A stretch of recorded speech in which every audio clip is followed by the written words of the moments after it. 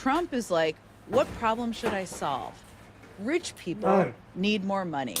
That's the problem he's solving. All the things we're talking about in terms of the impacts, like the cuts to SNAP benefits, the cuts to Medicaid, these onerous work requirements, that is all a sideshow in order to solve the problem that he has identified as the biggest problem for his signature legislation, and that is rich people need to pay lower in taxes. Welcome to Pod Save America. I'm Dan Pfeiffer. John is off this week, so you're getting an upgrade. Our great friend Jen Psaki, host of the Briefing with Jen Psaki on MSNBC, former White House press secretary, and one of my favorite coworkers ever. Jen, thanks for doing this. Dan, I don't know that this is an upgrade, but you are one of my favorite coworkers ever, too. And in fact, one of my favorite bosses, which I always like to remind you of every time we talk. No one would ever believe now that I was ever your boss. And even then, that was a good one. That was more on the org chart than in reality. Yeah. We were colleagues. Yeah, we were right, partners. Okay, Yes. we can revise history. That's totally fine. Yes, that's fine. I'm good with that. Okay, today we're going to talk about the big, horrible bill, which is very likely being signed into law as you're enjoying your 4th of July barbecue. We'll also get into the latest on immigration, including Trump's threats to denaturalize and deport Zoran Mandami. And we'll be talking with our friend Ro Khanna, one of the smartest people in the House of Representatives, about where we go from here. But let's start with the bill, because a lot has happened since John and Tommy recorded on Monday afternoon. Oh, on finally. Thursday afternoon. Finally. Guys, are we actually going to get an update to this story, or are you going to tell us the same thing again?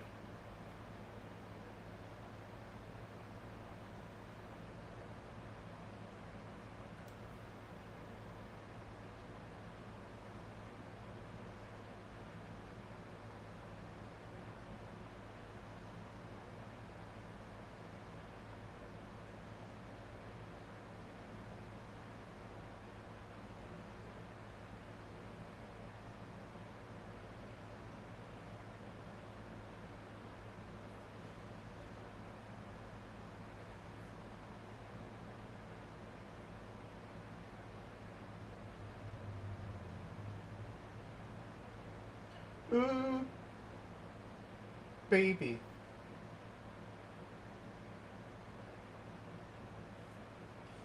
The House Republicans, by the slimmest of margins, passed the Senate's version of Trump's so-called Big Beautiful Bill. There was some drama along the way. Republican deficit hawks and moderate holdouts banded together for a while to keep the bill from coming to the floor. But in the end, all but 2 of them did what Trump-era Republicans do best. They folded without getting a single concession of consequence. Democrats, for their part, did the best they could to delay the final vote. Democratic leader Hakeem Jeffries spoke for 8.5 hours in opposition to the bill, setting a new record for the longest floor speech in modern history. But ultimately, it wasn't enough to stop the bill's passage, which Trump said he'd signed on Friday morning. Jen, let's talk about how this bill ended up passing. As of last night, it looked like there were enough holdouts to, if not kill it, at least delay the bill's passage. I went to bed at 10 o'clock Pacific time last night. They were all holding out when I woke up at 4 a.m. Pacific time. They'd all folded. What changed? Why did they cave? I mean, I had a similar East Coast version of sleep time, but when I went to bed, or when I was getting ready to go to bed, there were still the 4 holdouts, which meant they would have had to flip one, which they clearly did more than that. You know, I was thinking about this morning, and I was reading this piece in the New York Times where they had this paragraph or two where it talked about how there was a version of a Republican conga line that came to the White House, and Trump signed all of these things, and people left the White House after this charm offensive and felt maybe warmer about the bill, which that was earlier in the day.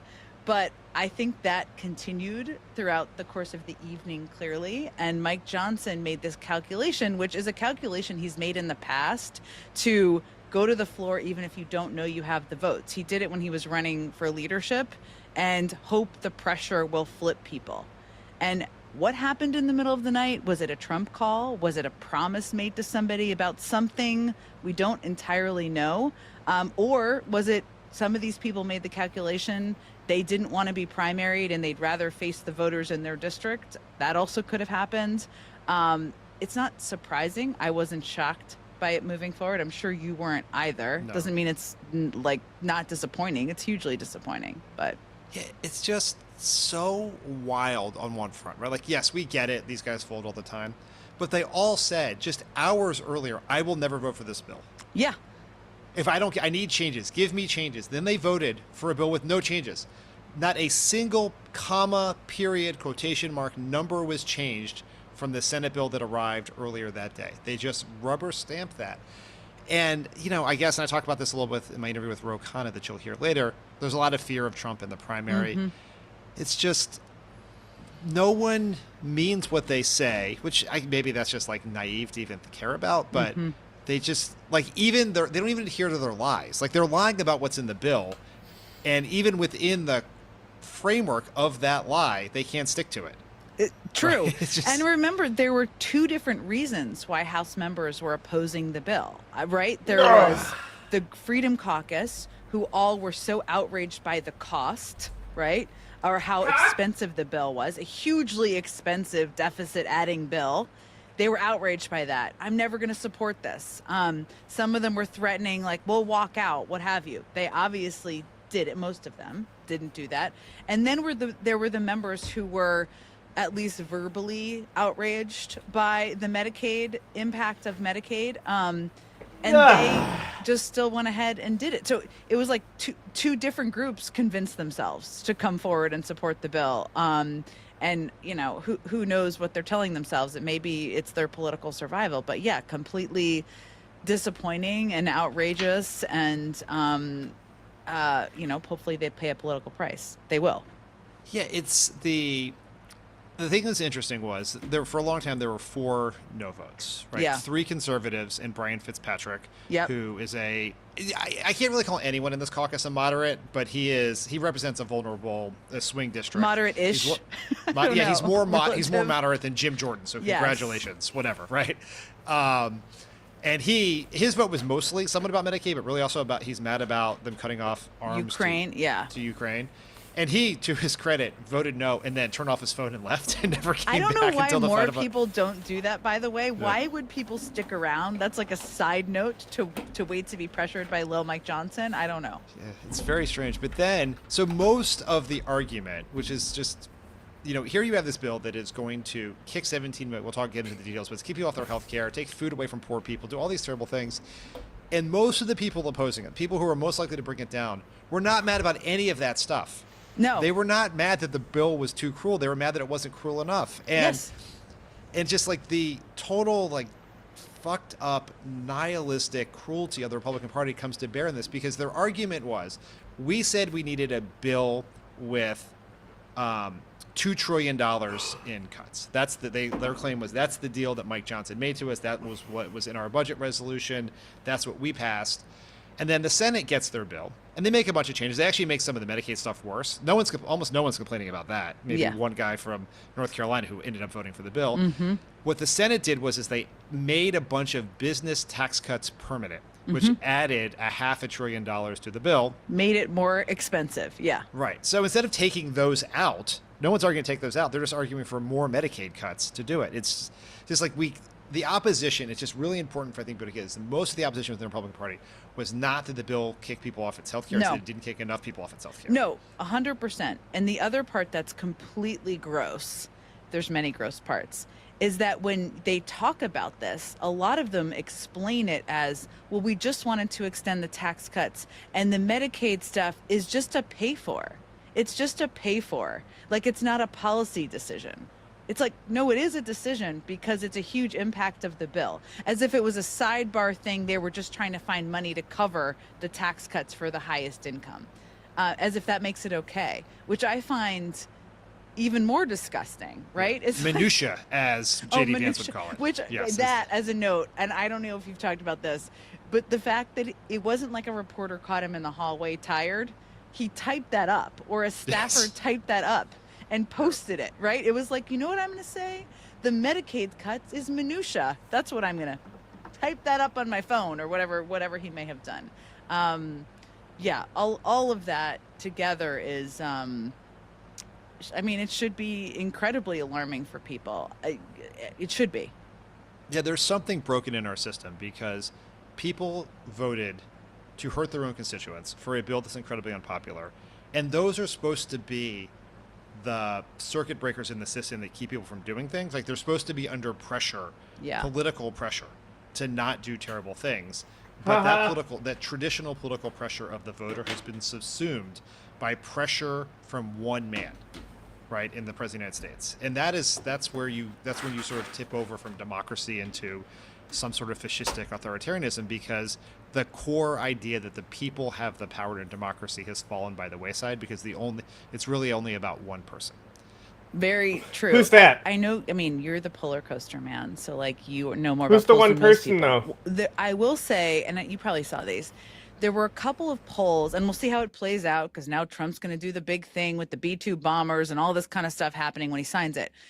The Washington Post Ipsos poll this week, where it showed that by like a 10-point margin, and I can't remember if it was 12 or 13 points in a 10-point margin in white working class voters did not like the bill. And by like a 12 or 13-point margin, white rural voters didn't like the bill. Those are Trump voters. Those are core people. I mean, he won those groups by large margins. What's tricky, there's a lot of tricky things here. One of the tricky things is what the Republicans did in this bill is they made the implementation of the cuts not until after the midterm elections. So it's going to have to be not you've lost your health care, but they are going to take your health care away, which still could work. But it's a little bit more nuanced than like it's leaving next week. There's a lot of work to do, and we'll get to some of the politics and the communications around it in a minute. But when John and Tommy recorded on Monday, the bill had not passed the Senate yet, so they went through a similar process. They recorded, then we're up, the Senate goes into this process all Monday night. Is it going to pass? Is it going to pass? Lisa Murkowski is holding out. In the end, Lisa Murkowski cuts a specific deal for her state that some people are calling the Kodiak kickback, which I think is a great term. Did you see her defense of why she voted for it? And what it was, first of all, it was in the category, and she's not the only one. There's a lot of people in Trump's cabinet and members of the Republican Party who do a similar defense, which is the like, I'm an observer of what's happening defense.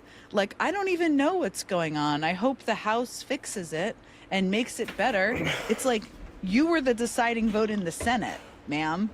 You know, I mean, like, you were the one who just allowed this to move forward. But it is almost like they're taking away their own power because they don't want to take responsibility. And that is so consistent. I found her defense to be it was agonizing. I hope the House makes it better. Almost just offensive to people who she represents. I mean, really? You have the ability to vote which way you want. And I hope that Kodiak kickback, I don't know that it's not going to solve all of the other things that are going to impact the people of your state. Yeah, it's just the idea, like, she thinks her constituents are idiots. Yeah. Right. Because she can't possibly be as obtuse as she's acting here. Everyone knows that it's not coming back from the House. But if it were to come back from the House, it's not going to be better on Medicaid. No. Right? It's the opposite. It goes the opposite direction. The House would make it, if they made any changes at all, it would be to make the Medicaid provisions more onerous on the people of her state, and to probably, I would imagine, since the state of Alaska has a grand total of one House member, they would have taken out the Kodiak kickback, because that would have offended people everywhere else. And it's just you're exactly right. Everyone involved here is so unwilling to take responsibility for what they have just done to the people of their states or of their districts. I know. Also, Lisa Murkowski, you've been in the Senate a long time. The House is now run by little Mike Johnson, who's like, how high should I jump, Donald Trump? Yes. And Marjorie Taylor Greene, depending on the day. So, like, you think they're going to make it better? I mean, she obviously doesn't. It's again, as you said, treating people like they're stupid. Do you think Democrats did enough to oppose this bill?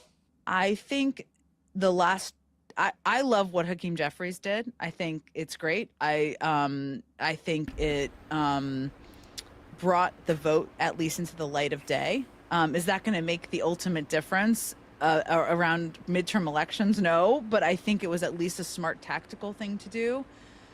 Leading up to it,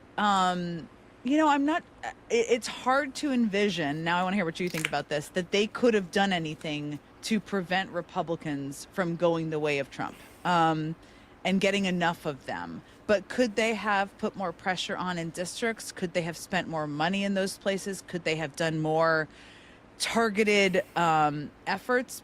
Probably. But I'm still not totally sure, given how willing to cave and spineless this caucus is, it would have changed the outcome just because of who the final votes were. But what do you think? Yeah, I think that's right. So the polling, in addition to showing this bill is incredibly unpopular, the polling shows that people have not heard a lot about it. Yeah. Right. It just hasn't broken through to people. Yeah. So I think it's, while I am, as people who listen to this podcast know, I talk a lot about the media ecosystem and how challenging it is to get attention. Democrats obviously did not find a way in this very difficult environment to get enough attention for this bill. Right. I don't know I don't have a great idea of what's the thing they could have done. Yeah. Any time in which Trump is bombing Iran and we have the tariffs and there are Alligator Alcatraz. I mean, all the freaking things happening. He's sending the military to Los Angeles in the middle of this. Like, I just don't know what the silver bullet was. But if the measure is, did you focus the nation's attention on this terrible bill? They did not do that. Right. I do not think that would have changed the legislative outcome here, because the general view, how this has always been in politics, is you defeat a bill when you're in the minority by making the bill so unpopular that the majority thinks it is not in their interest to pass it. Mm-hmm. This bill is so unpopular. It's the most unpopular piece of legislation in the history of modern polling, and they still voted for it anyway. And almost every single one of them voted for it. And so I don't know that if they'd gotten a whole bunch more attention, no way. that would have stopped the bill. It may have made it easier to for maybe more people aware of it, which would have driven their numbers down. You mean to tell me that in the midterms the time, Stalinists didn't stand up to Stalin? Tools to actually do it, because there is now the connection between public opinion and governmental action has been severed in the Republican Party. I feel like we're having a crossover week, Dan. I'm really enjoying it because I think I asked you this question the other night, but now I'm curious what you think now that it's passed, because now it's passed, and I think they had although it's passed, I mean, Jeffrey's doing what he did was good. You've seen some sort of action and excitement among House members who really showed up. What do they do now? Like this weekend and the next couple of weeks, because the key thing to your point is it's 43% only no, and also in every poll you see, the more people learn about it, the more they hate it. So it's like there is huge opportunity in informing people more. But what does that look like in this media environment? Yeah, I think there's no easy answer. I want to stipulate that. I am very sympathetic to all the people who have our former jobs working for all these members. This is just, it's not easy. We didn't have TikTok in our age. We didn't have TikTok. Directing. It was a different world. We can actually get attention by going to the traditional media. Now it's very hard to reach people. And the people who don't know about the bill are people who either passively consume news or actively avoid political news. And so reaching those people is very hard. I think what this means is that we're going to have to talk about it all the time. Yeah. It's even when we're not getting attention about it. We need people with big platforms to talk about it. We need the people within the party with the biggest platforms. And that includes our former boss. That includes all the people who have inkling of running for president in 2028. Yeah. It includes the former vice president and our nominee have to be out there talking about this. Those people have not really been on the playing field yet. And so our biggest megaphones have not been talking about it, because we will win this battle from public opinion the more people know about it. Because even just as it's gotten more attention over the last 6 weeks here, as the House and Senate have been considering it, it has gotten less popular. And one thing that I think should give everyone some confidence in the Navigator research polling among Republicans. Yeah. Among Republicans, as I said on your show the other night, the bill is 10 points less popular now than it was 6 weeks ago. And so there is, if we talk about it, we can actually do it, but it's going to have to be more than there's not going to be one single thing that does it. I think this is one of those times where it's just repetition right into the campaign cycle. Yeah. And I think this reminds me a lot of 2018. I don't know if it reminds you of 2018. Just because that was a campaign all about healthcare. That cycle, that was when Democrats won back a lot of seats, won back the House, 40-something seats, I think. Pelosi became Speaker again. And it was about Republicans' efforts to take things away. And now it's they're actually taking things away. But it was very focused, to your point. And again, the media environment was very different then, so it's more challenging. But I looked this up the other day, more than 50% of the ads post Labor Day were about healthcare. I mean, it wasn't about 20 topics, right? That's my point. And we got a long time till the midterms, but it is sort of a modern day lesson. in some ways. I agree with you. It's like we were able to, with a measure of pretty significant discipline across the party, which was notable in a party that's not always disciplined, to really focus on the idea that they cut taxes for rich people and we're going to try to pay for it by taking your health care away. Yeah. And that what the slight difference here that I think makes this a little more challenging for us is because it was a different media environment, because people were so dialed into political news back then. Everyone knew the Republicans tried to take the ACA away because of the famous moment with John McCain and the thumbs down. Like that was we still had the capacity for monocultural political moments back then. And so there was context. So you knew that. So when you saw an ad or heard a politician say they did it, you actually knew it happened. And the hard part here is most people are not going to know that Republicans voted to take Medicaid away at the outset. So when you see the ad or you hear the politician who you're instantly skeptical of, if you don't have context for that attack, you're more likely to dismiss it.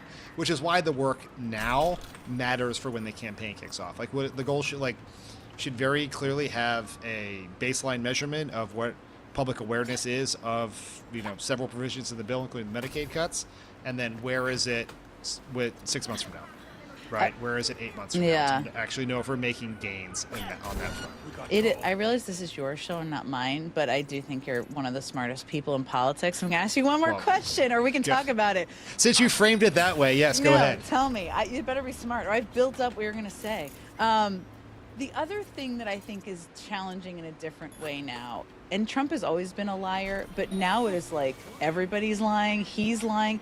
Like that report the other day, a couple days ago, about how in the caucus meeting, he said there are 3 things you can't touch: Social Security, something else, and Medicaid. And it's like Social Security, Medicare, and Medicaid. Yeah. Medicare, Medicaid, yeah. And somebody in the room, like a Republican member, was like, "We are touching Medicaid," and it's like, is he lying to himself? He's not a policy wonk, but like you have to be basically dead not to see like what the cuts are. How do you combat that? Because it is pushing this complete gaslighting into the public, and that's what the Democrats are fighting against. This is the part where we're going to need to use individual stories of people. Yeah. Right, because people are going to be more likely to believe people than politicians. Always.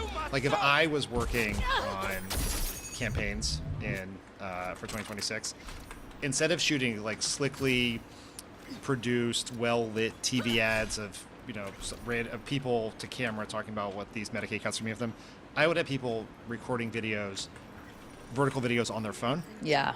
Right, so it looks like a FaceTime call. Because that's how people consume information now, and the more slickly produced something is, the more skeptical they are of it, because they don't trust the news, they don't trust politicians, and so I think we're going to really need individual people, because people don't really trust Donald Trump outside of his base. They don't really trust Democrats either, but they might trust someone from their community talking to it. So that's sort of, I think, how you would have to do it. RPs, as we used to call them. Where it always comes back to the real people. Real people. Positive America is brought to you by Incogni. If you've ever searched for your name or address on Google, it's shocking to find how many results have your personal information, and it's not by chance. Data brokers and people search sites collect your personal information, your name, address, phone number, financial info, income, and hundreds of other records. They sell and share it publicly without your consent, but Incogni is here to put an end to that. It hunts down these unethical sites and gets your info removed from the places that expose your private information. You don't have to email anyone, fill out forms, or jump through hoops. They handle the entire process for you. Incogni also continuously monitors to see if your data... All right, let's shift gears a little bit to what happens now. First, and definitely most important, here's what the bill will actually do. And I want to say this because all of you are going to be at 4th of July barbecues. You're going to be with your friends and family. Nope. That is an opportunity for you to talk to them about what's in this bill. So let's do this. 17 million people will lose health insurance over the next 10 years. More than 300 hospitals will be at serious risk of closing their doors entirely. More than 3 million people will lose their food assistance because of new paperwork requirements for SNAP benefits. Individual household energy bills will go up by $170 over the next 10 years, and more than 800,000 clean energy jobs will be lost by 2030. And all of that is to pay for tax cuts that overwhelmingly benefit the ultra-wealthy and large corporations. Jen, other than gaslighting, is there any way the Republicans can actually sell this piece of shit to their constituents? Well, this sort of goes back to what we were just talking about. It is the... And you can kind of see a preview, and it's good to know how they're going to sell it, right? Or not sell it, how they're going to talk about it and defend it. I mean, they've clearly tried to lead with things like no tax on tips, right? Which is not a bad thing. I'm not against that, but as if that's the driving big thing out of this bill. And the challenge is they have continuously said there are no cuts to Medicaid here. And you have to explain, right? So it's like you have to explain that they're making it arduous paperwork that people aren't going to be able to fill out and complete. And that's going to knock a bunch of people off Medicaid. And there's this particular tax cut that helps people be able to pay for Obamacare. It's like, that's a lot to explain. So I think people should assume that they're going to try to continue to gaslight people. And the Democrats need to make it as simple as possible, as you've done. I mean, we talked about this the other day. It's like, it's got to be, they're getting rid of your health care and taking it away so that they can give tax cuts to millionaires and billionaires, right? It's like, if you're explaining arduous paperwork, you're losing. But I think there should be an assumption, not to be dark in July, on the birth of the country, whatever. But like, you should assume they are going to gaslight people and will lie. And so it's like being prepared for that. Yeah, I do want to. I sort of think about this in a couple ways. There's like, one, what does a politician say on the stump or goes in the red? How do they say that? Then there is like, how do people who, like, regular activists, volunteers, people who just care about democracy, talk about this stuff in conversations with their friends and family? Because my operating theory of politics is that those conversations are now more the important. Forefront of the forefront of political communications, right? What you and I used to do by like dialing up reporters and getting stories in the New York Times. Now what really happens is you tell people how to talk about these things and they go talk about it. And I just want to make one point on Medicaid. Because this is where the gaslighting has been incredible. It's all about work requirements. And the idea that the Republicans are selling is that there are a bunch of able-bodied people who are sitting at home collecting Medicaid checks. And that is not true. But let me just explain how we know that's not true. You can get checks? No one gets a Medicaid check. Thank you. Medicaid does not mail a check to you. If you are eligible for Medicaid, you go to the doctor, you go to the hospital, you get a cancer treatment, you see a doctor about a broken arm, whatever it is. Medicaid pays the bill. So the only way we're saving money on Medicaid is this is such a good way to look at it. Like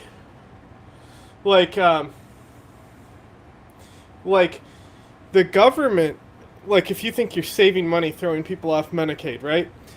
If those people don't go to the doctor, right, then the payment isn't happening, right? So it's like if these people are on Medicaid and they're not working, well, what do you think that's happening? How often are they going to the doctor, right? And if they are, don't you think the doctor like knows that they aren't working and stuff, like, and like they're working through something? Like, this is why I want to get in with Depressed Ginger so we can sit down and fucking really pick and understand this brain. It's not to stop sending Medicaid checks to people who don't need them. It is people not getting health care. Right? Or making these people pay for health care themselves, which many of them can't do because they qualify for Medicaid. And so like on the work requirements, exactly. Like, that is the one part in the polling. Exactly. Well, just we have to, like, one just factual point here is that the point of these, Arkansas did this. When Arkansas put work requirements on Medicaid, employment did not go up. Right? Ezra Klein and Matt Iglesias made this point on their podcast. Didn't prompt people week. to go back to work or whatever they were describing. Because there were not people who were being lazy. It doesn't solve your problem to not get a paycheck if you were just going to the doctor when you're sick. Like, it doesn't. This is not that, like, they're trying to treat this like Ronald Reagan's mythical, pretty racist idea of welfare queens just sitting at home collecting welfare checks. That's not what this is. It's about keeping people from going to health care. But in Arkansas, I think the number is 95% of the people who fell out of the program because of the work requirements already had jobs. Like, I don't understand. Oh, I mean, they're doing it so they can save money on cuts for the rich, but like, it's just so bizarre to me. Like,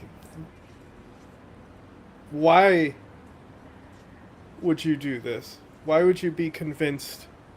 And why would you gaslight on why you're doing it? Paper worked out of their own healthcare because you have to fill it out once a, whatever it is, depending on the state, once a week, once a month, once every 6 months, and people, they fill out the wrong form, they don't fill it out on time, and they lose their healthcare. So yeah, it's very annoying. Keep people from having healthcare. And I think just if you're talking about Medicaid with people are going to use this work requirement thing, and I just want people to have the information to actually talk about it in a way that persuades people. Absolutely. And I think the separation of how people talk about it with their friends and neighbors, which is the most important question, versus what people say on the stump, is a really important one. Georgia is another example of this, where they put work requirements in. It did not work in the same way it didn't work in Arkansas. I don't even think they're doing it anymore, or it was stopped by some courts. Yeah. So, which tells you kind of a whole lot about the absurdity of using that as the baseline of your program. So. All right, then, as if that wasn't bad enough, there's the question of deficits. Yeah. This is something Republicans love to say they're very pearl clutchy about it, yes. Yes. It usually sounds something like this. Let's take a listen. The number one threat to our nation right now is our debt.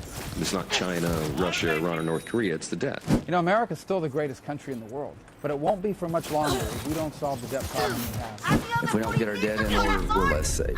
The national security risk we have right now is our national debt. Our national debt is larger than the gross domestic product. We're going broke. And I think the American people are looking for adult leadership. They're looking for leaders to come to Washington, roll up their sleeves, and stop spending money we don't have. Is that the soothing tones of Ted Cruz? Yes, exactly. Just always nails on a chalkboard. Okay. Yes. I mean, he is annoying in audio. He's annoying in video. He's annoying in real life. 2D, 3D, in every way he's annoying. That most of these people you heard there just voted for a bill that Congress's own accounting pros say will add more than $3 trillion to the deficit for no reason, and they're all celebrating. Were these people full of shit then, or are they full of shit now? I mean, both. Yeah, right? both. It's always both. Yes. It's always both. One of my colleagues, do you know who Steve Bannon is? He's very smart. I do. He writes a lot. Yes. He's great. He wrote this thing this morning that I appreciated. I think you would, from working in government so much. It's like, what are you trying to solve when you do your signature? Most presidents are like, what problem can I solve? Yes, I ran on the problem to solve it, or I entered government and it was I inherited a problem, right? Barack Obama inherited a financial crisis. He also was concerned about the millions of people who didn't have health care. Let's go solve those problems, right? And that is what he focused on, which is a very clear objective. Joe Biden, he inherited COVID. I mean, it's not like Trump created it, but it's like he was in the middle of a COVID crisis. It's like the most framing thing to me in some ways is like Trump is like, what problem should I solve? Rich people need more money. That's the problem he's solving.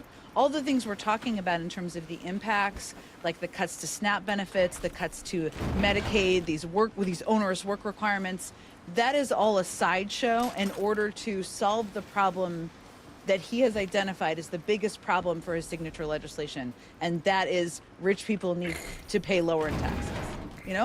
These so people wild. keep saying, to your point of gaslighting, that the deficit's not going to go up. Scott Bessent has said that we're going to grow our way out of this, right? When the economy grows, you get...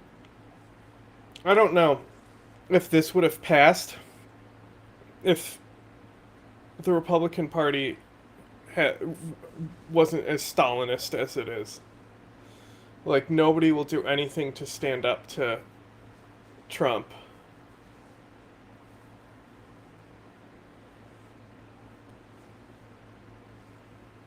And, I don't know. It's just so wild. Knowing that, that's things, you even have the that press conference where the person yelled out, people are gonna die, and the lady was like, we're all gonna die, who gives a shit?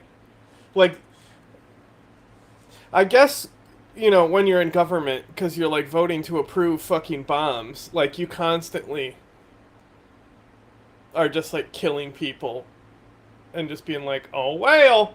But, I just to save billionaires money and appease the fucking head of your fucking club, I don't fucking get it, man. It's so wild that this bill passed in the state it was. more tax revenues, Yeah. and therefore the deficit comes down. But here's the thing, right? This is a BS. very important point. Yeah. One, it's BS. It didn't work last time. Nope. But Or any time. Republicans use an accounting trick that they love to use called dynamic scoring. This is getting very nerdy, which I know you appreciate.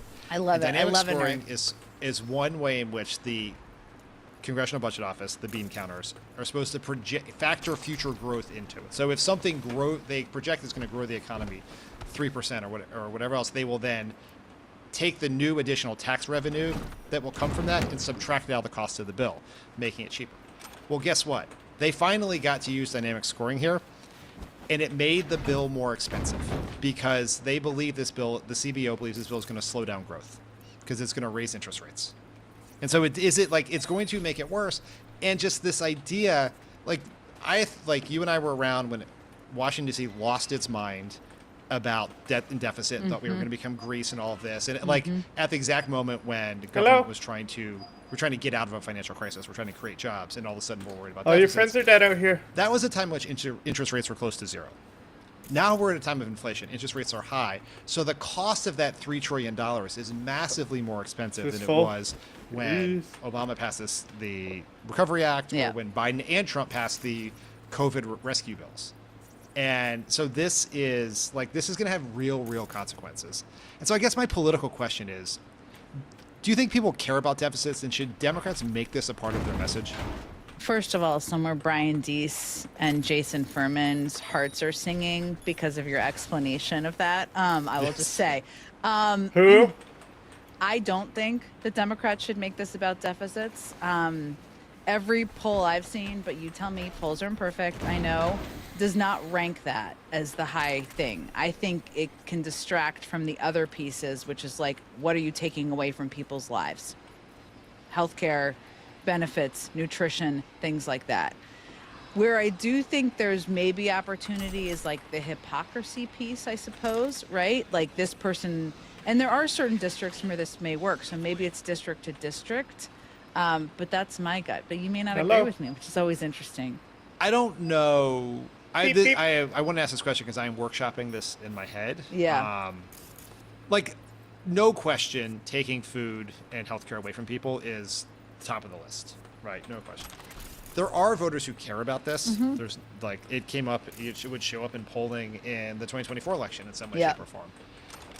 And so there's at least some segment of voters where we should be making that message to, right? And I think there was some benefit in branding the Republicans as fiscally irresponsible, as we were able to do to the Republicans in the George W. Bush era because Clinton. I mean, now we're heading down memory lane here, but Bill Clinton in the 90s actually got us out of deficit, got us into surplus. George W. Bush then spent all of that surplus on a tax cut for the mostly benefit the rich, and then on a really stupid war in Iraq for a very long time, and then Obama inherited these huge deficits. So I think there's some benefit in branding the Republicans as such. I also think that there's going to be massive consequences down the line for debt this large with interest rates this high, and it's important that people know who did this. So that's maybe more of a little bit of a long game, because the next Democratic president, hopefully in 2029, is going to inherit a gigantic shit show because of this. No doubt. I wonder, because in the polling, is it who cares about it most? Is it age specific? Is it like independence, or is it geographic, or I don't know. I'm just curious. I'd have to dig deeper. It has traditionally been self-identifying moderates and independents, and a lot of times it comes from like a pox on both your house's views of the parties. Where they spend money, we have gotten a lot of those former deficit voters just because I think they were probably more traditional college-educated suburban voters who've come to our coalition, but there are some, and I just think it's one thing we should just think about. We have to. There's like a fine line. Like, you don't want to embrace the austerity politics that we don't like, so that when we actually get into office, and because we do things responsibly, right? The Inflation Reduction Act paid for, the Affordable Care Act paid for, right? But you don't want to people lost their minds about this before, and we don't lose their minds again. But I do think Republicans have to own this, and I think there's probably some value in that. But like I said, I'm workshopping it. No. It's interesting. I mean, we'll also see, because it's like Abigail Spanberger, who's more on the moderate side, running to be governor of my state. There's a Michigan primary in the Democratic side. Like, some of these things are going to be workshopped also in these races, which will be kind of interesting to see too. And I'm also wondering about if there are things like you're saddling your grandchildren with debt. It's like, who are the... So, I don't know. I'm interested in the outcome of your workshop. I don't know if there's going to be a podcast on that, but we'll listen. If there's a silver lining here, it's that retaking the House, which already seemed to be somewhat in sight, now seems even more plausible. We've both worked in wave elections that tend to be about one really big issue driving public opinion around the country. You mentioned what 2018 was about. Republicans took the House in 2010 around the Affordable Care Act. When you were at the Democratic Congressional Campaign Committee in 2006, it was about the Iraq War. Do you think this bill could qualify as one of those issues that drives the election? Yeah, I do.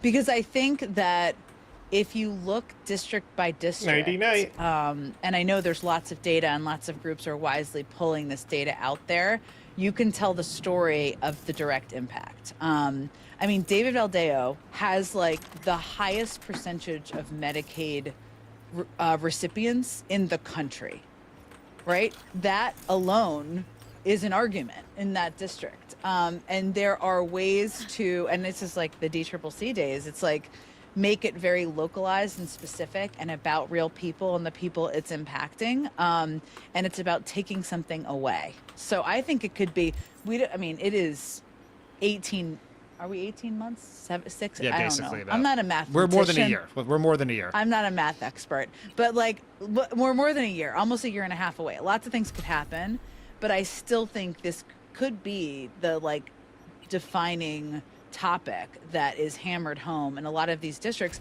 at least in putting challengers on the map in some ways too, who are running against people who voted for this. But that's just my gut. Yeah, I think this should make winning the House easier. It should even make winning the Senate plausible. Yeah. Because Republicans they launched a full frontal assault on the core of their coalition. Right? This is the working class voters who are going to suffer from this bill are their voters now. Right? And it's not just, this is not, there's a lot of when are there's a lot of things you see on, Twitter or Blue Sky from Democrats, when are the MAGA base going to realize that Trump is fucking him over? Right? It's no, they're the MAGA base, right? They're for him for a reason. They're buying his merch. They're buying alligator Alcatraz hats. Right. I don't know. They're not going to take off their alligator Alcatraz hat, their Gulf of America hat. But the people who are really and they will suffer in this, and they will probably find a way to rationalize it because maybe they care about something more than their own personal financial interests, right? Maybe it's abortion or just general, they fetishize fascism. I don't know, whatever it is that gets them there. But the people who moved from Biden to Trump from 2020 to 2024, or the people who did not vote in 2020, who voted for Trump in 2024, those people are more working class, more less likely to go to college, more likely to be Black and Latino than your average voter. They're more likely to be younger. And all these people are the ones who are going to suffer most.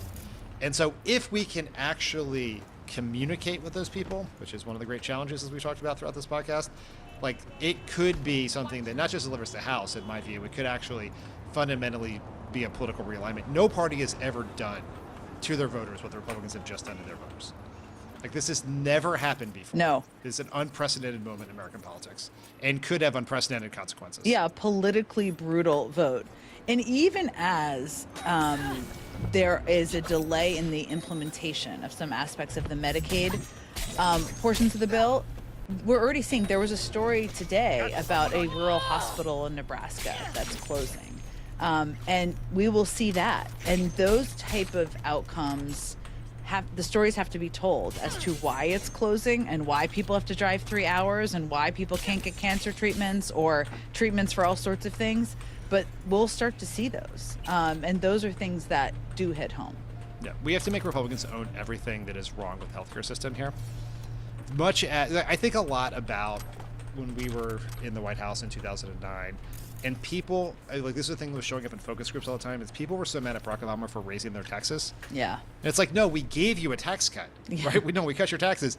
But they were getting their taxes raised by their state and their county and their city to meet budget shortfalls. Yeah. And they just assumed that they were blaming us for it, right? So when people aren't getting when the hospital closes, the people aren't getting the services they want. When they should own healthcare inflation, right? That this is going to raise costs. They should own, frankly, all inflation at this point. That's on us to do it.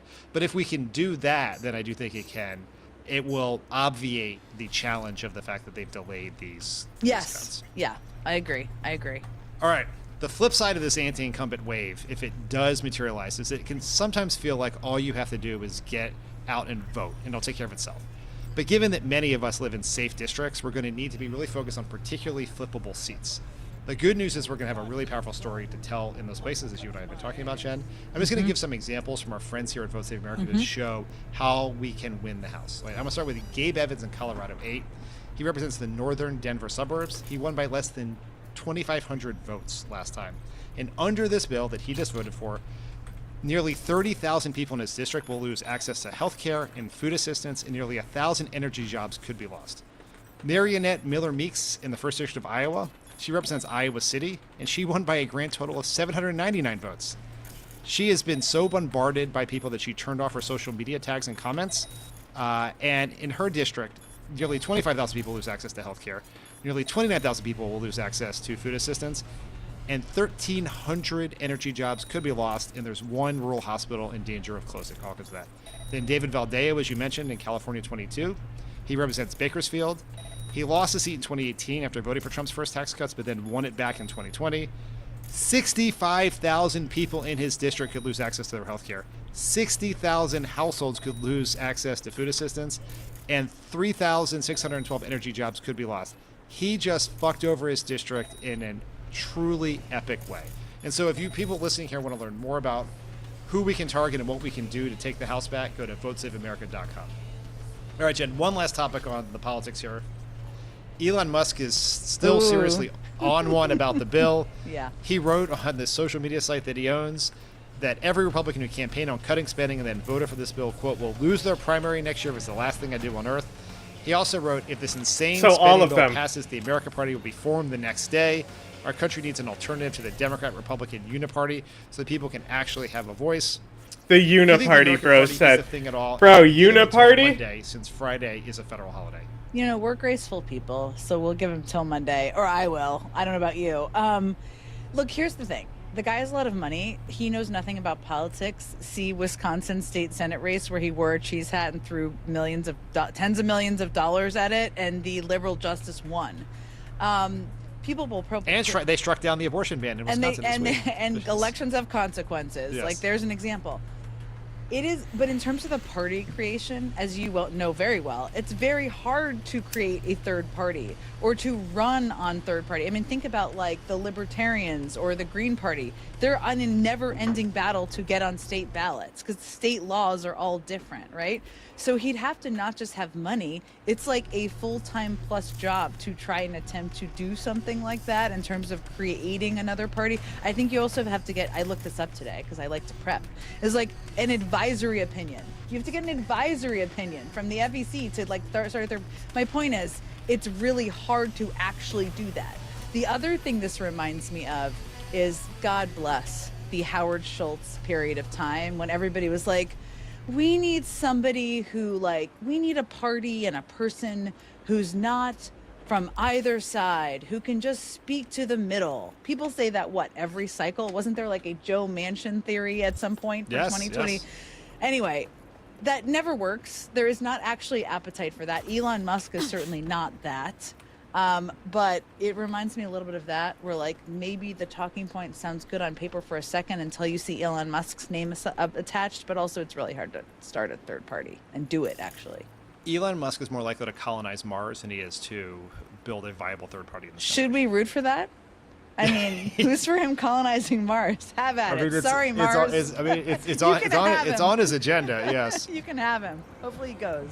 Obviously, the world's richest man could have a huge impact in congressional primaries. Do you think he actually does anything here?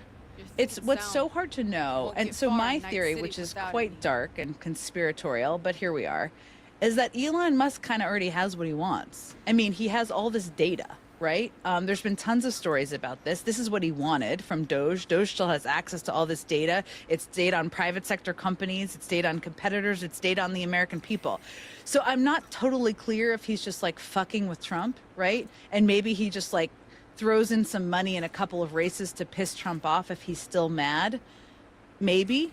That's where my gut is. It's hard for me to envision him giving huge amounts of money to like 50 congressional candidates, but we'll see. Yeah, he would need to maximize his impact. He would need to create a super PAC to spend the money, because if he can only give, you know, a couple $1,000s to each primary candidate. Yeah. And so if he there are lots of rich people who could do that, like ultra wealthy people who could do it to every candidate you care about.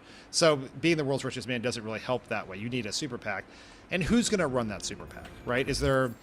What happened last time was he wanted to elect Trump, so a bunch of pro-Trump operatives went to him and found a very easy way to separate him from his money. Who's going to do that this time, right? It seems like he wants the attention more than he wants to do the actual work. So, I mean, if he wants to beat some of these people and make them lose their primaries, but who's running against them too, right? I don't know. Who's the moderate? Because we're talking about beating them. Who's the pro-Doge Republican who's running in Wisconsin 3 or whatever else?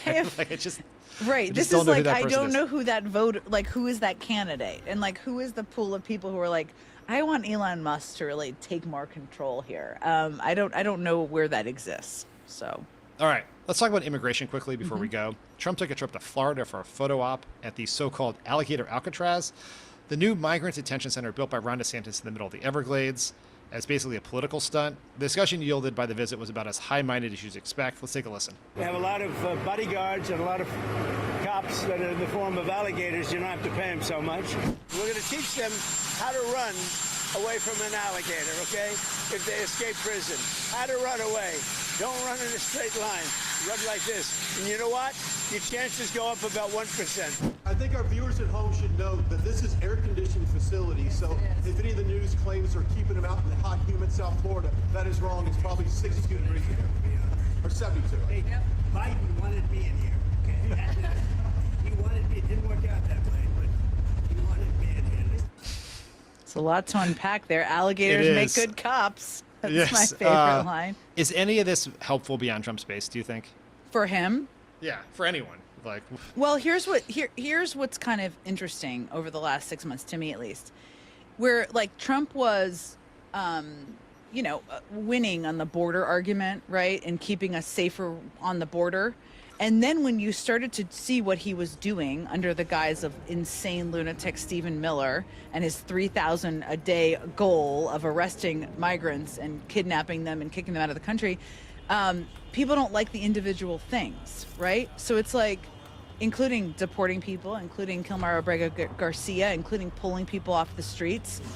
It's like, this is not what we want. The border to be safe, but we don't like all of these things. And so Alligator Alcatraz, I don't know. I guess maybe his base finds it funny. Maybe his base finds it to be a continuation of him, like, I'm being tough on the border. I'm sending people. I mean, here. I think it's funny. I just also think that it's fucked up. I think it's funny in a different way. I mean, it's like the cruelty is the point. The joking about putting people in a place that's surrounded by snakes and alligators. It's also, I mean, what struck me about this is like, it's very much in the vein of, I'm a strong man, I'm so powerful, I'm going to use the military to go in LA, and look, I have all these dangerous reptiles. I mean, it's so bizarre, but all these dangerous reptiles who are going to prevent migrants from being free. And meanwhile, the overwhelming majority of people that they are arresting, pulling off the streets, pulling from their kids, I was just from thinking, their like, parents, are people who are not, you think don't have any criminal record, right? It's like, so it's easily gaslight people into thinking alligators are amphibian. They're harder to get. So I bet it is. It's just all I bet we this, can totally I'm gonna, trick beat them. My chest, strongman tactics that he like resorts to all the time. Yeah, I don't think there's probably a ton of strategy here. I think he probably thought the idea of, like, he's obviously obsessed with Alcatraz. He thought the idea of alligators eating escaping migrants probably seems appealing to him in some way. Like, the impact of it, I don't think it has much of a political impact. You're exactly right. His numbers on immigration have gone down. They're now almost as bad as his numbers on the economy, which is like a real problem for him over the medium term, at least. What it does is it soaks up attention, right? Yeah. Like, this is the kind of thing. This is what Ron DeSantis was frankly very good at before he embarrassed himself on the national stage for the Republican primary. And Trump is doing the same thing, which is just like, I've done something that's going to... Ooh, I know about this. This is that annoying gun that I see in memes. Increasing volume by 33%. New fingerprints detected. What the hell are you? User inquiry. Technical specifications. HJKE11 smart gun with built-in AI. Experimental model. Name. Skippy.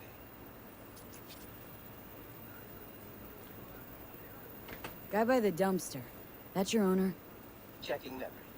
Resources available. 100%. All files removed manually. Possible cause. Theft. Original owner. No data. Suggested solution. No. I got one. I'll take you. Processing request. No objections found.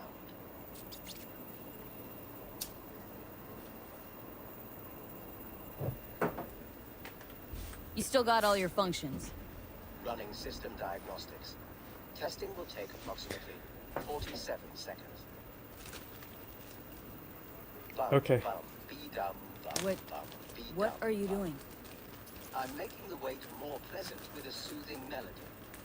Bum, bum, Bum, be-dum, bum, bum, bum, bum. Test successfully completed. The program's Skippy version 0.01 alpha is running correctly. Alright, so what can you do? Besides talk my ear off. Primary feature, automated targeting. In case of critical threat to user, autonomous shooting capabilities. Please choose one of two operating modes. First mode, puppy-loving pacifist. I will aim at the enemy's lower extremities. Second mode, stone-cold killer. I will aim exclusively at the head. And then, like, from what I remember about seeing this meme, is that whatever you pick here, he selects the obvious, or the opposite. Well, guess I'll go with puppy-loving pacifist. Adjusting settings. Bum, bum, be-dum, bum, bum, be-dum, bum. Ugh. Selected mode, puppy-loving pacifist. Enjoy permanently crippled. Wow, it's crazy that the annoying talkie gun is less annoying than Jackie. That's fucking crazy. Look, the character we put in to be annoying is more tolerable than the character that we put in for you to care about.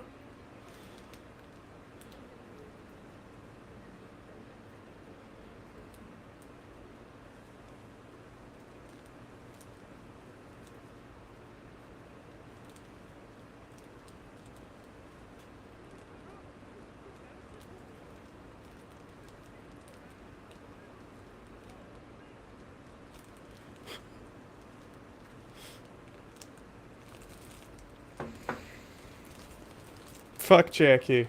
He always got my pronouns wrong. And he refused to learn. And he kept taking my car and crashing it. And while he would buy me a new one, he would end up crashing that too. Like, he's got his own bike, why can't he take that?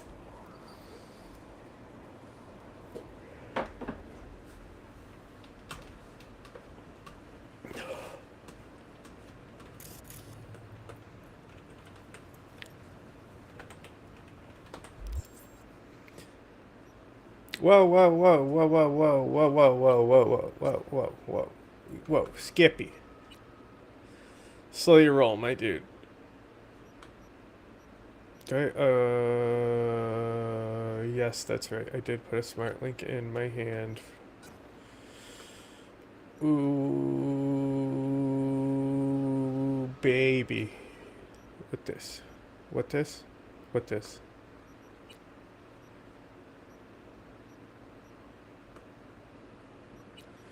I think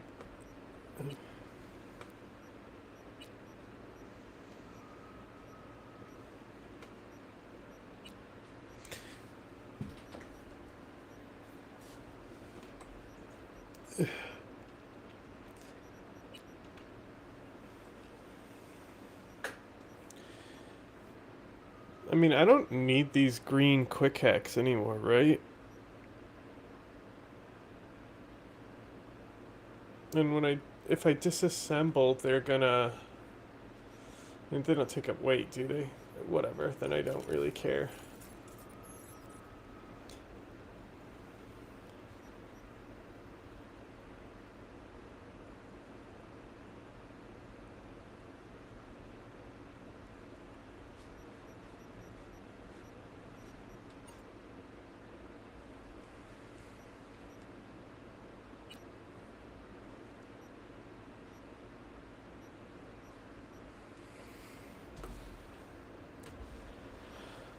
Oh my goodness. Dominate attention for a day. Probably takes attention away from the bill that was passing at the time. You know, you could just, like, these are the kind of clips that go viral on TikTok, right? Both from people loving Trump for doing it, oh, isn't this cool and funny, and people making fun of him for doing it or hating on him for doing it.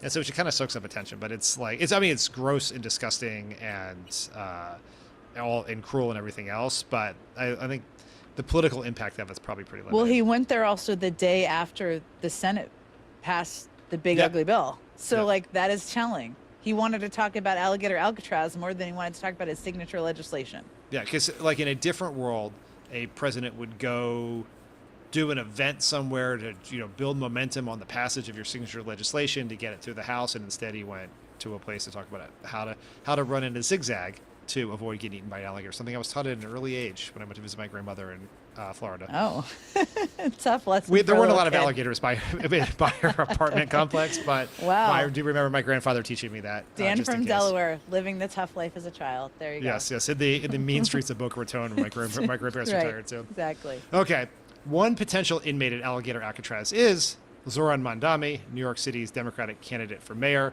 Trump this week threatened to denaturalize and deport Mandami if he defies ICE. Mandami then fired back on Wednesday. Here's a sampling of that back and forth. Okay, come We have on. to arrest him. Look, we don't need a communist in this country, but if we have one, I'm going to be watching over him very carefully on behalf of the nation. A lot of people are saying he's here illegally. He's, we're going to look at everything. Donald Trump said that I should be arrested. He said that I should be deported. He said that I should be denaturalized. Less so because of who I am, because of where I come from, because of how I look or how I speak, and more so because he wants to distract from what I fight for. I fight for working people. I fight for the very people that have been priced out of this city, and I fight for the same people that he said he was fighting for. It is easier for him to fan the flames of division than to acknowledge the ways in which he has betrayed those working class Americans. What did you make of his response? Very good. Working class. He is an incredibly gifted communicator, Mamdani is, which is kind of stating the obvious. What was very smart about it is he didn't take the bait, and he called it out for what it is. And that is exactly the right tactic with a bully. That's what people should do I will say from personal experience, being attacked by Vladimir Putin, you got to punch him back and call him out for why they're calling you out. And that's exactly what he did. Trump is the Republican Party, it's to state the obvious. I know you guys have talked about this. They want to make Mamdani out to be the symbol, right, of every Democratic candidate.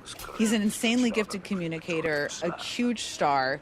His politics would not work in every district in the country, just to state the obvious, right? He's not trying to say that. Nor is that what he's conveying. But that's what they're trying to do. And I also am betting Trump wants Eric Adams to remain mayor. So there's like lots going on here. But and obviously all of that is like gross dog whistle stuff. But I think that's a good model for when you're attacked by Trump. Call him out for why he's attacking. He attacks people he thinks are effective.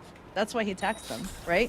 He doesn't go after, he sometimes weak people in the primary, but he attacks people that he sees as kind of he's seen them around too much. But yeah, I thought it was really good. What about you? Yeah, I think what I took really was interesting is Trump is obviously attacking him for who he is, right? Yeah, of course Trump he is. cannot fathom the idea that a 33-year-old immigrant could be the mayor of his home city. Like that, something must be awry, illegal, rigged. It's the same reason he had to believe that Barack Obama had cheated on his birth certificate, right? Right. Was not actually born. Like, from a Muslim from Kenya. you or can't whatever like it it's was. like yeah. his brain cannot factor the idea that someone like Zoran Mandani could beat the pants off of someone like Andrew Cuomo in a Democratic primary in New York City. Like it just doesn't work that way. So it has to be something else. So it's all gross dog whistle stuff. What is just interesting is just, and this goes to I think his. I don't know about that. It really is, I think, a model for progressive I think he's aware. He is laser focused on like.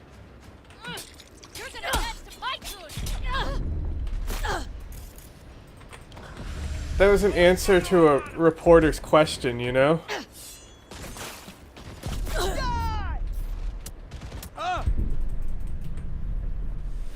his fucking got me working-class distracted. advocacy and his populist positions.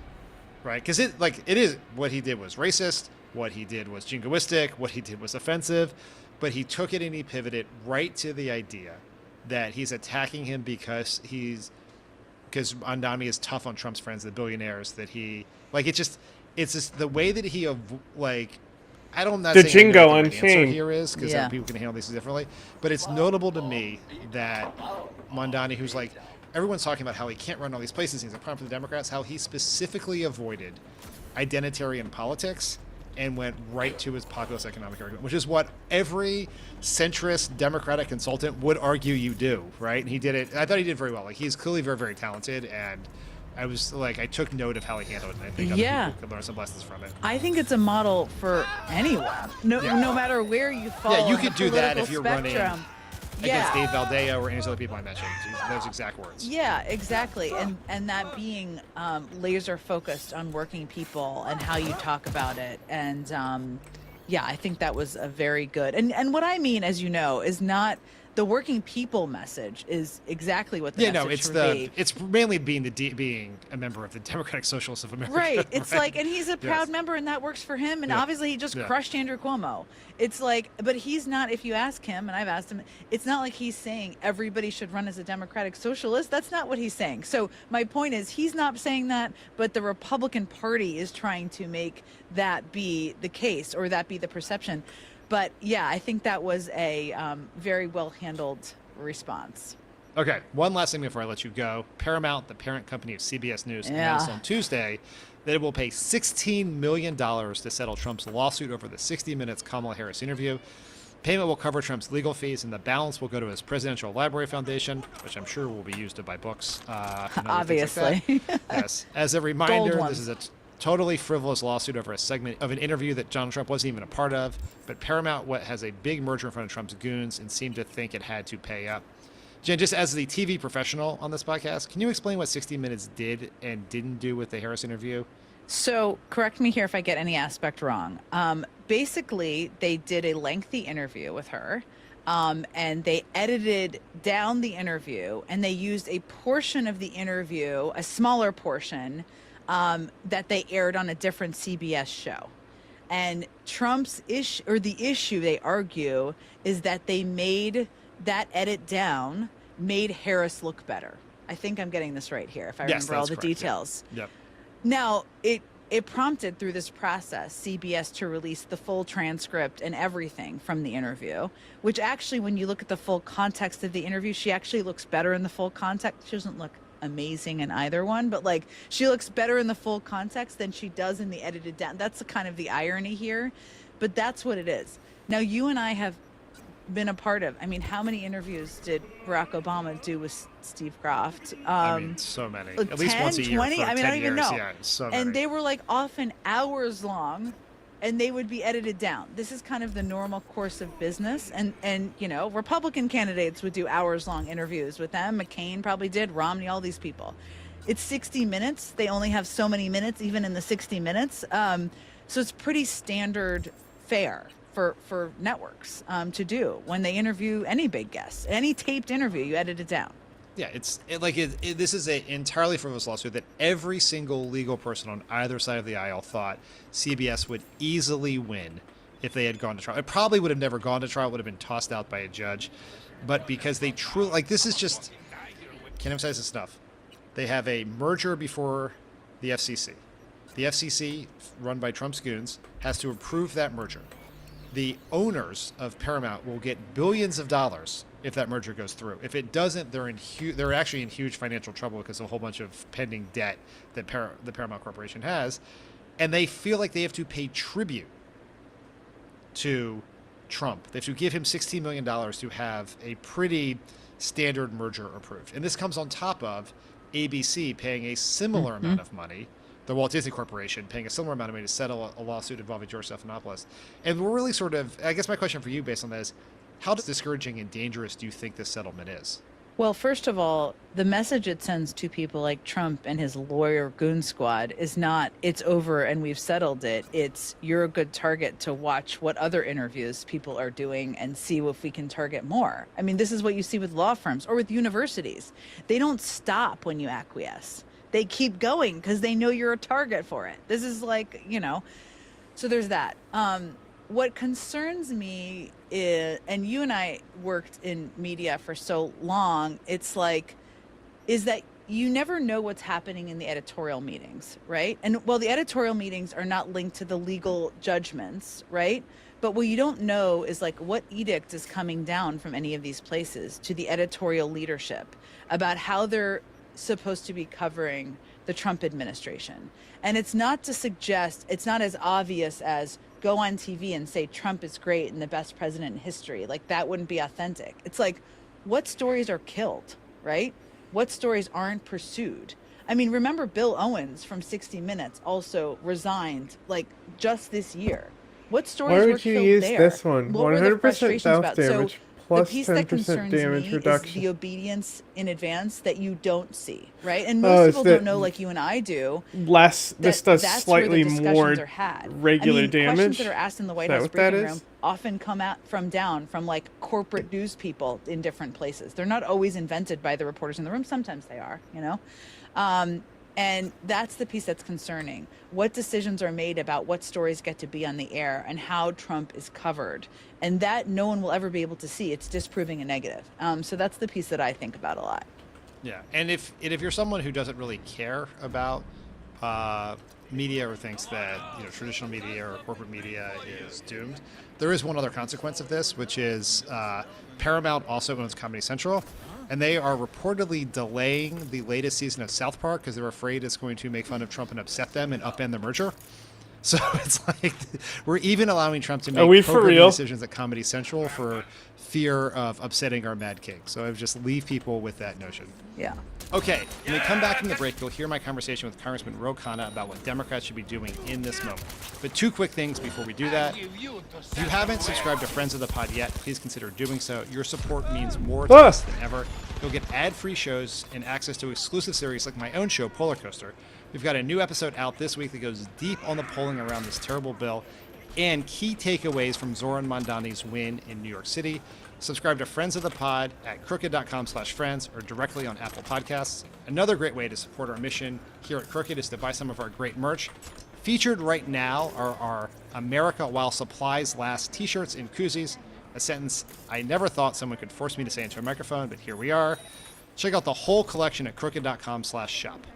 Pod Save America is brought to you by Z-Biotics Pre-Alcohol. Let's face it, after a night with drinks, I don't bounce back the next needs. Joining me today to talk about the shit show in the House over the last 24 hours is Congressman Ro Khanna. Congressman, welcome back to Pod Save America. Well, Dan, that's a perfect summary. As I flew back Tuesday night... Hot take. The Z-Biotics, I think that's fuck that. That might be a sponsor that I question because I just think that alcohol should have negative side effects.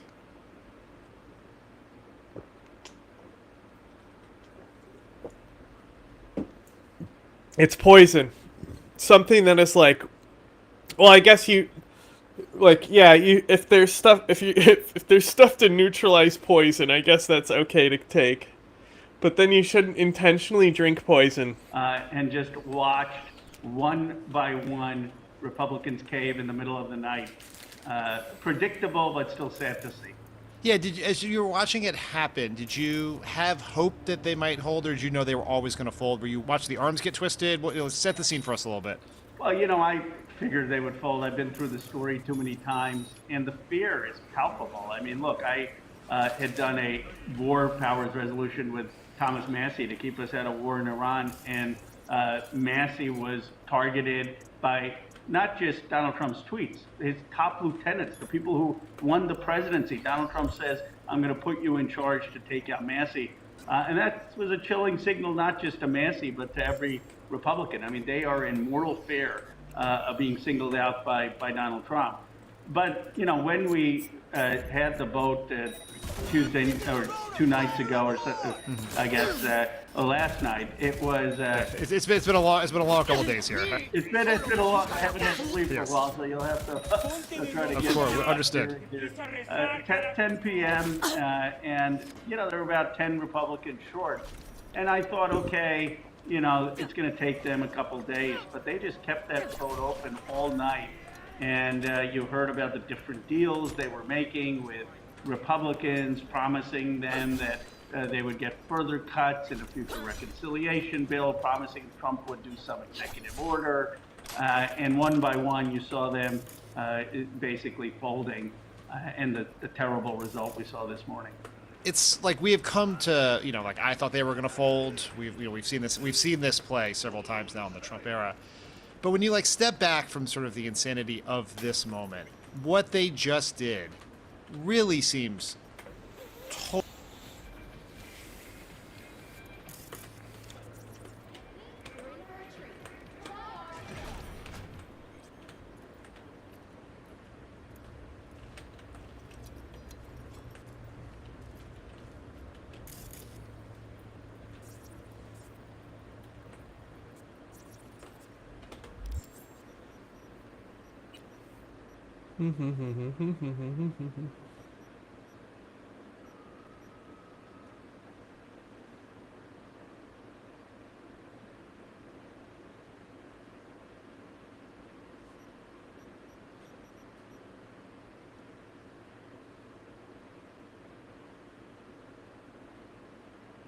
Oh.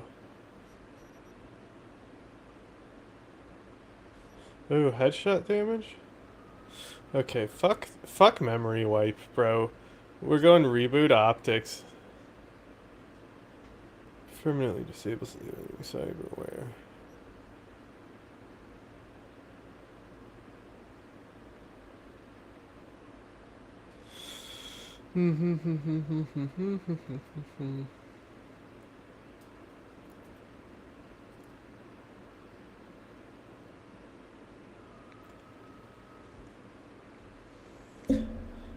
Oh. Okay. Locking onto affected weapons glitch.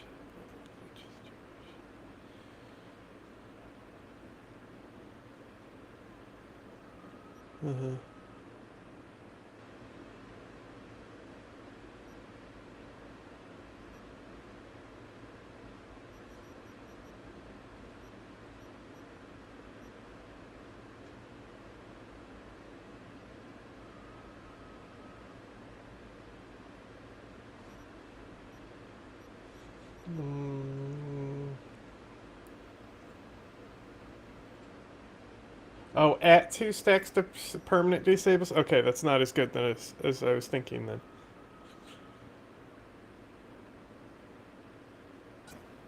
Okay.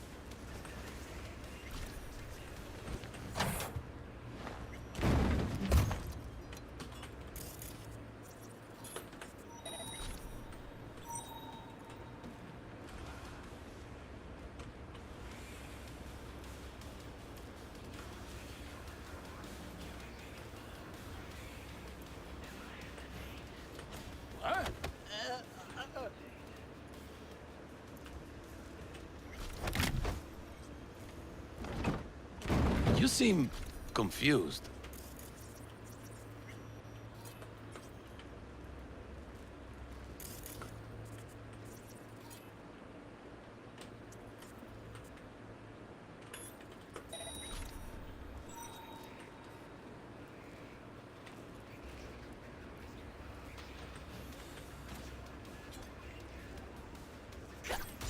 What the fuck?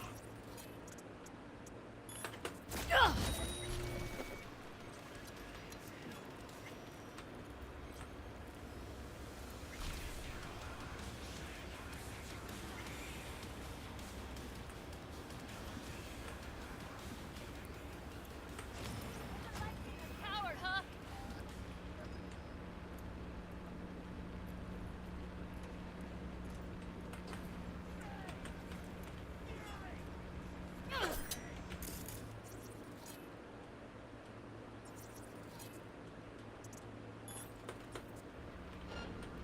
Come on out! Run! Save yourself!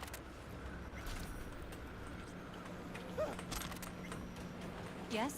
Can I help you? Oh, hi. How's it going?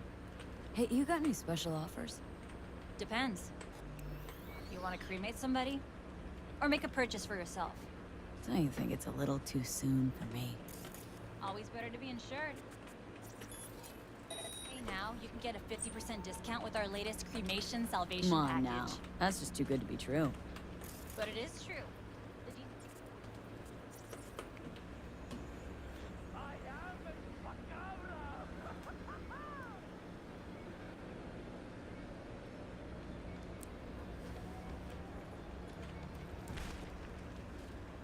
I'm a member of the Greyer family. I'd like to see the body. I'm afraid that won't be possible. Access to the morgue is employee restricted.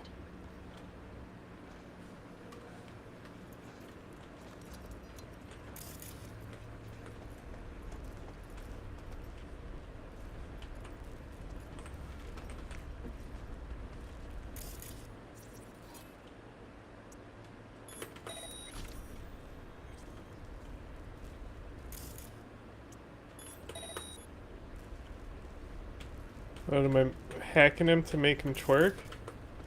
Is that what's going on there? Coffee.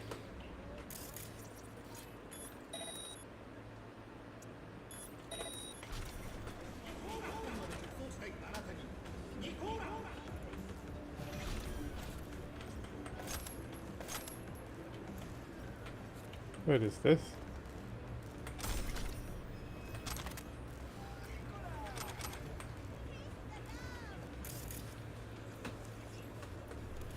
Ooh.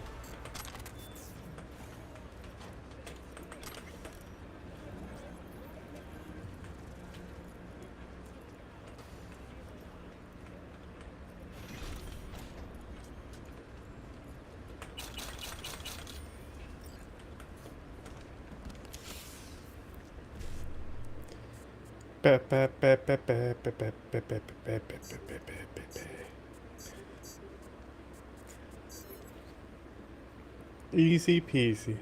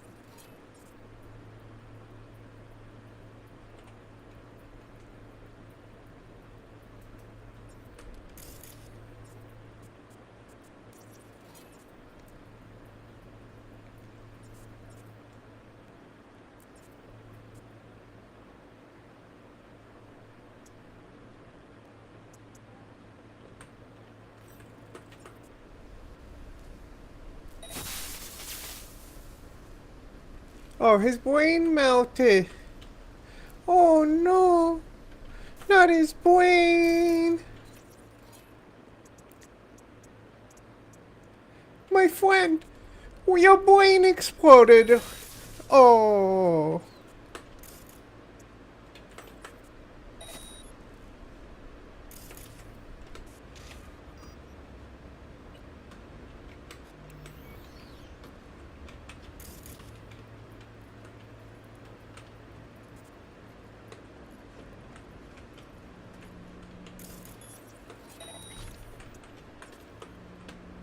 I can jack off the machine. I love jacking off machines. Back Tuesday night and just watched one by one Republicans cave in the middle of the night. Predictable, but still sad to see. Yeah, as you were watching it happen, did you have hope that they might hold, or did you know they were always going to fold? Were you watching the arms get twisted? Set the scene for us a little bit. Well, you know, I figured they would fold. I've been through the story too many times, and the fear is palpable. I mean, look, I had done a war powers resolution with Thomas Massey to keep us out of war in Iran, and Massey was targeted by not just Donald Trump's tweets, his top lieutenants, the people who won the presidency. Donald Trump says, I'm going to put you in charge to take out Massey. And that was a chilling signal, not just to Massey, but to every Republican. I mean, they are in mortal fear of being singled out by Donald Trump. But, you know, when we had the vote Tuesday or 2 nights ago, or so, I guess, last night, it was. It's been a long couple of days here. Huh? It's been a long. I haven't had sleep for a while, so you'll have to try to get. Of course, we understood. Here. 10 p.m. And you know there were about 10 Republicans short, and I thought, okay, you know it's going to take them a couple days, but they just kept that vote open all night, and you heard about the different deals they were making with Republicans, promising them that they would get further cuts in a future reconciliation bill, promising Trump would do some executive order, and one by one you saw them basically folding, and the terrible result we saw this morning. It's like we have come to, you know, like I thought they were going to fold. We've seen this play several times now in the Trump era. But when you like step back from sort of the insanity of this moment, what they just did really seems totally off the wall, right? Here you have one and 2 points. One, these members said like 24 hours earlier they would never vote for this bill. They declare that like unless I get changes, I'm never voting for it. They called it a piece of shit. They were all over it. They got no changes, right? It's the exact same text that came back in the Senate. Same Senate bill.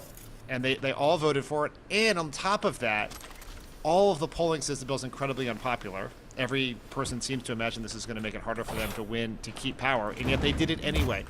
In your conversation with Republicans who are watching them, do they believe their own bullshit here? Yeah, the polls that y'all be referencing also said Kamala was going to win. Trump, they're in the Tom Tillis situation, right? Tillis knows that he can't win the general election voting for these Medicaid cuts. And so he's holding out, and probably positioning himself better for the general election. And then Donald Trump basically tweets out that I'm going to support a primary challenge. And within 12 hours, Tillis says, I'm not running for re-election. I mean, you got to look.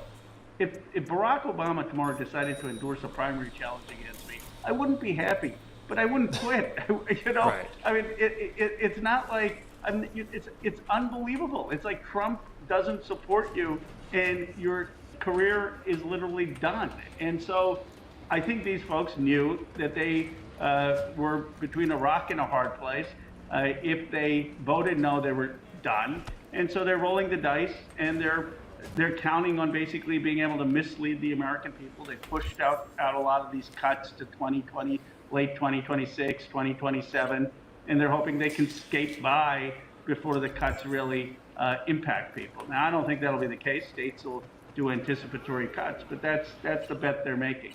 You know, we've talked a lot on this podcast over the last several weeks about the cuts to Medicaid, the cuts to SNAP, the tax cuts for the rich, the clean energy jobs that will be lost.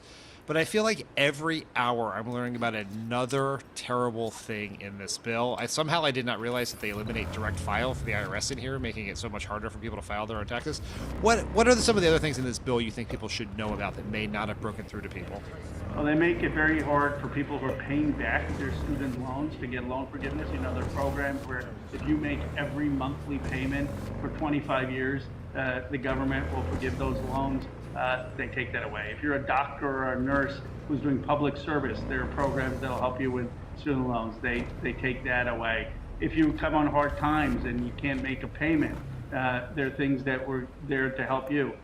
They take that away.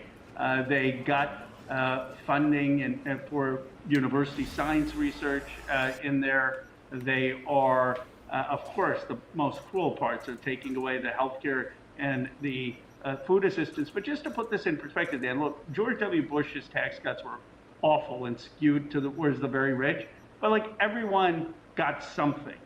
And Trump's first tax cuts were also skewed for the very rich, but everyone got something. You know, you were poor, working class, you got something. This is the first time in modern history where while the rich are actually getting tax breaks, the working class and the poor are getting screwed, like they're being worse off. They're losing money while the rich are getting more money. And it's literally unbelievable that they all voted for this, especially because the candidates it's wild to me too. Moved to their direction and they're shafting them to help the people in my district. I mean, it's just when you look at the distribution of what this bill is going to do, it's shocking. Yeah, it's really interesting because like this is the pipe dream, right? This is what Paul Ryan used to wake up every morning to do, which was to cut taxes for the rich and pay for it by gutting Medicaid, in his mind also Social Security, Medicare. But back then, right, in the, from basically the days of Reagan through the Obama years, when the Republicans pushed that policy, the tax cuts were benefiting their voters and the cuts to social services were hurting Democratic voters. That's now no longer the case. Trump actually won voters who made under $50,000 a year, and Kamala Harris won the voters who made over $100,000. It just seems just wild to me. It's like they have not updated their policy agenda to reflect the shift in their political coalition. It's like they're waging war on their own voters. They literally are. I mean, Fuck some of 'em. these districts, like Valdeo's district, over 100,000 Hello from Afghanistan. people, Sup, bro? 150,000 people on Medicaid. You would We're in think he wouldn't Afghanistan. want $1 trillion of cuts.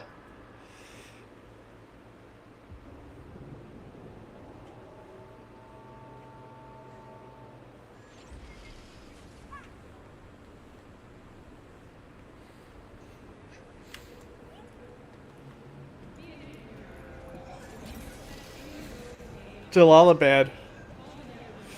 So you're right there on the border.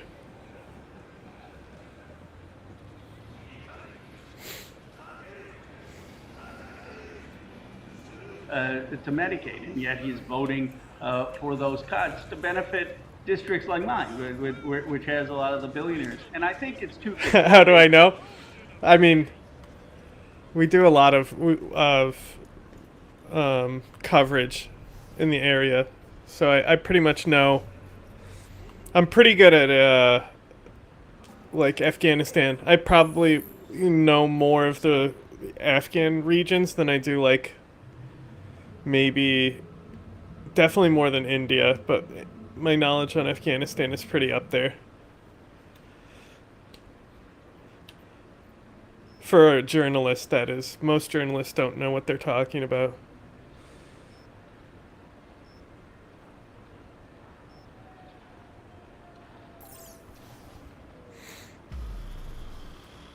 They're counting on being able to lie, basically controlling the media narrative to say, oh, nothing changed. They're the Republicans. The Democrats are just exaggerating people being hurt, and they're basically counting on that tactic. And then, too, they haven't calibrated the true populism. I mean, some of the people in their party actually, like Josh Hawley, have, or at least understand why this is... Until he voted for it. Why this is bad. He still voted for it, but at least, he trying to get... Conflict. In May could Cambodia and Thailand be heading for conflict? In May 2025, a major crisis erupted between the two countries over a long-standing border dispute. Yeah. But what I have a long history of like a lot of like anti-war reporting and stuff, anti-CIA stuff. So I specifically study information narratives and how governments twist things. While shots were fired and nationalist sentiment surged, a full-scale conflict was narrowly averted. How many at countries least have I been to? for now. So I've, outside of the U.S., I've only been, well, besides Mexico and Canada, but those are borders lands. But I was at the Ukrainian Revolution, and then I did a lot of time in Syria, specifically like the Idlib area in Syria. However, the fallout continues, with the Thai Prime Minister now suspended and the issue unlikely to be resolved anytime soon. This question will remain a serious source of tension between the two countries. So, what exactly lay behind the crisis, and why does this old territorial conflict still have such a profound impact? Hello and welcome. My name is James Kerr-Lindsay, and here I take an informed look at international relations, conflict and security. It's a fundamental principle of modern international relations that countries respect each other's borders. However, boundaries nevertheless remain a significant source Knocking of off tension. my Sometimes right a now 'cause country I'm yearns so, like, for land lost moved in a past war. At other times, it's about territory claimed but never conquered. Then there are the borders created by colonial powers. Often drawn with little regard for the inhabitants or cultural significance, these boundaries can become a deep source of national resentment. But while we typically associate these issues with Africa, where colonialism often led to particularly artificial boundaries, these types of border disputes can in fact be found around the world. A notable example from Asia is the conflict between Cambodia and Thailand. The Kingdom of Thailand and the Kingdom of Cambodia lie in Southeast Asia, covering around 513,000 square kilometres and home to nearly 70 million people. Thailand is the far larger and more populous of the two. By contrast, Cambodia, with an area of approximately 181,000 square kilometres and a population of 17 million, is significantly smaller. Although the countries are predominantly Buddhist and share many cultural and social connections, these strong ties have not always led to political harmony, particularly because their 800-kilometre or 500-mile border runs through religious and historical sites that both sides claim as their own. The origins of the current border dispute lie in the complex and overlapping histories of the two nations. Historically, the Khmer Empire, centred on Angkor in what is now northern Cambodia, was the dominant regional power. At its peak in the 12th century, it extended far into what is now Thailand. However, as it declined, Thailand, then known as Siam, emerged You were as living a in powerful new Pakistan state. before? Did you, like when Pakistan did those big deportations, did that affect you? Like a few months ago, maybe a year ago? I think it was something like, man, it's hard to remember, maybe 1 million people?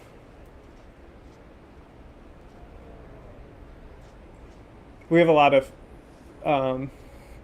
Pakistani and Afghan viewers, though.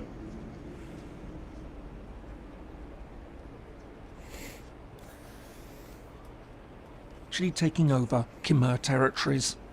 By the 19th century, Thailand had become an important kingdom. More to the point, it had avoided the European colonisation that had affected the rest of Southeast Asia, including neighbouring Cambodia.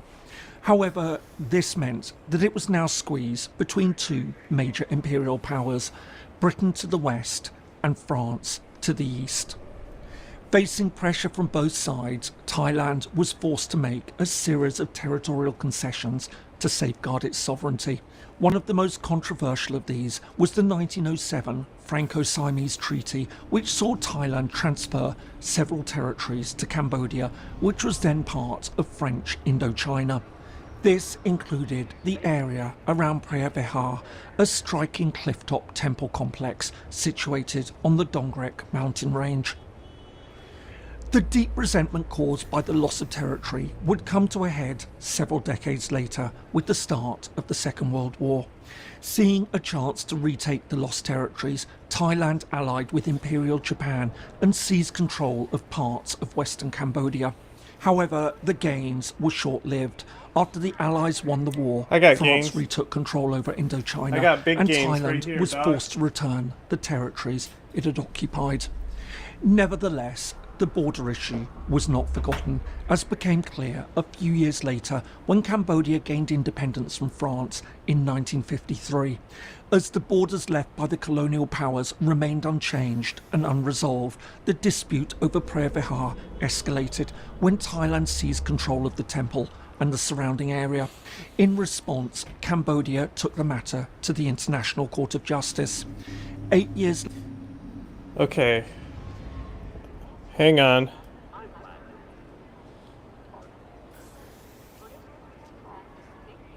Ooh, so... I want to see the potential of this. Potential African war is going to break out soon.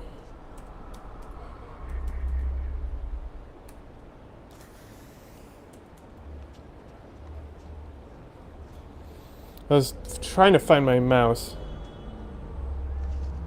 Ooh, there are people doing stories on this. Let's see what this says. The Ethiopia-Eritrea border is shaking Uh-oh. again. 4 flashpoints. Okay. That's definitely AI. Auto-dubbed. Okay. Let's see if this is actually coming from Africa. Real quick. It looks... Yes, I mean... it's definitely from Africa. It's definitely Ethiopian. I looked at the logo up close for this channel, and I didn't realize it because, like, I'm not familiar with seeing a lot of, like, the Ethiopian alphabet. Forgot off the top of my head. Amharic or something. It's similar spelling to Aramaic, and it looks kind of like Armenian because it's very old, like Armenian as well. But you can see it up in the corner there. I didn't even realize until I like saw it more expanded and I could recognize the letters, but they're doing just like you see this a lot with like Arabic alphabets. They'll like do the lettering all cool like that combined into like a little shape. So as long as it's from the region, right, I'll accept auto dubbing. One bullet away from war. From bad mead to a sab, a powder keg is loaded, and this time the spark may already be lit. Welcome back. If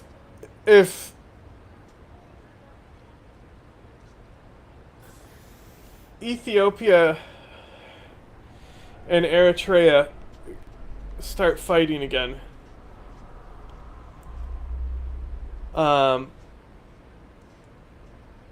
you already know that Donald Trump is gonna, if he even is aware, that's what Obama got the Peace Prize for.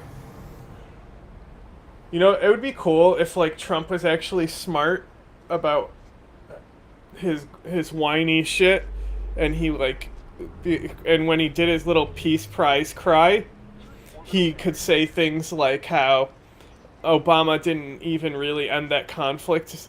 The two sides made peace and immediately did a genocide. Like, if he said that, do you know how fucking... Like, if he actually looked into why Obama got the Peace Prize and what was going on there, but maybe he will after this. Who knows? But if it does kick off, and Trump makes a comment like this about like oh, the war that Obama got the Peace Prize for didn't last, so I say he doesn't deserve it. They should give his Peace Prize to me. You know, shit like that. Like I hope he says something like that because Donald Trump's Stalinist base, like, he says anything, he'll draw attention to it. So, like, I think, like, you would have people writing Free Congo all the time, but how much do they know, right? Like, at the bare minimum, you should know who the M23 are. And just the basic background of how Rwanda backs it, and then the U.S. backs Rwanda. But because of this shit with Trump, which is so funny that Trump's like taking credit for it, because when they saw the minerals deal with Ukraine, the Congo made the incentive to try to make a peace deal here by selling mineral rights to their shit, which is like genius on the Congo's part. Not only does it end the M23 insurgency, like if it is successful, but the U.S. Buying mineral contracts helps stop a lot of the like illegal exploitation. Like the mines that you sign out to the U.S. are not going to be profited off of by like the criminal groups or militias. Like, it's not like the U.S. owned shit isn't going to exploit people, but there's a difference. Even China is far better than some of the fucking militia groups when it comes to the exploitation and minerals. And it's not like the U.S. doesn't already get the Congolese minerals through Rwanda fucking looting. Back to Simonenya Spotlight, where we bring you raw, frontline truth from the Horn of Africa. Tonight, we're I'll be the sounding judge of that. alarm yet. Ethiopia and Eritrea are hurtling toward another devastating war, and this time the warning signs are screaming from space, trenches and graveyards. 7 years after the peace handshake that's... You know what's going to be the worst part about this is that the Tigrayans are going to get stuck in the middle because they're on the border. But it'll definitely be... I shouldn't say definitely. I'm going to guess before I get the information that the core of the conflict is going to result in the Amhara region, which is, I almost said to the left of Tigray. It's like northwest in Ethiopia. It's like the most northwest state. Stun the world. Tanks are back, drones are hunting, and troops are digging in. Hey, who gave them those? Eritrea's elite units are fortifying the border. Ethiopia's northern command is mobilizing. And in Zalambesa, a single gunshot... What's also interesting about this specific region, the, some may call it the Etho-Eritrea region, extremely high amount of women in some type of armed group, and it's always been like that, really.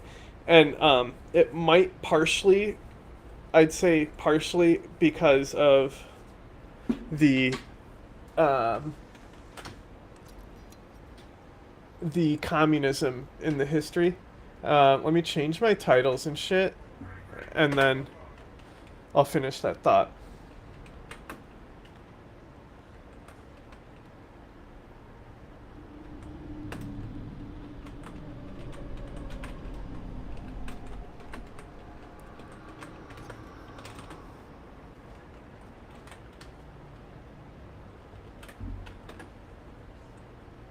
Are you here, man?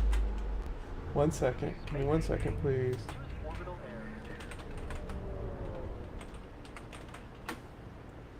Okay.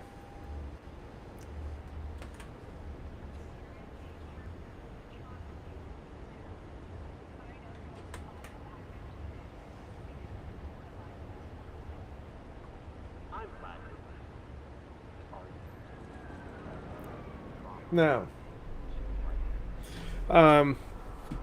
So,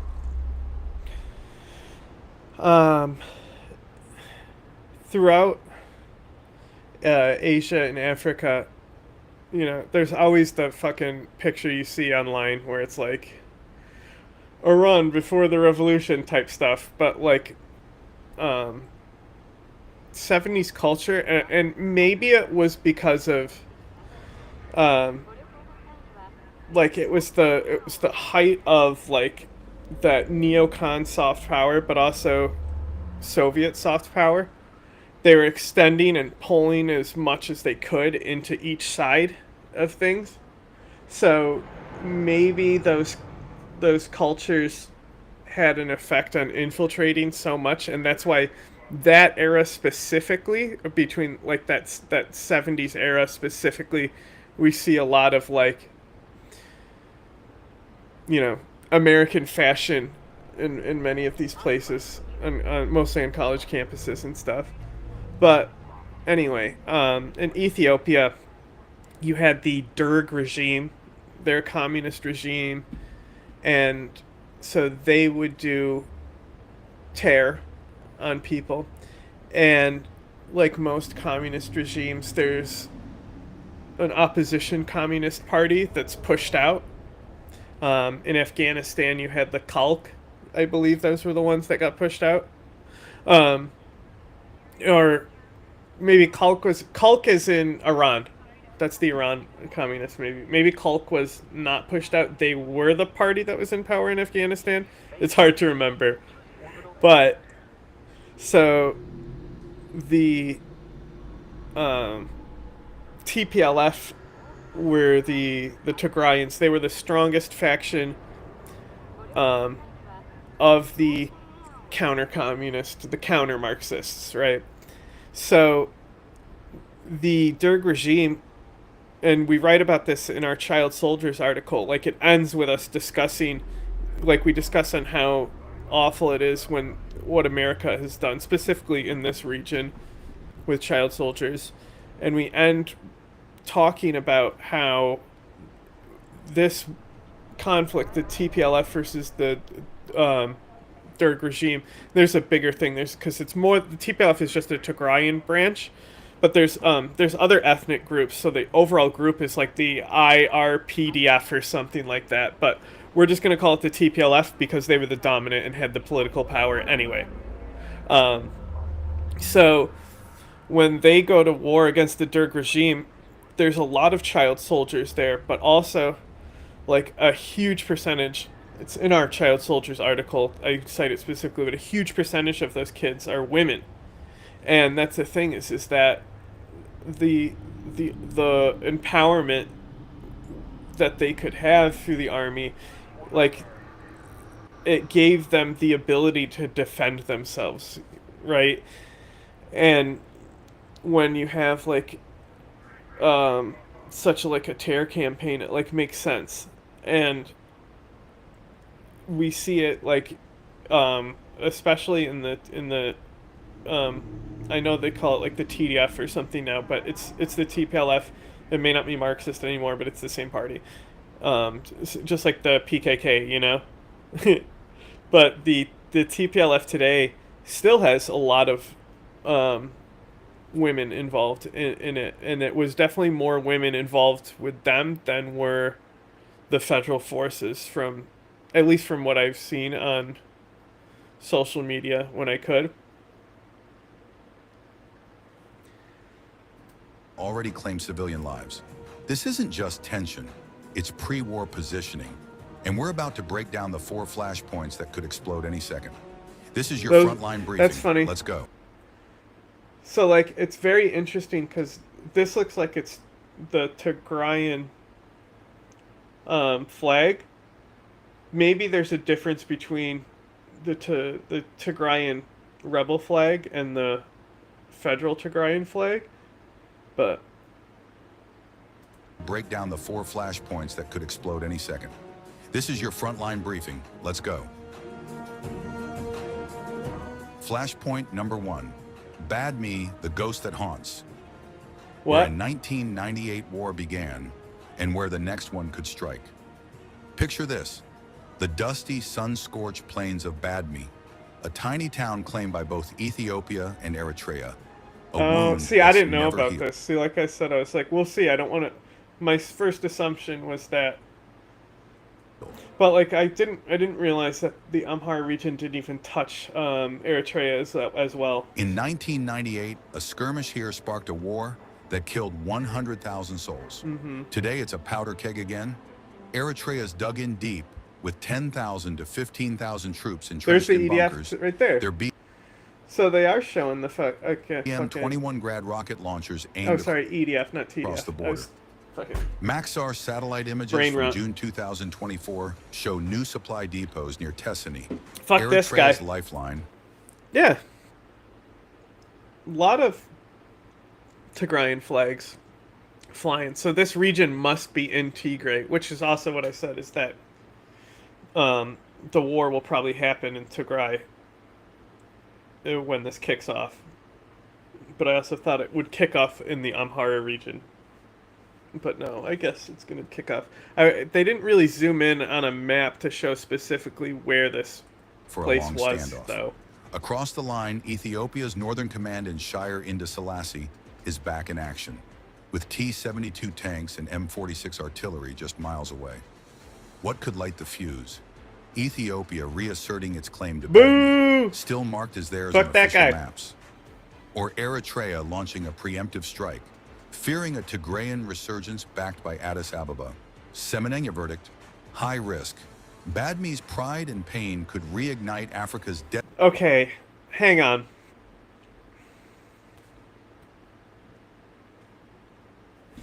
So, this Ethiopian channel is saying that Eritrea would launch a preemptive strike because the Ethiopian federal government would fucking have a Tigrayan resurgence, but like that makes why like the Tigrayans hate them. The Tigrayans hate the federal government.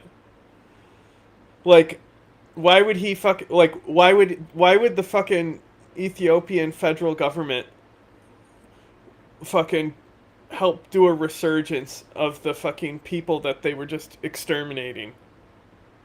I don't understand. Deadliest border war.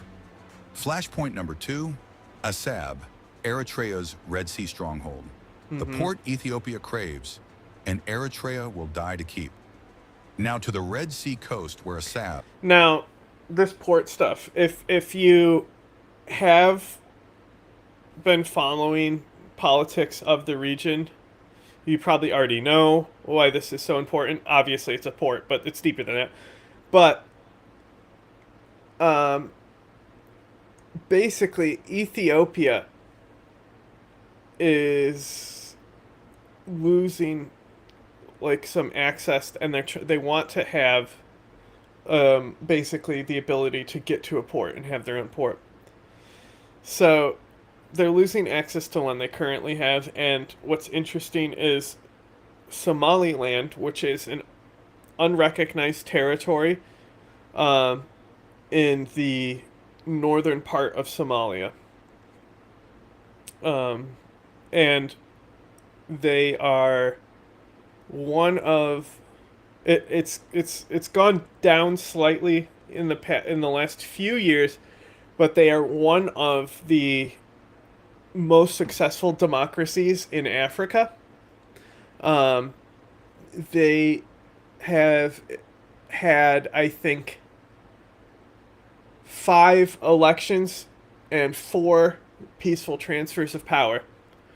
And the reason why it's separate from Somalia has to do with colonialism. Different colonial powers had different regions. And I'm not going to overcomplicate things. If you want to look up more on Somaliland, you should definitely do that and learn a little bit more about it, because it's very interesting.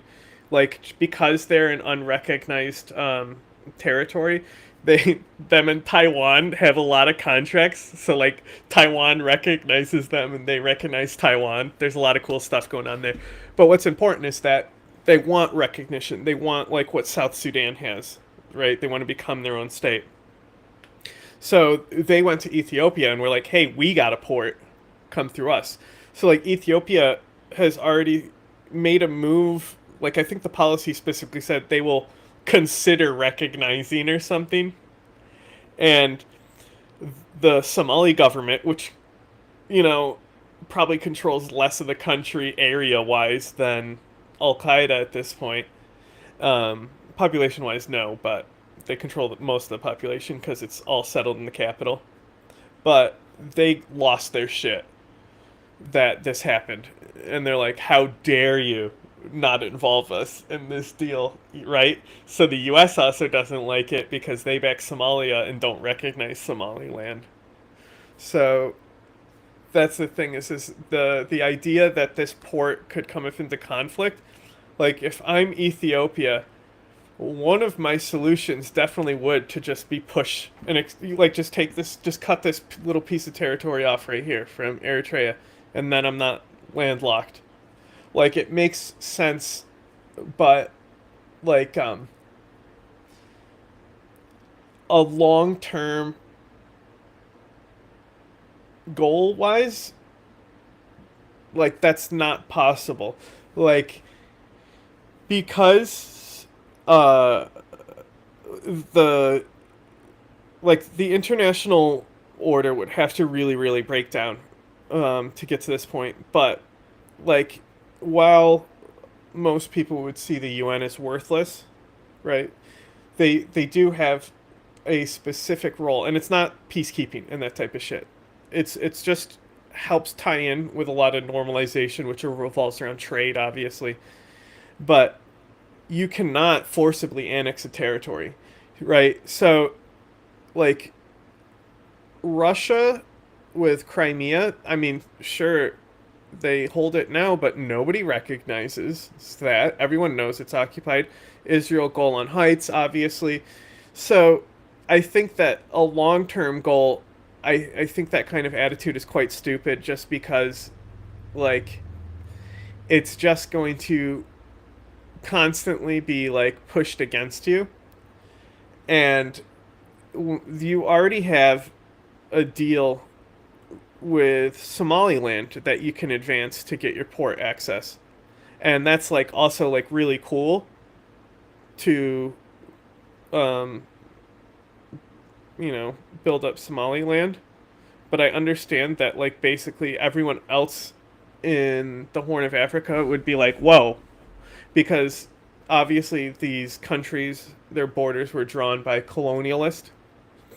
So the current governments don't want secession movements to spring up and have them lose power, or, you know, or violence. Maybe they actually care and just don't want violence. So I can see why they wouldn't go with the Somali option. But,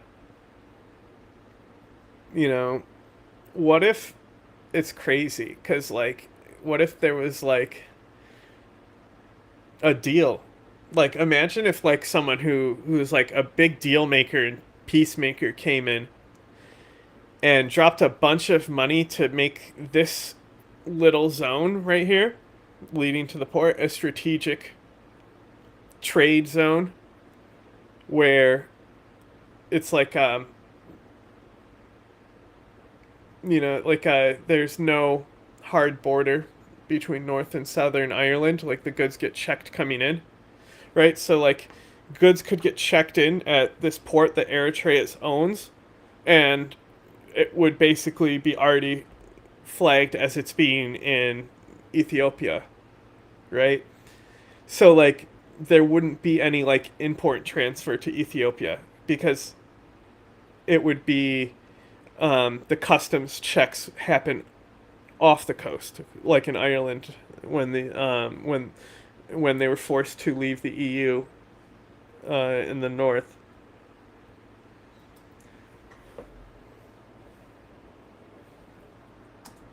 Eritrea's prized naval base sits like a fortress. Ethiopia is landlocked, desperate for sea access, and eyeing Assab with hunger. Eritrea is not budging. Eritrea has fortified Assab with SA-2 and SA-3 missile systems, Chinese Wing Lung, 2 drones, and UAE-funded hubs tied to operations in Yemen and Sudan. Over 5,000 Eritrean troops stand guard, backed by naval patrols. Ethiopia's response? 5,000 to 10,000 ENDF soldiers near Bur, with Bayraktar TB-2 drones circling. Foreign powers, UAE, Saudi Arabia, even Iran, are circling like vultures, ready to exploit the chaos. What could spark war? Ethiopia demanding Assab by force, or Eritrea blockading Ethiopia's trade routes with UAE or Wagner backing? Semenenya verdict, moderate high risk. If Ethiopia pushes too hard, Eritrea is ready to hit back, hard. Flashpoint number 3, Zalambesa, the central time bomb, where one bullet already struck and more could follow. Next, Zalambesa, the heart of the border's tension. On June 27, 2025, an Eritrean soldier's gunshot killed an Ethiopian father and wounded his wife, shattering a fragile community-led peace. This wasn't just a crime, it was a warning. Eritrea's got 7,000 to 10,000 troops in mountain bunkers on Embaswara, with D-30 howitzers trained on Ethiopia. Satellite imagery shows new trench lines near Sarona.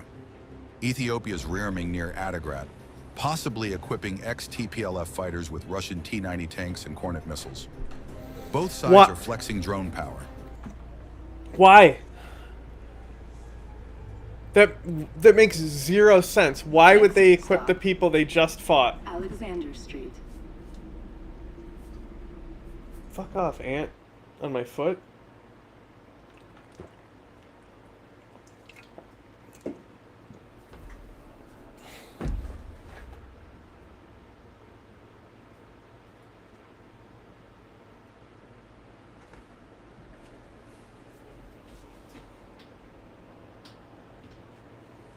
Motherfucker's annoying. Eritrea's Wing Lung 2 versus Ethiopia's Bayraktar TB2. The fuse, another border clash, like Zalambesa's, spiraling into shelling, or Eritrea invading to crush Tigray's Debrecen-led TPLF faction, accused of cozying up to Asmara. Semenenya verdict, extreme risk. Name's Dino. Deal with downtown, city center. V. Yeah, I know. Heard about you. Odd stuff. Need anything, you call me. Remember, Dino knows everybody. Zalambesa's a spark away from all-out war.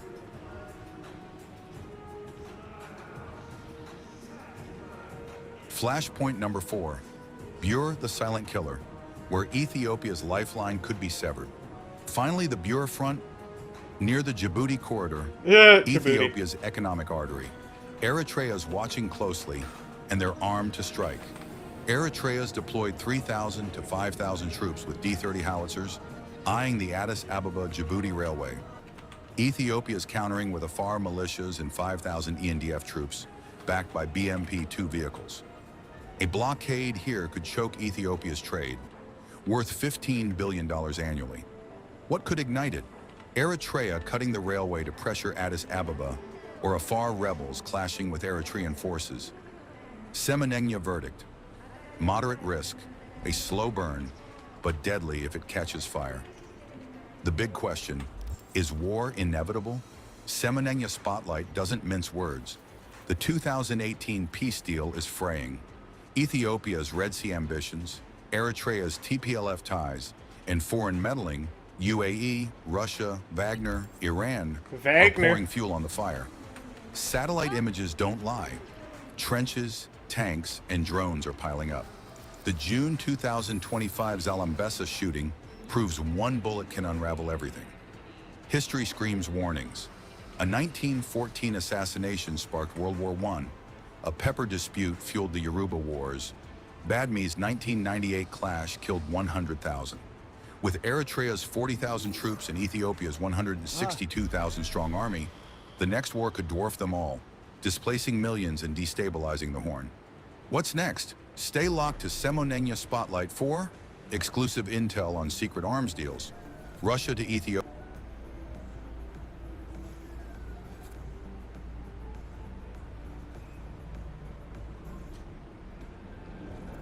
Next stop, Glen North. War with Ethiopia or billion-dollar port deal? አሁን ከኤርትራ ጋር አንዳንድ ወሬ ይነሳል። እንፈልገው ሰላም። እኔ ከየትኛውም ሀገር ጋር ግጭት አልፈልግም። ከዛ የከፋ ነገር ካልመጣ በስተቀር በእኛ ኢኒሼቲቭ በኤርትራ ወንድሞቻችን ላይ ምንም ነገር አይፈጸምም። Eritrea is standing on the edge of a knife. Will it trade missiles for money or pride for peace? As Ethiopia flexes its drones and diplomatic muscles, Asmara faces a brutal choice: war or a deal that could change its future forever. Will Isaias double down on isolation or open the ports to progress? This isn't just geopolitics, it's survival versus stagnation. Welcome to Semenenya Spotlight, where we drop truth bombs straight from the Horn of Africa. Straight from the Horn of On Africa. June 27, 2025, Eritrea accused Ethiopia of waging a global campaign for war, blasting letters to the UN and world leaders. Ethiopia fires back, saying Eritrea is backing the TPLF, threatening the fragile Pretoria peace deal. Now tensions are climbing toward drone strikes, border battles. Okay. So let me get this straight.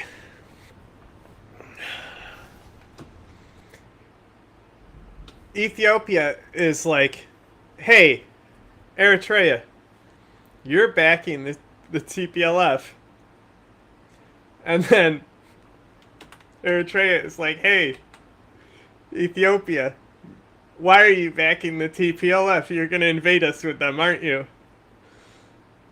What is happening?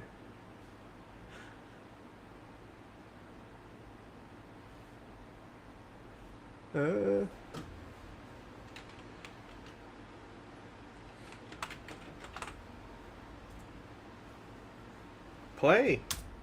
And economic collapse. But there's another path, a historic port deal that could rewrite the region's future. Let's break down what's really at stake and what Eritrea must do to avoid disaster. Eritrea is teetering on the edge. President Isaias Afwerki's authoritarian rule, marked by indefinite national service and suppressed freedoms, has crippled the nation.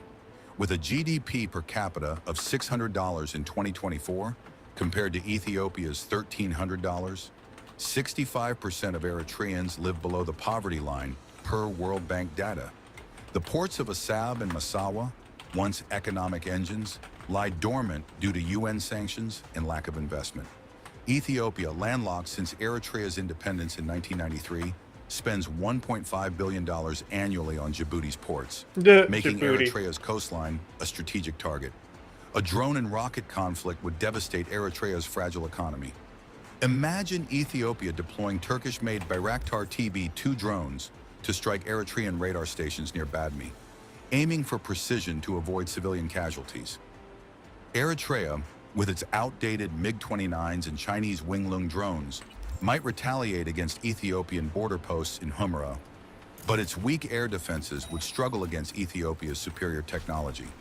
Such a clash, though limited, would drain Eritrea's $200 million defense budget, a fraction of Ethiopia's $1.2 billion, and further isolate Asmara. Why port access makes sense? A port access agreement with Ethiopia could transform Eritrea's future. Here's why. Economic revival.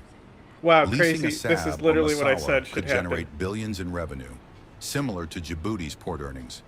This could fund infrastructure, healthcare, and education, slashing Eritrea's 40% youth unemployment rate. Joint port management could attract investment from the UAE or China, boosting Eritrea's $50 million export trade. Ex-posts from the Eritrean diaspora reflect this hope, with one user stating, "Our ports could be Eritrea's salvation if we partner with Ethiopia." Trade could also revive local businesses, from fishing to logistics, Wow, creating crazy. thousands of I jobs. love how like I literally said that this should be the solution Next stop, not that long ago. Ebrunike. Crazy. It's almost like it's very obvious. Political stability. Isaias has justified his regime's repression by casting Ethiopia as a perpetual enemy, a narrative rooted in the 1998 to 2000 border war that killed 70,000. This has led to Eritrea's diplomatic isolation, with UN sanctions since 2009 for supporting al-Shabaab.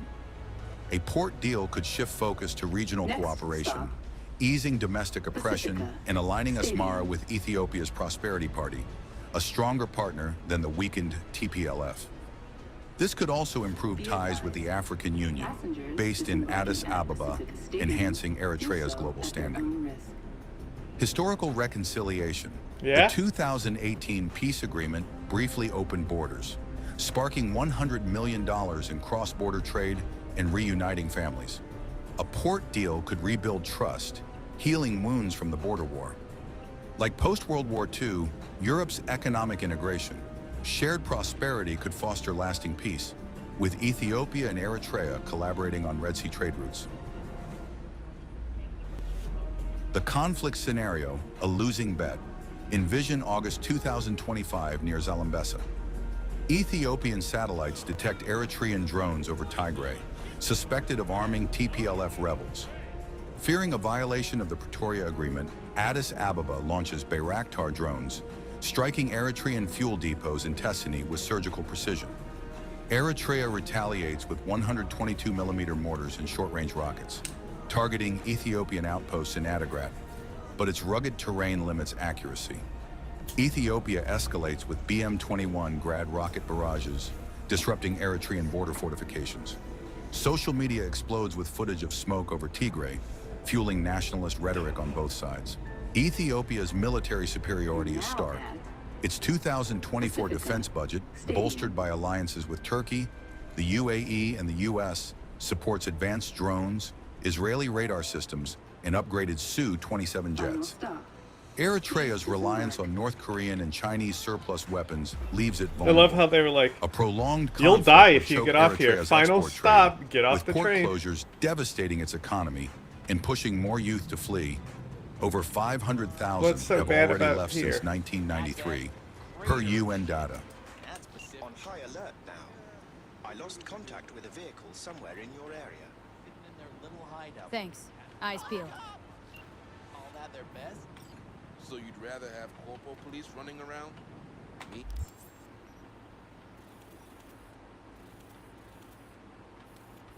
What is this? Dogtown Gate.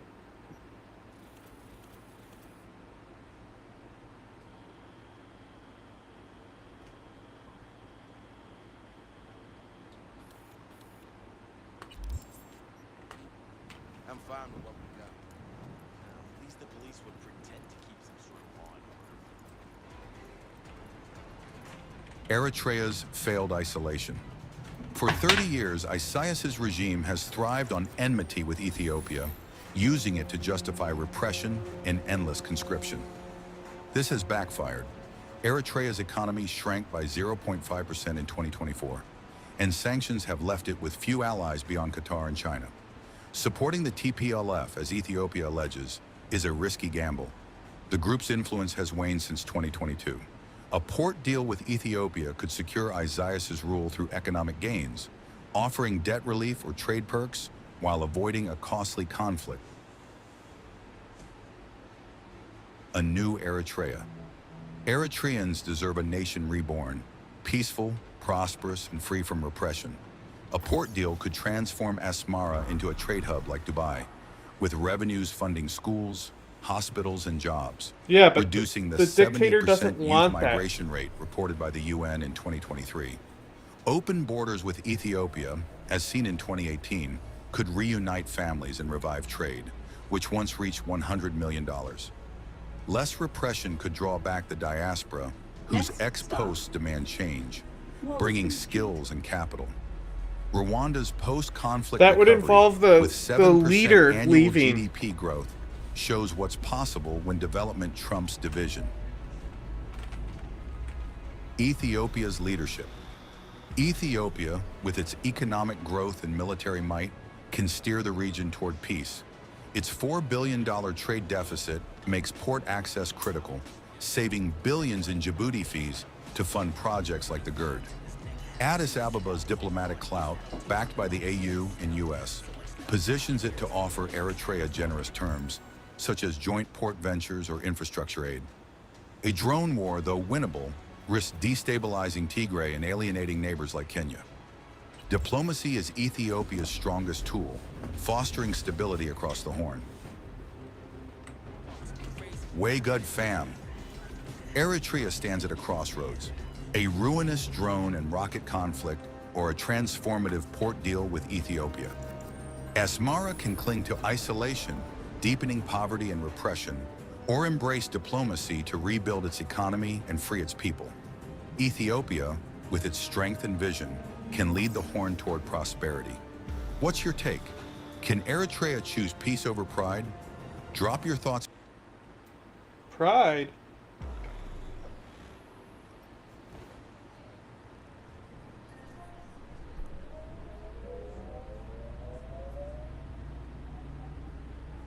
Hi, sweetie.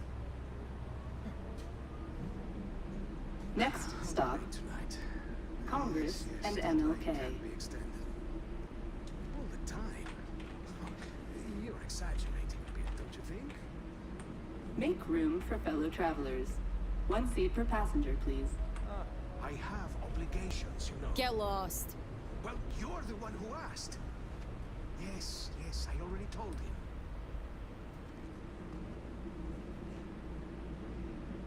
Get lost. Get lost, bozo. Love you too.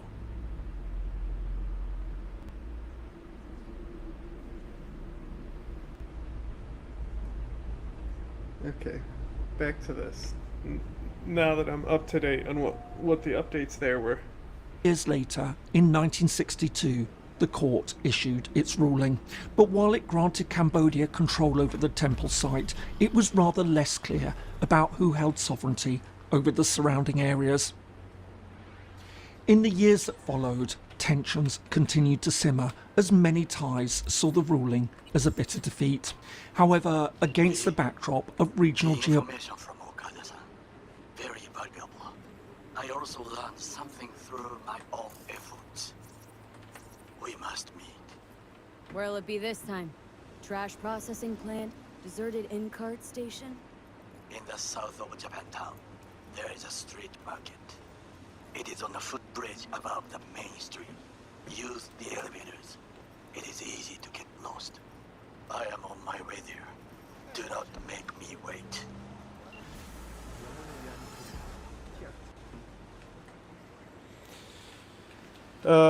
Sorry, pal. I'm gonna make you wait because I'm currently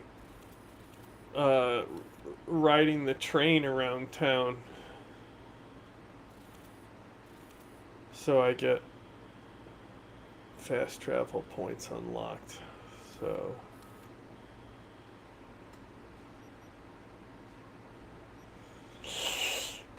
nothing I can do. Hands are tied. Politics, including Gotta the ride the Vietnam train. War, the border would come to assume an even greater significance. In the late 1960s, Cambodia descended into a bitter and brutal civil war. This culminated in 1975 when the communist Khmer Rouge seized power from the US-backed military government, marking the start of a genocidal regime that would kill almost 2 million Cambodians. However, this came to an end in late 1978 when Communist Vietnam invaded Cambodia, ousting the Khmer Rouge and occupying the country. As a result, the border between Thailand and Cambodia now became a Cold War front line as the United States, China, and other Southeast Asian countries backed the anti-Vietnamese resistance, including remnants of the Khmer Rouge that were operating out of bases along the Thai-Cambodian border. And although Vietnam eventually withdrew in 1989 and the 1991 Paris Peace Accords ended the conflict in Cambodia, establishing a UN administration that oversaw the transition to constitutional monarchy, the border remained a sensitive matter.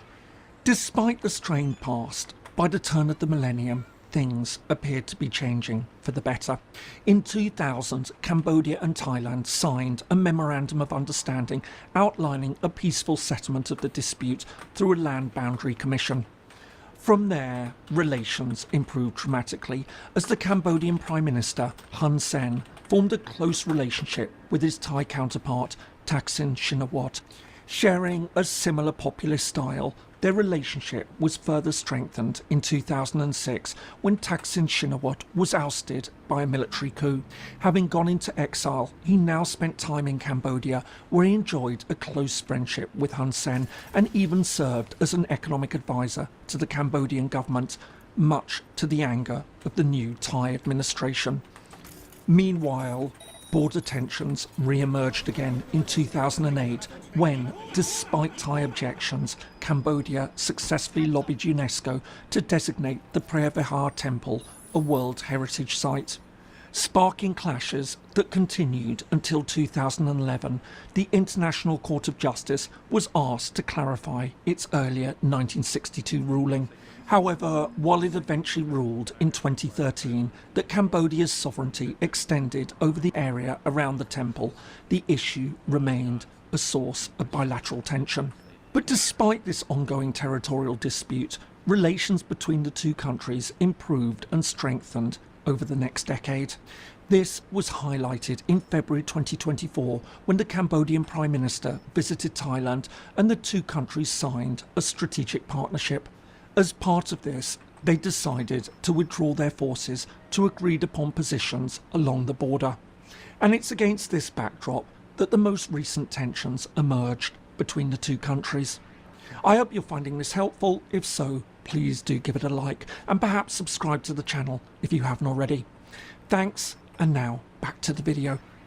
The crisis was sparked on the 28th of May when Cambodian and Thai military patrols came across each other along the disputed border. According to reports, the two groups opened fire on each other, leading to the death of a Cambodian soldier. However, while the heads of the two armed forces initially attempted to ease tensions by meeting directly to discuss the issue, the broader political blame game quickly escalated. As nationalist sentiment grew in both countries, they increased their military presence around the border.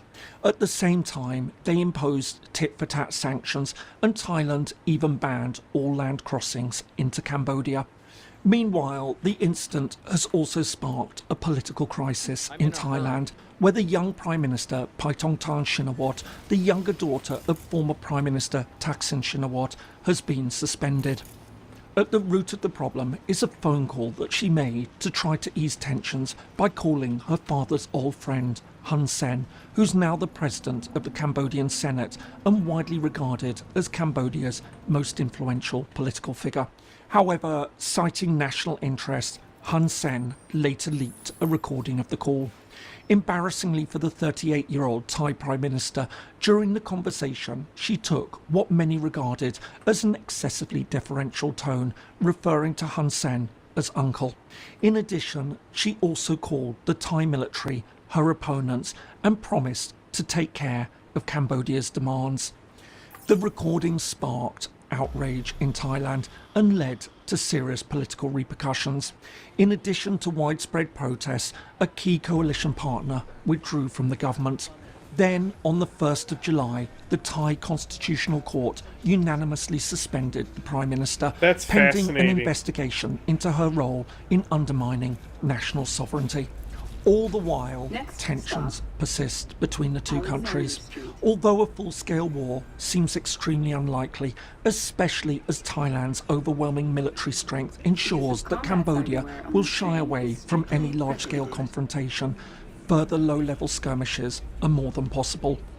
And the danger with small-scale skirmishes is that they can easily escalate into major conflicts. Even if there isn't a desire to fight, wars can happen. But even if it doesn't come to that, the issue looks likely to remain a serious and destabilising political problem, particularly as there's little immediate sign of a solution. While Cambodia has again referred the matter to the ICJ, Thailand has stated that it doesn't recognise the court's jurisdiction and insists that the issue must be resolved through bilateral mechanisms. Furthermore, the recent tensions are likely to undermine efforts to address other issues, such as a long-standing maritime boundary dispute. Domestic political implications aside, the dispute between Cambodia and Thailand is a good example of how colonial-era decisions can still influence international relations. As it's shown, borders drawn at the height of imperial expansion can still cause conflicts many decades after the colonial power has departed. But there's an even more serious issue at play. At a time when the old rules of international relations are breaking down and more countries are questioning long-standing borders, the crisis between Cambodia and Thailand serves as a timely reminder that boundary conflicts can still ignite violence, often with little warning and extremely serious domestic and international consequences. I hope you found that helpful. If so, here are some more videos.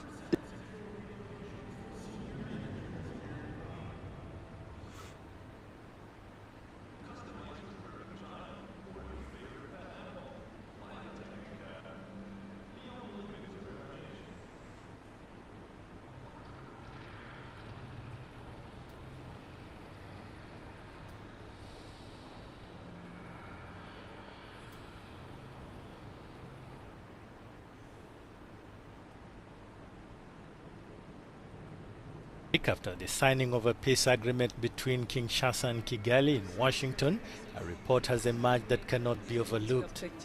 Made public on Wednesday, July 2nd, after being submitted to the UN Security Council last May, the document details the Rwandan military presence on Congolese soil and the support it provided to the AFC M23 coalition, particularly during the captures of Goma and Bukavu earlier this year. UN experts who authored the report state unequivocally that in January and February 2025, approximately 6,000 Rwandan soldiers, including Special Forces members, were deployed in North and South Kivu, and Kigali recruited former demobilized FDLR fighters to carry out reconnaissance and intelligence operations in Congolese territory. In response to this and many other allegations, Kigali, which has consistently denied the presence of Rwandan soldiers on Congolese soil, has merely reiterated its commitment to the peace agreement signed on Friday, June 27th in Washington.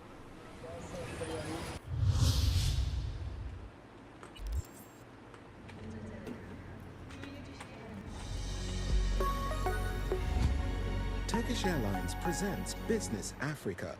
I was like, how is there an ad here? Hello and welcome everyone to Business Africa. This week we're in West Africa, more precisely in Benin. Here, the 5th edition of the Cyber Africa Forum took place over 2 days, focusing on digital ecosystem resilience. The challenge, strengthening cybersecurity and promoting public-private partnerships. Next, heading to the cotton plains. In Benin, about 12% of cotton is now processed locally to encourage made-in-Benin products. Let's go. Then, a focus on a paradox.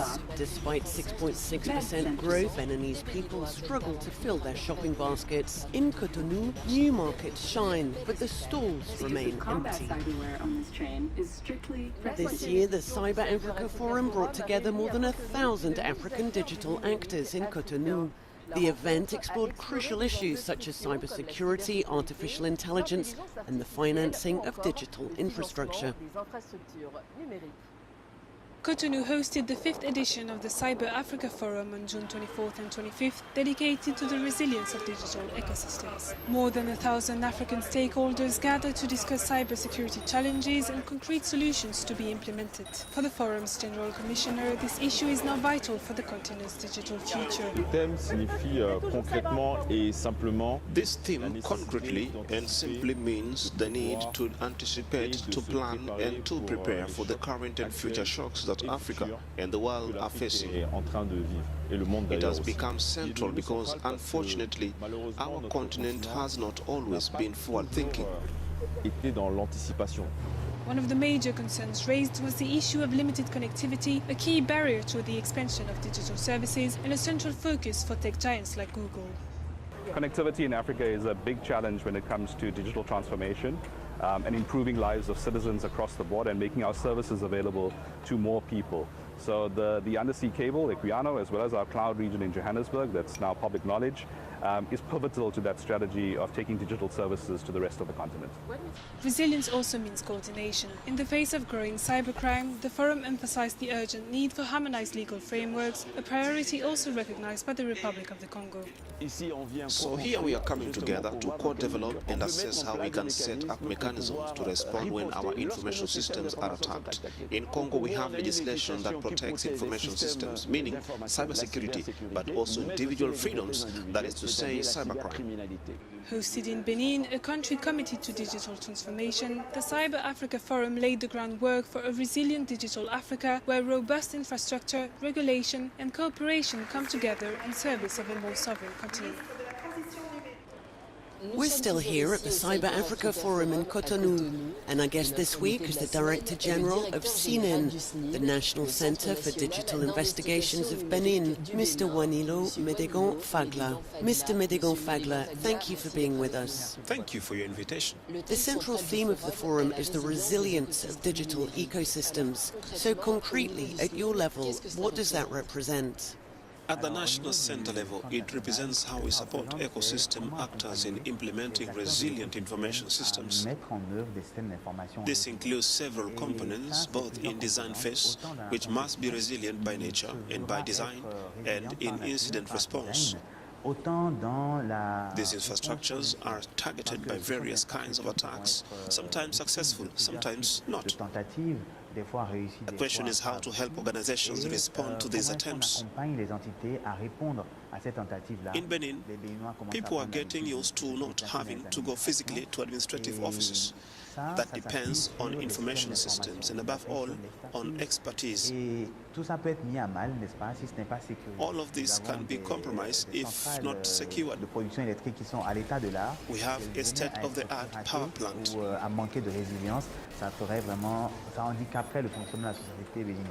Between 2017 and 2020, Benin rose from 149th to 6th place in the Global Cybersecurity Index. That's impressive. What projects or reforms explain that progress?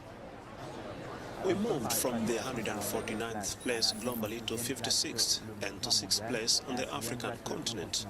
This progress comes from our national digital security strategy, which is built around 5 key pillars: protecting government information, combating crimes, and strengthening the legal and regulatory framework, promoting digital trust, developing digital security skills and culture, and ensuring national coordination and international cooperation. Within the first pillar, there are 2 important policies I want to mention. The first is a state information system security policy. The stricter one is a critical information infrastructure protection policy. This one goes further by including business continuity disaster recovery. Like, is that just a glitch in the... It sounds like the glitch is in the under track, not the voiceover.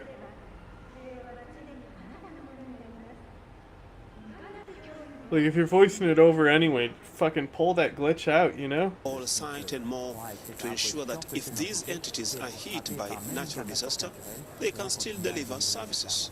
Let's talk about Hacker Lab. I know it's ongoing and was launched in 2017. What happens after the talent is identified? Gorgeous. The objective is not just to identify them, but to build the operational force that will carry out these reforms. That's why we created Hacker Lab. It acts as a lab to spot talent by putting young people through technical and mental challenges. They have to stay strong to get through to the end of the competition. Once they are selected, the winners usually join our operational teams. I'm thinking of Digital Investigation Laboratory, the Directorate of Data Collection and Analysis at the National Center itself. In all of these units, where we need sharp and versatile analysts, they come from the Hacker Lab. D'accord, dans toutes les unités opérationnelles, on a besoin d'analystes qui sont vraiment pertinents et hands-on, comme on dit, viennent du Hacker Lab. Mr. Medegon Fagla, thank you very much. You're welcome. In Benin, cotton accounts for nearly 40% Milfgard. of GDP and 80% of export revenues. For several years now, part of it has been processed locally, strengthening the economic autonomy of the textile sector and industrialization. As Africa's leading cotton producer, Benin is shifting its strategy. Rather than exporting all its Interesting, raw I just fiber, learned a the fact. country is now processing part of its production. Because you know me and cotton, I'm not gonna forget that Benin is the leading cotton producer. Locally, the goal is to capture more added value and build a national textile industry under the Made in Benin label. This industrial ambition is taking shape in the Glo-Jibe Special Economic Zone. These garments manufacturing units will allow us to showcase our capabilities in producing Made in Benin products. Today, this zone covers an area of over 14 hectares. We've developed the first phase covering 400 hectares, where we've signed agreements with 36 investors, and we are currently having 15 more investors waiting. Before reaching Glo-Jibe, the cotton fibers are sorted, cleaned, and separated from their seeds. About 12% of the fiber produced is processed here, primarily into clothing and uniform for the public sector. This key agricultural product alone accounts for nearly 40% of the country's agricultural GDP and 80% of its export revenues. Today, this processed and exported product brings Benin 5 to 6 times more added value than before. And that added value has a direct impact on our economy. Cotton isn't the only crop benefiting from this shift. Cashew nuts, Benin's second major agricultural product, are also processed at Dis in the south before being exported. Interesting, Benin also does cashews, huh? Benin is confirming its commitment to inclusive industrialization designed to stimulate employment, innovation, and economic sovereignty. In Benin, economic growth has not yet translated into a tangible improvement in household purchasing power. This situation reveals a gap between infrastructure development and the reality experienced by citizens. Benin's economy is growing, but its citizens are still waiting for their purchasing power to improve. While new modern markets keep being built, many inhabitants like Suzanne Agbo-Dondi struggle to fill their shopping baskets at less recent stores. Really, this is no good. Everything here is expensive. Agbo-Dondi suspected that her task would have been easier at one of the modern markets housed in impressive brand new buildings. There, the stalls are full and waiting for customers. It's going well. We thank the government.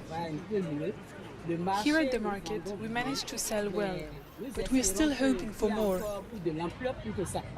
We are asking the government to let all the people on the roadsides inside so that we can sell more.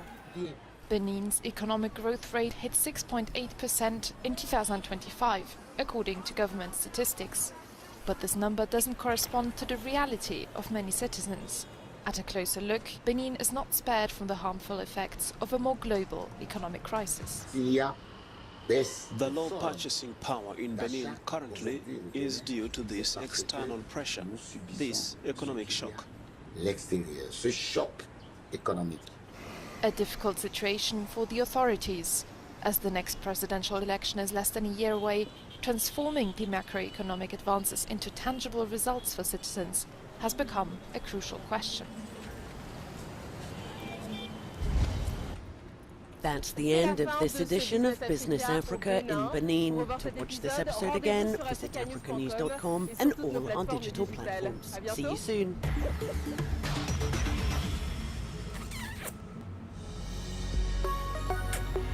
Business Africa was presented by Turkish Airlines. Man, Turkish Airlines really holding up Turkey's soft power, huh?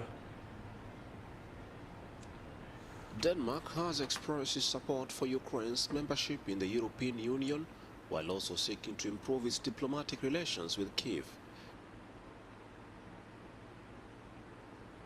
The bill granting General Assimi Goïta an unelected presidential mandate was approved by Mali's transitional parliament on Thursday. The text of the bill reads that Goïta's mandate can be renewed as many times as necessary without elections. The text received unanimous approval from all 131 members of parliament present on Thursday. 41-year-old Goïta has exercised presidential power since August 2020, when the military overthrew then-President Ibrahim Boubacar Keïta, blaming him for his handling of a deadly Islamist insurgency in Mali's north. Plaza. True.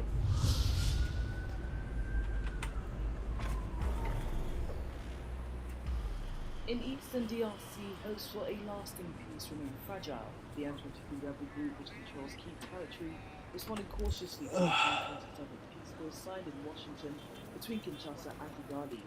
The accord pledges to respect borders and end hostilities, but in Goma, M23 says it's not concerned, seeing it as just a bilateral... They need standardized audio.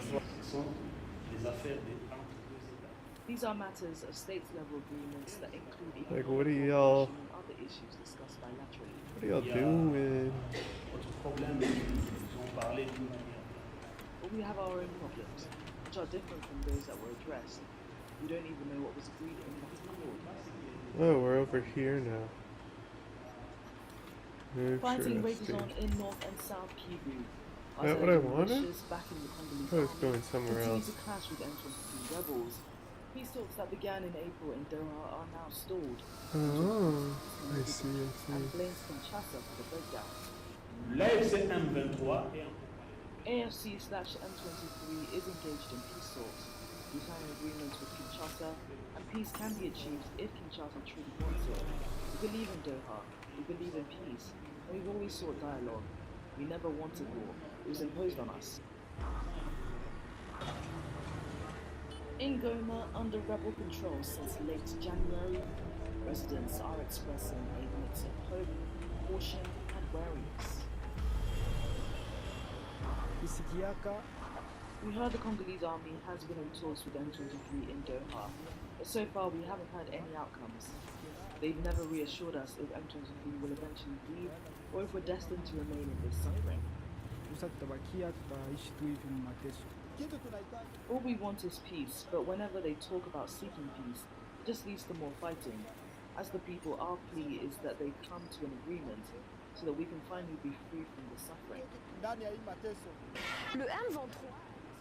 The M23 says it's sending a new delegation to Doha in hopes of reviving the peace talks. Congolese authorities remain focused on the negotiations as a pathway to end the rebellion, but the M23 continues to accuse Kinshasa of undermining the process.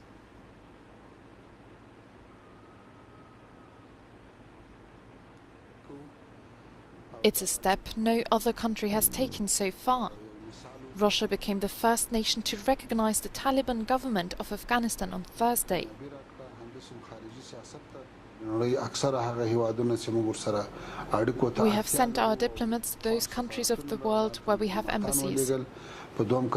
Secondly, those countries accept our ambassadors, including Russia. Now, as our recognition process has started and Russia has become the first, we hope this series will continue. We welcome this, and it is a positive step forward. This will further enhance our relationship with Russia.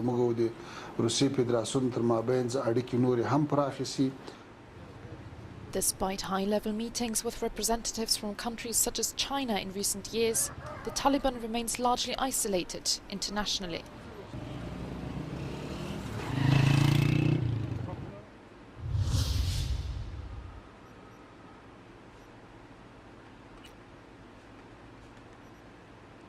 After 5 weeks without a single new infection, Zambia is officially declaring an end to its latest cholera outbreak. The final wave of infection saw 496 cases and claimed 9 lives.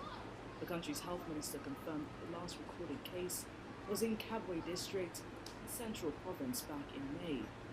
While the outbreak has been contained, the fight isn't over. Authorities warn that cholera remains a threat, especially as ongoing drought conditions continue to affect water safety and hygiene across the country. In response, the government is taking no chances. Medical supplies are being distributed in high-risk areas, and community-based surveillance is being stepped up to quickly detect and treat any new cases of acute diarrhea.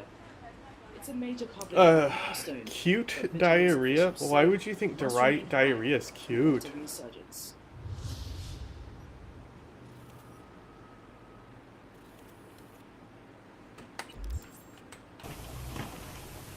One man's trash is another man's treasure. In Zimbabwe, collecting scrap metal has become a way for many low-income inhabitants to make a living. Every day they dig for springs from old mattresses, car parts or tins in one of the many dump sites of the capital. I left my job as a security guard during the hyperinflation era because it was no longer worth my while to be in formal employment. I would receive $30 instead of $120. $30 instead of $120. I then decided to collect scrap metal, which is a cash and carry business, and get paid upon delivery.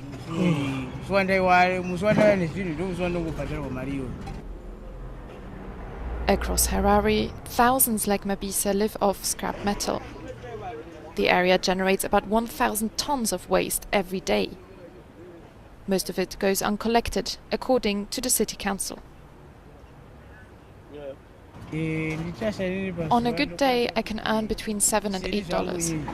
I then deduct $2 to pay for hiring the pushcart. After that, I am left with $5, which I take home. I'm actually able to pay my rent. But the activity doesn't only benefit the collectors. Removing non-biodegradable metals is also an efficient way of reducing environmental pollution. You find that these communities are actually some of the unsung heroes that we could actually be talking about. Because when you look at scrap, no one could actually say, wow, this is a good job. But look at it this way, these are some of the green jobs that we are talking about. Quietly and piece by piece, the collectors are doing their bit to clean up the city and fight climate change.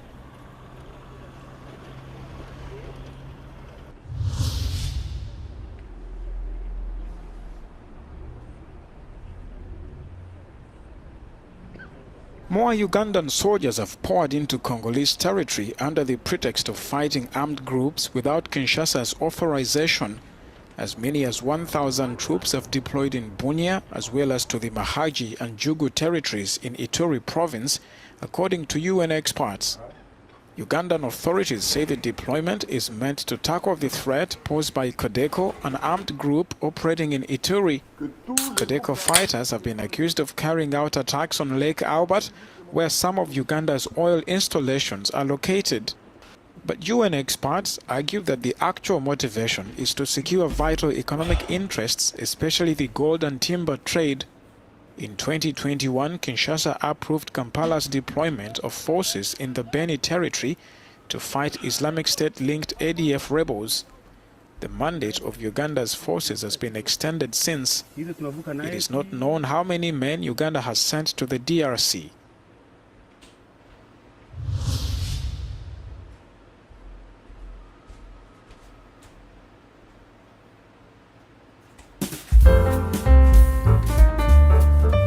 Yeah, hi, I'm calling about the forehead reduction surgery. Oh, hey, guys. I was just talking to my family. I'm never ready when the show starts. I think it's a little bit more than that. Is this the clip that was extremely disturbing? This was with Peter Thiel sitting down with Ross Douthat, and he's talking about... Oh, that's how you say, hey, whoa! Whoa, Vinny, Jesus. Oh, apparently Vinny's doing his one-man show. So that's how you say that guy's name. Do that. Ross Douthat. Ross Douthat, also known as Ross Toilet. Antichrist, and how, you know, the Antichrist could be ushered in through AI because he was warning this guy about it. By the way, Peter Thiel looks kind of odd, but listen to look at how awkward he turns once he mentions the Antichrist. And my very specific question for you, right, is that you're an investor in AI. you're deeply invested in Palantir, in military technology, in technologies of surveillance, in technologies of warfare, and so on, right? And it just seems to me that when you tell me a story about the Antichrist coming to power and using the fear of technological change to sort of impose order on the world, I feel like that Antichrist would maybe be using the tools that you were building, right? Like, wouldn't the Antichrist be like, look at great, that shit right there, man. You know, we're not going to have any more technological progress, but I really like what Palantir has done so far, right? Yeah, I mean, isn't that a concern? Wouldn't that be?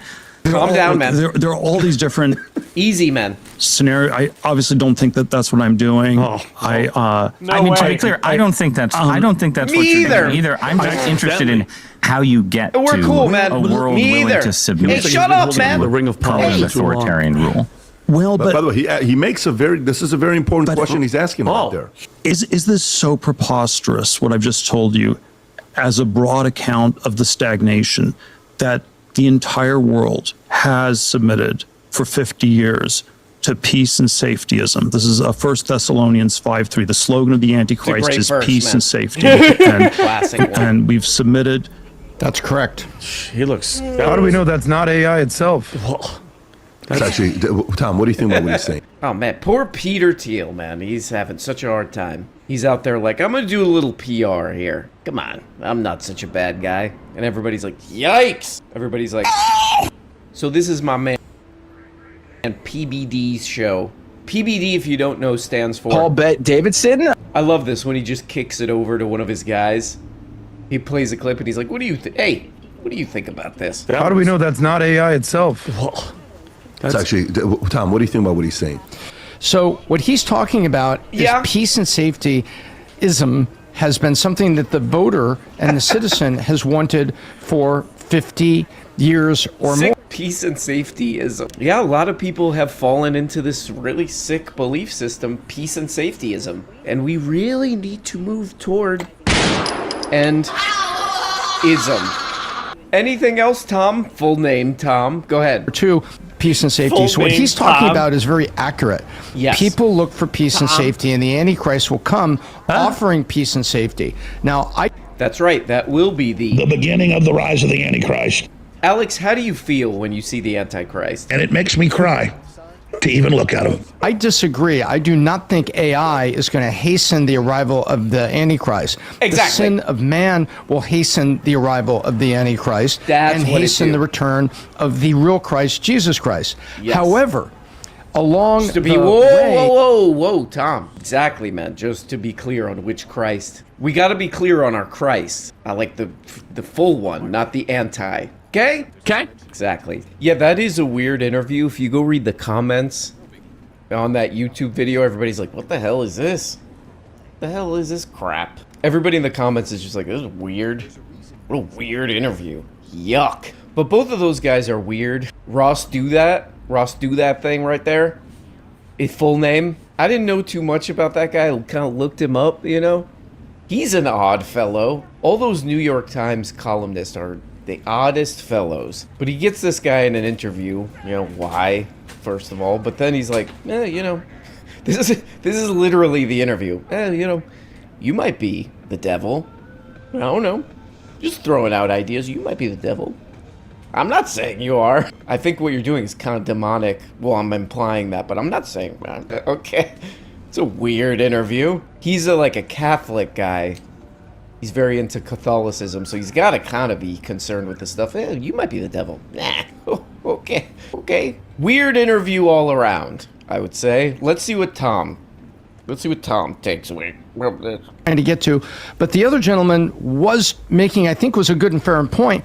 Right. Every advanced tool, you know, like if you go look at all of the technological tools, you look at the DVD, you look at video games, you look at things that were going on, you look at the multi-camera angles that were on DVD. Do you know what the first industry always to use all of these entertainment advanced technology is? Government. Please tell us. Porn, right. Porn was the first one to use all the advanced stuff on DVD. They say, imagine watching a movie from 5 different angles. Boom, porn had it first. And Tom sounds a little too excited about this. You could do multi-camera angles. This is amazing. You could see this, you pan around and you see this. Then you pan around and She spit on him. All this up. I will make it nice for you. He's absolutely correct, and he's speaking from a biblical point of view. I like it. Okay, next story. Trump says Israel. Okay. All right, Tom just filled some space there. Great job, Tom. Wasn't listening to a word of it, but I'm sure it's great.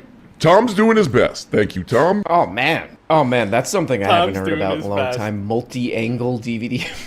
Multi-angle DVDs. Tom's been thinking about that for a while. 20 years. Yeah, Tom, technology's a kind of a crazy thing, you know? They got these DVDs? Tom looks around. They got these DVDs? Multi-angle, man. Can't stop thinking about him. That's been stuck in Tom's head for 20 years. Well, you can look at the porn through multiple angles. Wide shot, camera 2, close up. Tom, you gotta stop talking about this, man. Nobody buys DVDs anymore. I can't. That's not gonna happen. I like they're talking about this guy who everybody, if you read any comment on any video where they're interviewing that guy, Peter Thiel, people are like, oh, that's a scary guy, man. That guy's terrible. Tom's like, look, what that guy's doing is pretty questionable. You know, these are complex issues. But those damn DVDs, those goddamn DVDs, you go wide. Some have a camera 4. Tom, enough, man. Okay, what the hell else is my man? My favorite YouTuber of is news. Paul Bet Davidson? Go ahead, hit me. Here we go. Mamdani. Mayor. Oh, here we go. Here we go. They cannot stop talking about this guy. Now even I'm sick of hearing about this guy. Enough's enough. Okay, Hey, go ahead. what's this? The guy that wants to be the mayor of New York. Okay. Trump deportation threat. What We the won't accept this squanch? intimidation. Rob, do you have the clip of Trump talking about deporting him? Let's Where'd start this off with that just one come first. from? Sending a... Oh! My love Meredith sent me a package? Ooh. You shouldn't have, baby girl.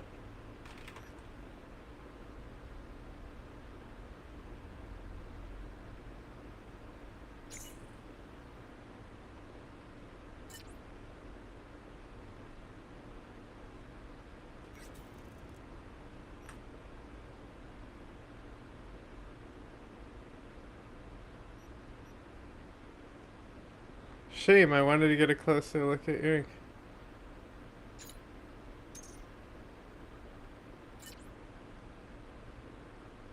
Oh. Ooh.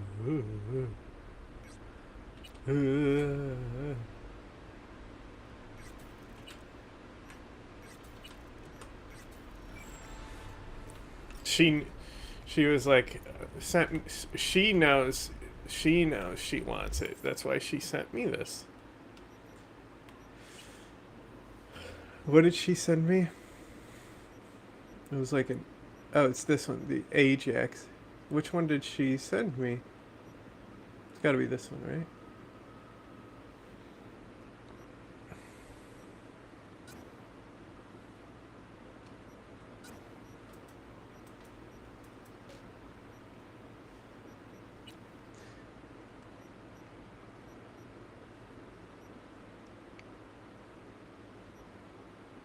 Oh, they're all... Wait, that's the cop I had. This is the one Meredith sent. Recoil.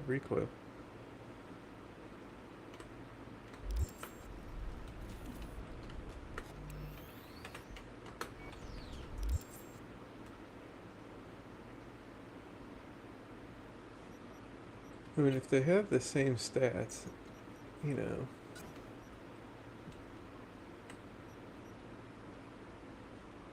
Like, obviously, the gold one, if they have the same stats.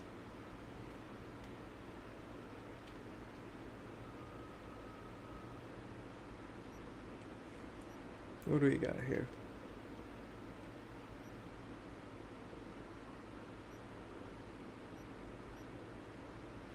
Okay, we'll do another reload.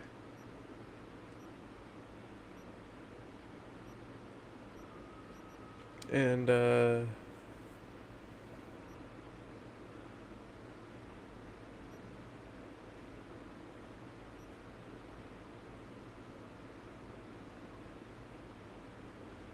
What is a recoil angle reduction exactly? They did not explain that to me.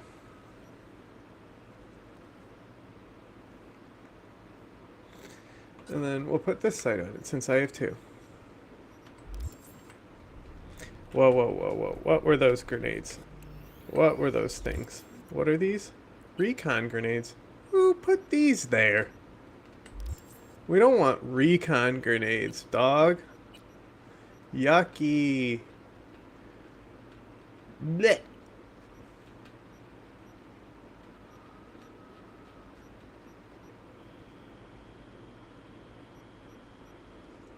This is what I want. Oops. Here's President Trump. Go for it. Okay. So, Mr. President, what do you think of this guy going to be the mayor of New York? What do you think about that? It's weird. Okay. You heard it from the president. Okay.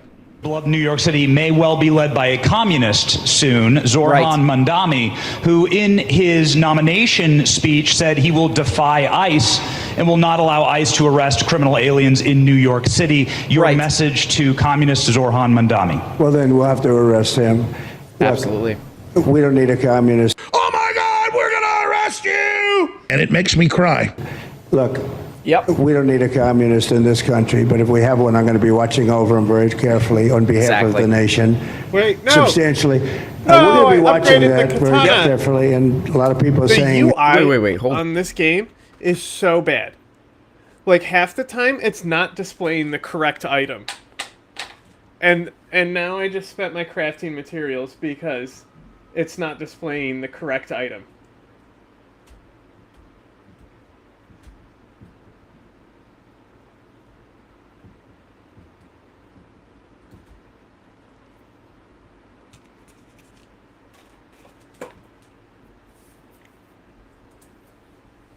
Hold on a second here. What happened to Trump? Hold on. We got a mouth noise alert. He's going to go. Substantially. We're going to be watching that very carefully, and a lot of people are saying... Okay. Could we, dare we make that a drop? That's by far the weirdest drop so far. It's weird. Oh, good God, these channels cannot stop talking about this guy. I have to watch these channels for my job. It is. You know, every one of these channels, they can't stop talking about these guys. They can't get them out of their head. It's like Tom with the DVDs, you know? This guy Zoran, he's the new multi-angle DVD of the PBD show. They can't stop thinking about him, can't stop talking about him. But this is kind of funny. Something interesting happens. They play the Trump clip. Trump's like, I'll throw his ass in jail. What was that? Nothing. What was that, Trump? That's for you. If you don't like it, you get one of these. So they love Trump. They hate this guy, Zoran. But then something kind of funny happens. Check this out. Because we know that he would rather speak about me than speak about the legislation that he is shepherding through Washington, D.C. He's a pro. Legislation that will quite literally take healthcare away from Americans. Legislation that will steal food from hunger. Legislation that looks to build upon one of the largest transfers of wealth we've seen in recent history. You can pause it at this point. We got it. So now it's lip service. But he's very good. He's very good at what he does. So, Tom, your thoughts on the president? Kick it over to Tom. That's my favorite DVD thing. Play a clip. What does this stupid guy over here think about? What do you got? You got some time? Fill some time. Fill some time. Go ahead. Go. I'm gonna go to the bathroom. Oh yeah, that's great, man. Okay, I'll be back in 20 minutes. I love the PBD guys. There is something genuine about them. A minority of the time, you know. This is one of those moments. This is one of those moments where they really shine because they're like, we hate this guy, this New York City mayor guy. We love Trump. Then they watch these two clips. They watch Trump, they're like, oh, look at that guy. He's kind of falling asleep. Guy's kind of falling asleep. His mouth's all making all weird noises. Looks like he's melting a little bit. But that's our dude. That's our main dude when we support him fully. Then they play a clip of this guy Zoran and they're like, wow, powerful stuff and handsome, right, Tom?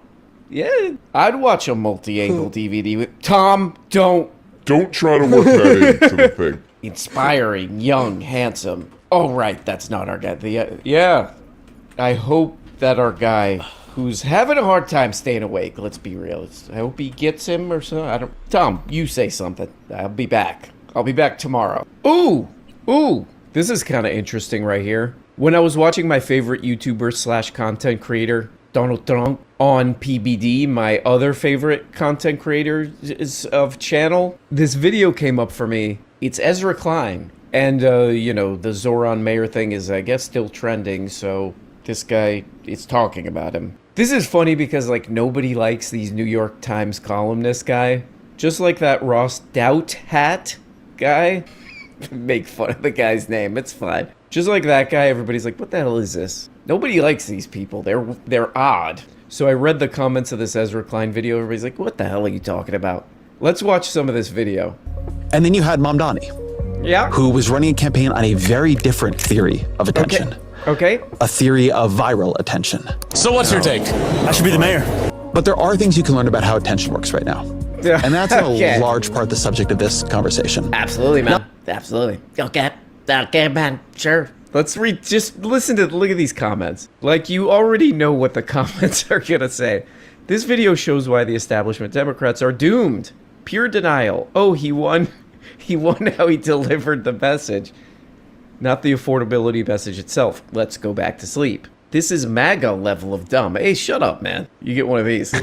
That's the worst drop so far. Oh man, this goddamn guy. I don't know what the hell he's doing. Honestly, if I was uploading videos and all my comments were like, you don't know what the hell you're talking about, you moron. I mean, this guy should take a little peekaboo at his commentarinos. Wait, don't unsubscribe. He should take a little at his... Pendejo! At his... Crystal flute. He should take a little peek at these comments, because they're like all the same. They're like, yeah, man, I don't think that this guy won just because he made funny videos. I think that you're like a best-selling author about political stuff and you kind of don't know what the hell you're talking about. I would adjust to that. If I read the comments, I'd be like, okay, maybe I need to tighten the screws on what the hell I'm doing here. Rethink things. Oh, man. Hold on, guys. This might take an hour. Let me find a positive comment. Oh, here's one.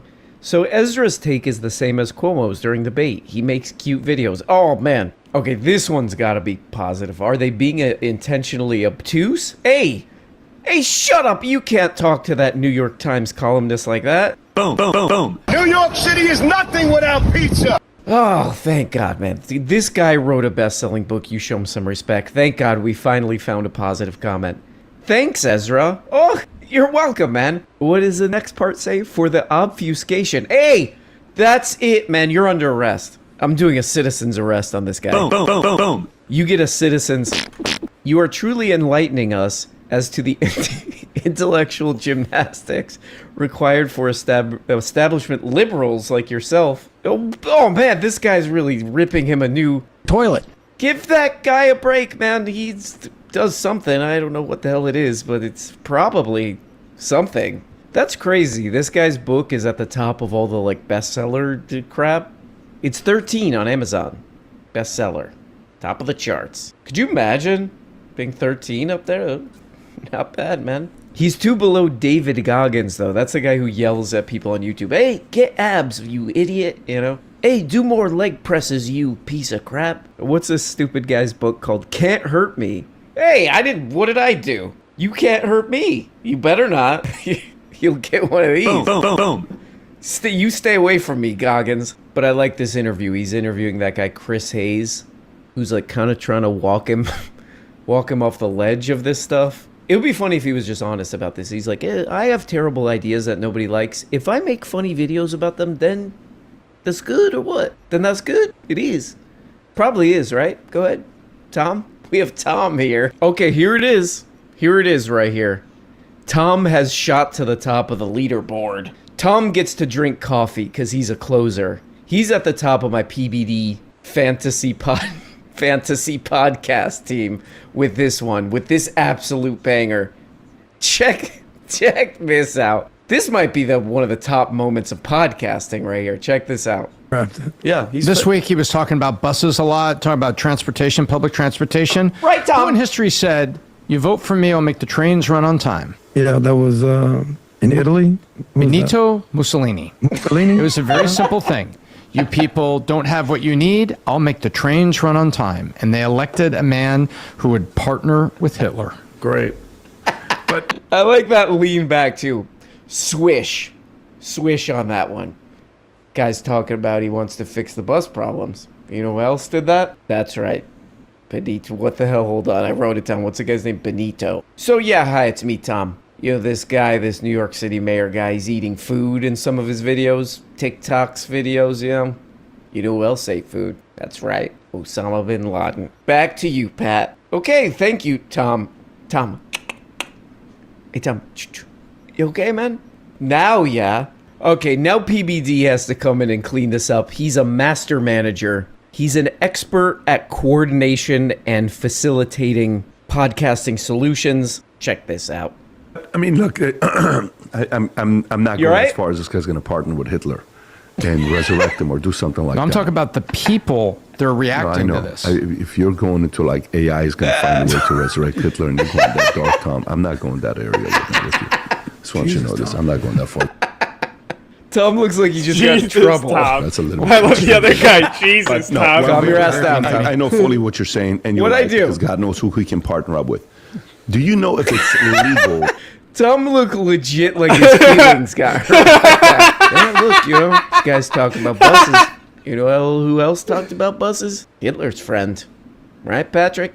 I don't know about that, Tom. I'm sorry. I'll go outside. I guess I'll just go outside and leave forever. I can tell her I'm not wanted. Calm down, Tom. Are you crying, man? No. I'm sorry. This is like watching like a little kid's birthday party or something. How they get, one kid gets pissed at another kid, one kid starts crying. I gotta watch this again. If you're going into like AI is going to find a way to resurrect Hitler and you're going that dark, Tom, I'm not going that area right now with you.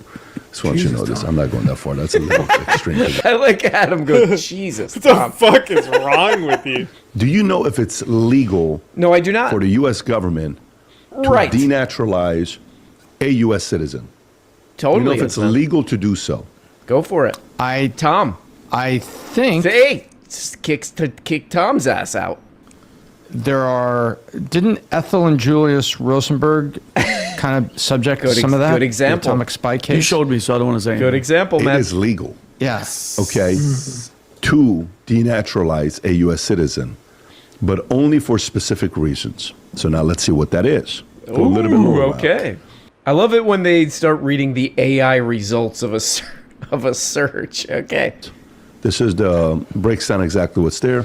Fraud or misrepresentation. Okay, that's not going to be the case here. Probably not going to apply. Legal procurement. If the person wasn't actually eligible for naturalization.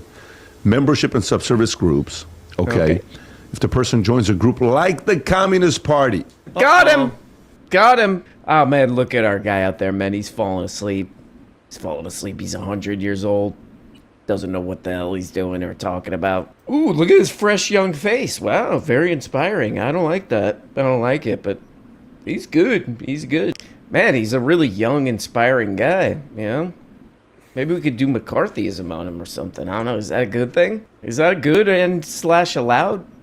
Hold on, let me put in an AI overview. What is in Donald Trump's giant tax cutting bill? Right, I think you have a video on this. Giant. If you want to play this clip, go for it. Okay, this is kind of interesting right here. Meaty. This will make you go, Dong. They're talking about this bill thing. Oh, I've been hearing people talk about that. Oh, who did that? The president? Oh, excuse me. But in the beginning, they're talking about this, and they're basically like, oh yeah, this is for corporations and rich people, but it doesn't take that much money away from poor people. So they're kind of admitting this is like a regressive thing. But then they get into kind of interesting territory. Check this out. Look, I understand the concerns people have about the spending, especially the healthcare spending. But you have to remember, what's in, he's talking about the Medicare cuts. Okay. But the Medicaid cuts.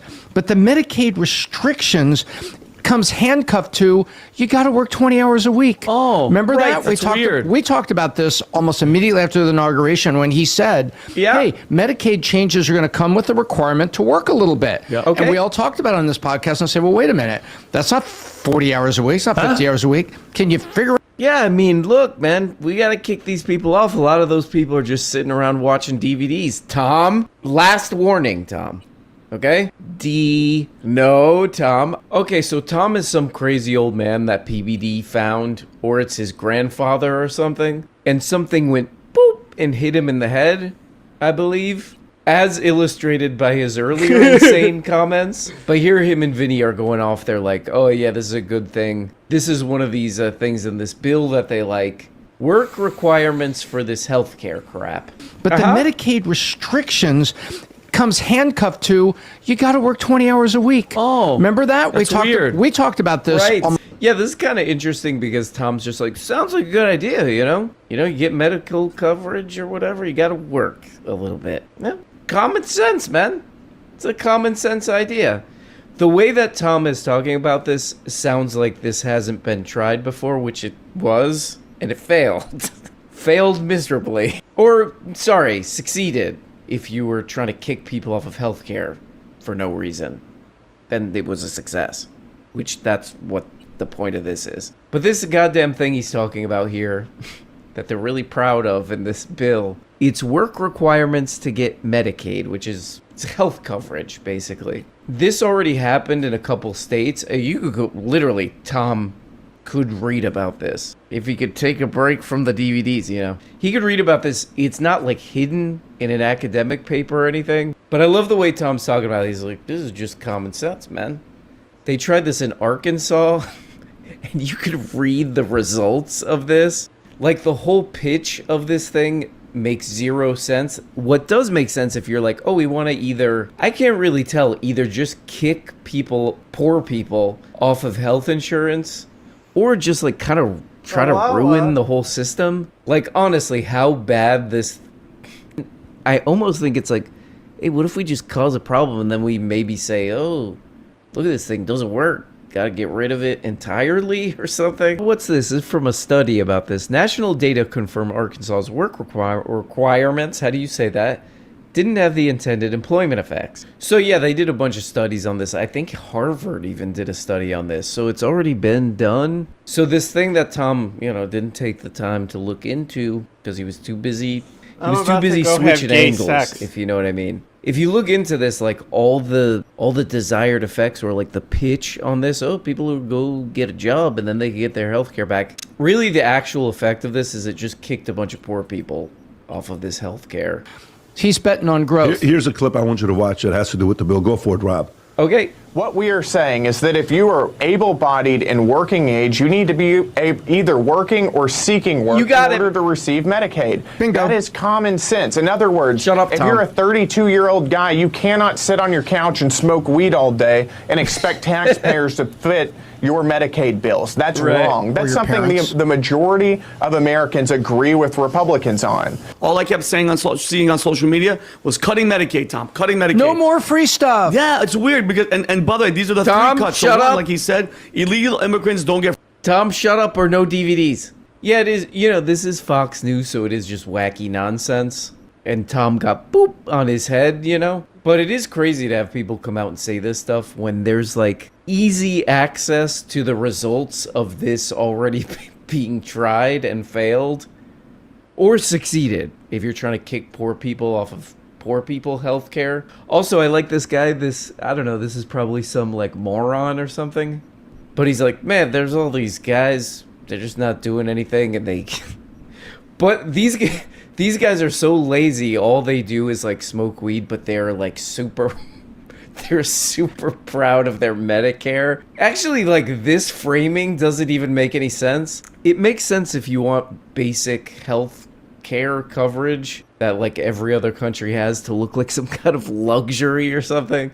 What they're saying is so wacky. It's like, oh man, there's this guy, he does nothing all day, just smokes weed and he's partying and watching anime all day.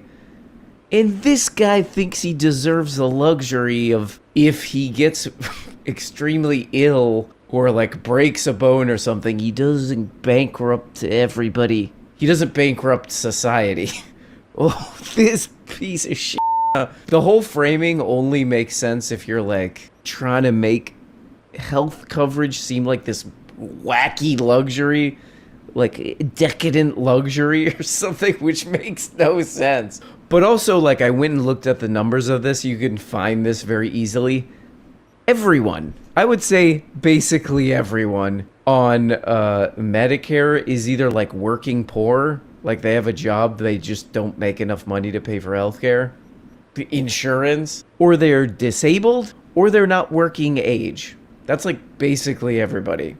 This makes no sense. Oh, sorry, it does make sense if the sole purpose is to kick poor people off of this poor people health care. This is a made-up story, and this guy looks like a moron. No offense to him, and is. And Tom, boop, on his head. So there we go, guys. There we go, guys. A look at some of our favorite dudes, the PBD guys. They're a wacky bunch of goofballs. They're just doing their best. They're not, you know.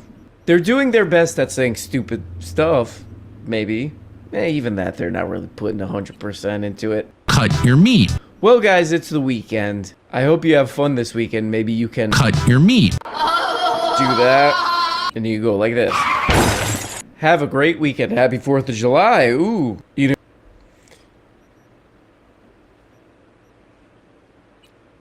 know, the question is, what do I want to wear to go do gay stuff? That's the question, you know?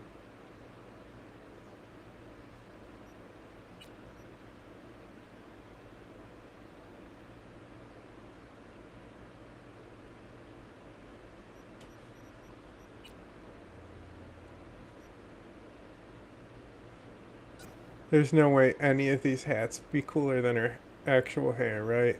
Lame.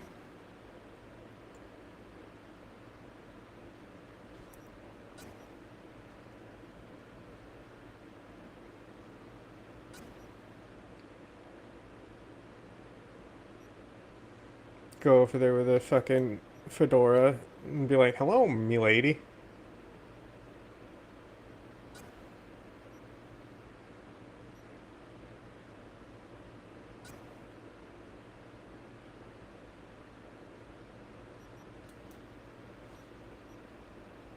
All right.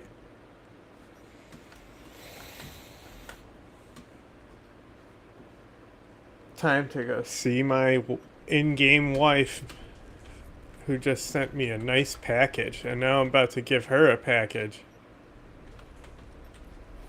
Am I right, or am I right?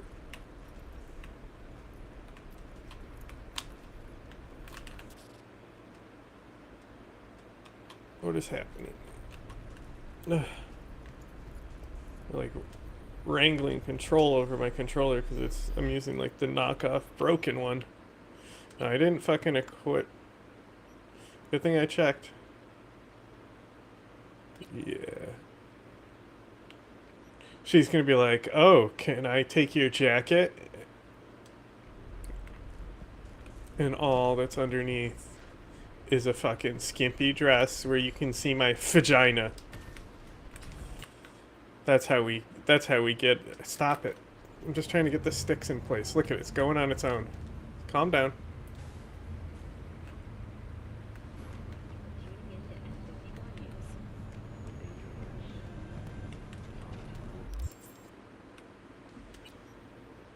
Extremely bonked on the head individual. Alright. Stop. Stop. Stop scrolling, please. Stop running around, please. Just stay normal. Please.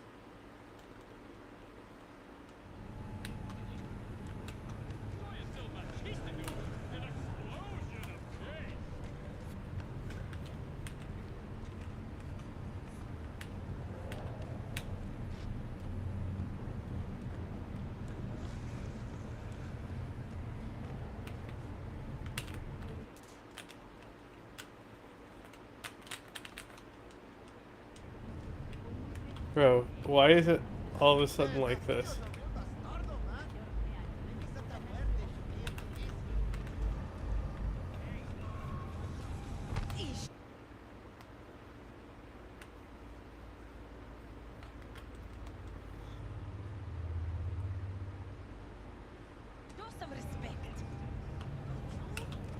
Stop. What the fuck is happening?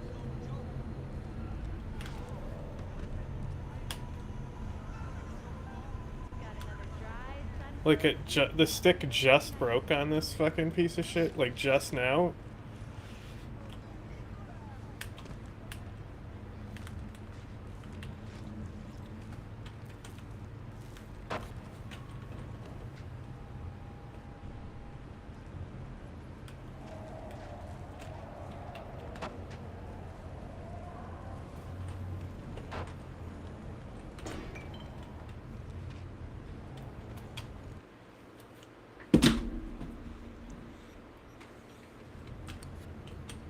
Love it.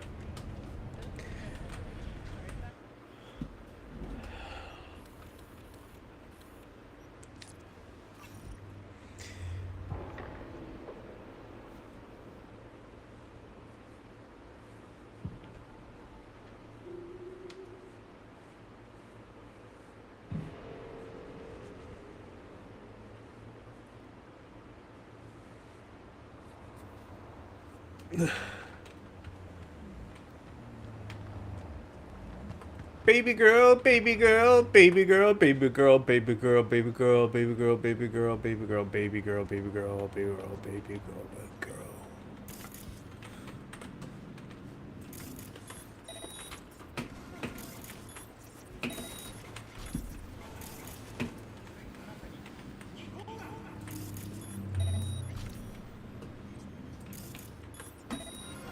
You always know when V's around because all the electronics start shutting down around you.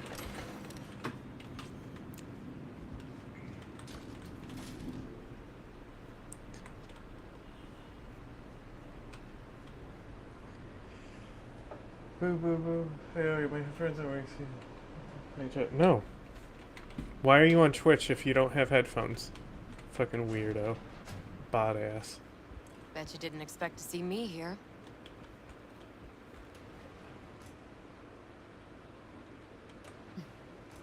So what now?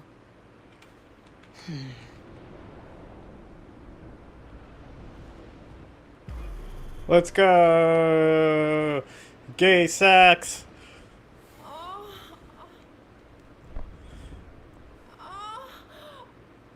Yeah, scissor my timbers. Yeah, peg me. That's what's up, Meredith. Get it. Get it. I got a jar of mayonnaise and a poodle talking about some D's and some A's. Till next time then, V. Corporate gods willing. Like I'm gonna fucking call you again. Don't you know I'm a toxic bitch?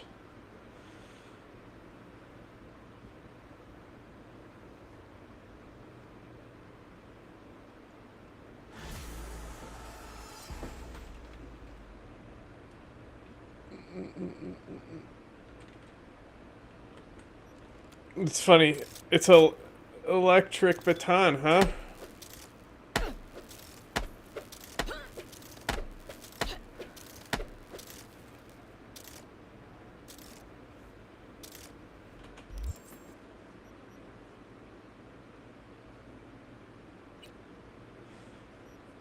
She beat me with a stick? Is that what I'm getting from this?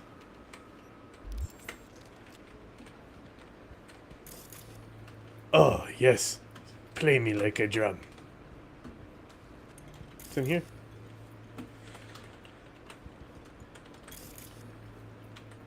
That's what's up. We're really ahead on our, gay sex quota. That's 2 gay sexes already.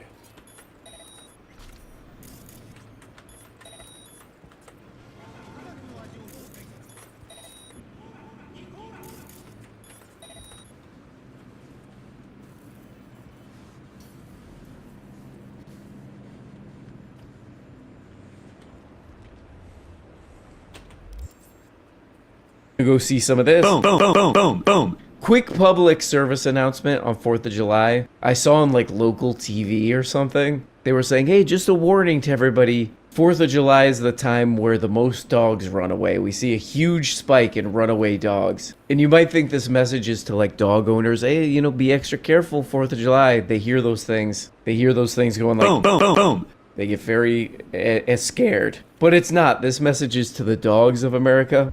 Where you morons think you're gonna go? One more thing I have to say to these dogs of America. This is your guys' solution to being scared of loud noises? You run away from home? You run into the loud noises. Stupid. Happy 4th of July. Happy 4th of July weekend. Talk to you next time. Bye-bye. LeDron James here doing an outro, reporting live from my neighbor's mailbox where I'm putting an M80 and a cherry bomb in there to let them know that I love America. Anyway, guys, please subscribe on Patreon. You're missing episodes every single.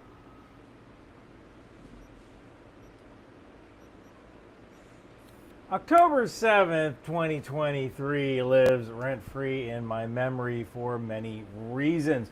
One of these reasons is the brutal terrorist attack visited upon the Israelis and foreigners in Israel by Hamas. This was planned and executed with horrific precision in mind. We can't forget that. Now, another reason this event sits in my mind is a little bit more philosophical. I am a veteran. I've seen my share of garbage that human beings can create for themselves and others. People can do terrible stuff to one another. Unfortunately, this isn't changing anytime soon, and I'm not totally surprised, to be honest. But we're not entirely surprised by the human capacity to do heinous stuff.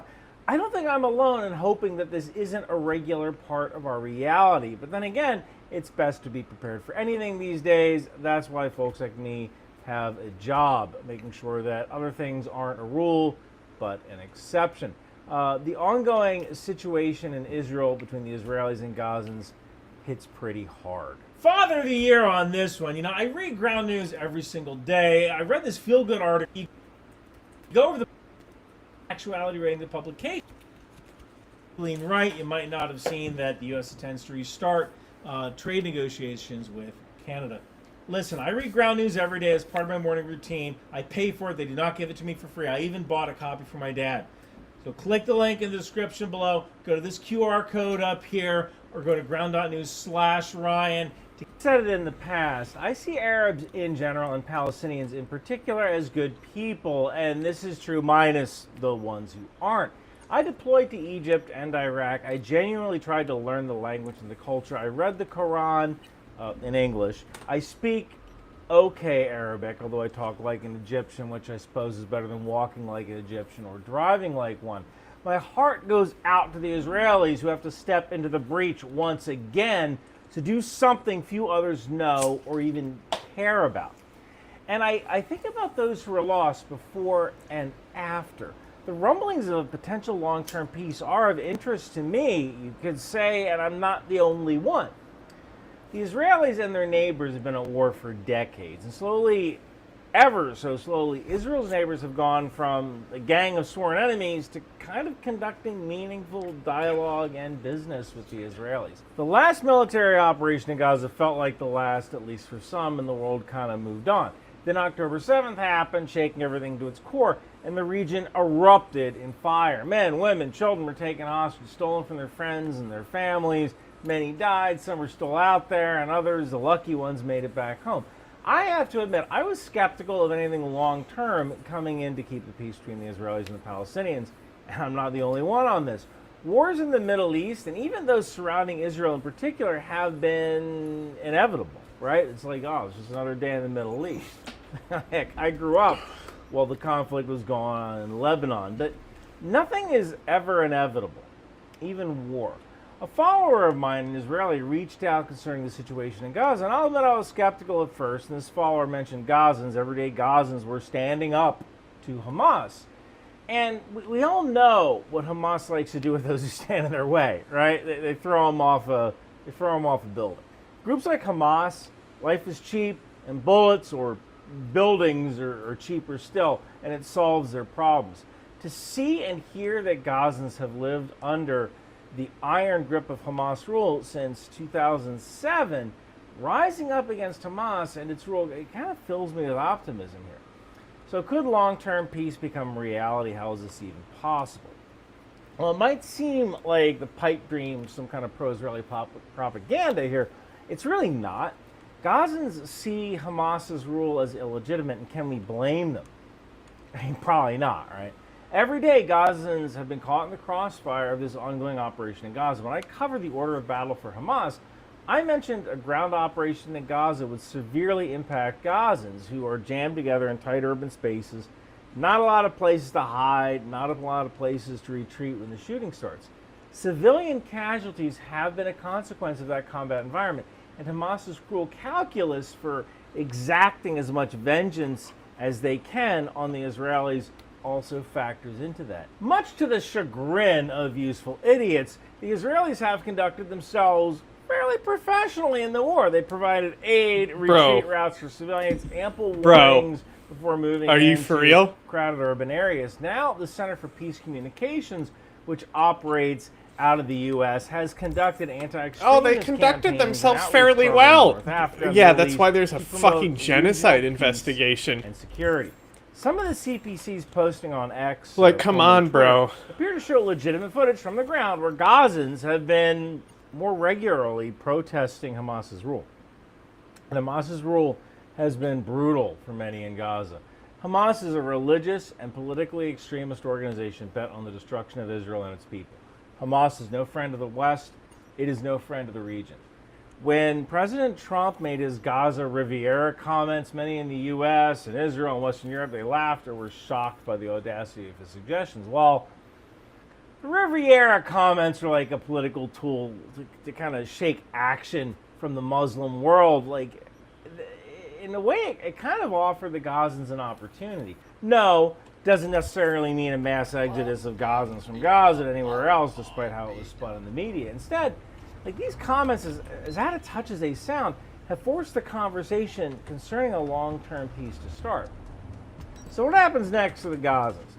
Well, President Trump's comments have prompted serious legal and moral questions concerning U.S. occupation of a cleared-out Gaza. His comments have scared heel-dragging Muslim leaders in the region to kind of talk about what comes next. And kind of weird, it takes a bloody war and some crazy talk from Trump to get things moving again, but Gaza is going to need to get rebuilt. Gaza has to get rebuilt for a lasting peace to take hold. But rebuilding isn't going to happen if the world and the region can't agree on what comes next. When I was initially writing this video, Hamas and the U.S. were arguing over the finer points of releasing hostages for a ceasefire. You know, peace seems far off, even with these talks taking place. Long-term peace will require some serious structural and political changes to occur. One of these changes could be Hamas turning over power to some provisional authority to allow Gazans to decide their own fate within the confines of existing peacefully with Israel. A provisional authority will need protection from Hamas elements that still linger in the shadows. It would require long-term Israeli commitments to Gazan political security.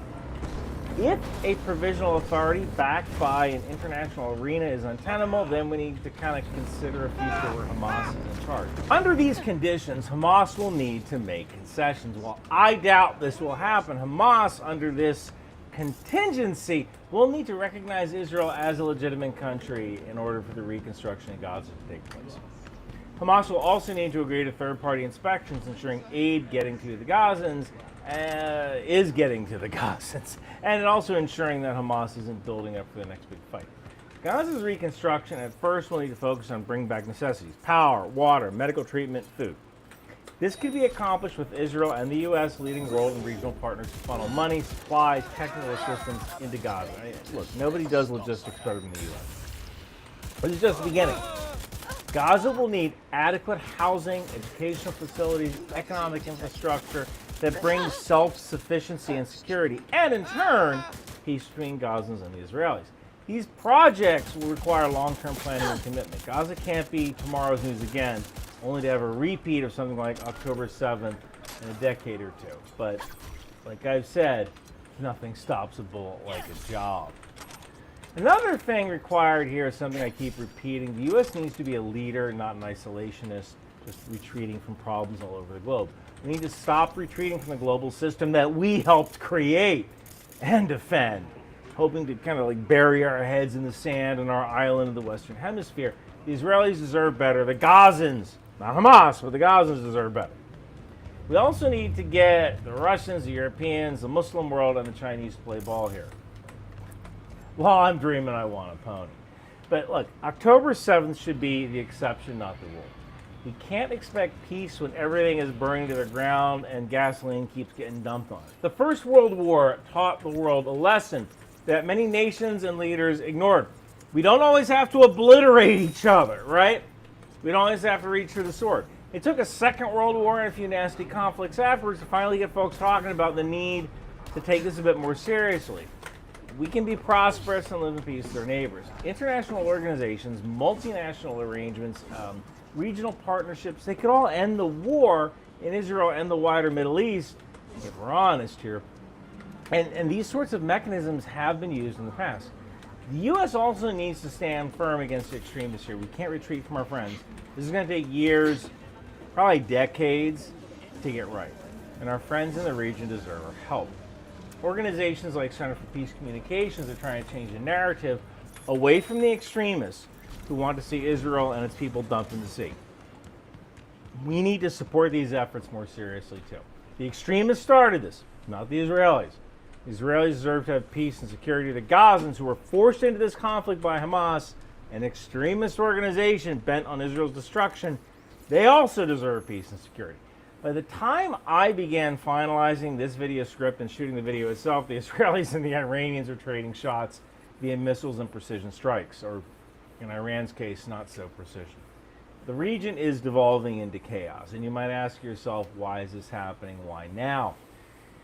Well, many will disagree with me here. I find the resurgence of violence in the Middle East to be a symptom of a larger sickness, America's isolationist foreign policy. We're pulling ourselves away from the system we helped build and defend. America has played a huge role in securing Middle Eastern peace and elsewhere in the world. I mean, what do you think China and Russia are doing? They're taking notes. They're jotting down when we sit on our hands, when we turn away from the region, the world. This is emboldening the enemies of Israel and in turn the United States. And this isn't going to bode well for anyone, even us. Isolationism sounds like a great idea if you can ignore reality. We bury our head in the sand, we stay neutral, we build the walls of our castles so high that we can't see over them to the danger on the other side. Instead, we leave our friends to fight and die on their own. Israel, Ukraine, Afghanistan, many others. You know, what happens in the world, what happens when we're next? When we have no close friends or allies willing to come to our aid. And that's kind of what I'm concerned about. Look, this is self-funded and YouTube demonetizes a lot of my stuff. Consider supporting me over on Substack at RyanBeth. That's substack.com.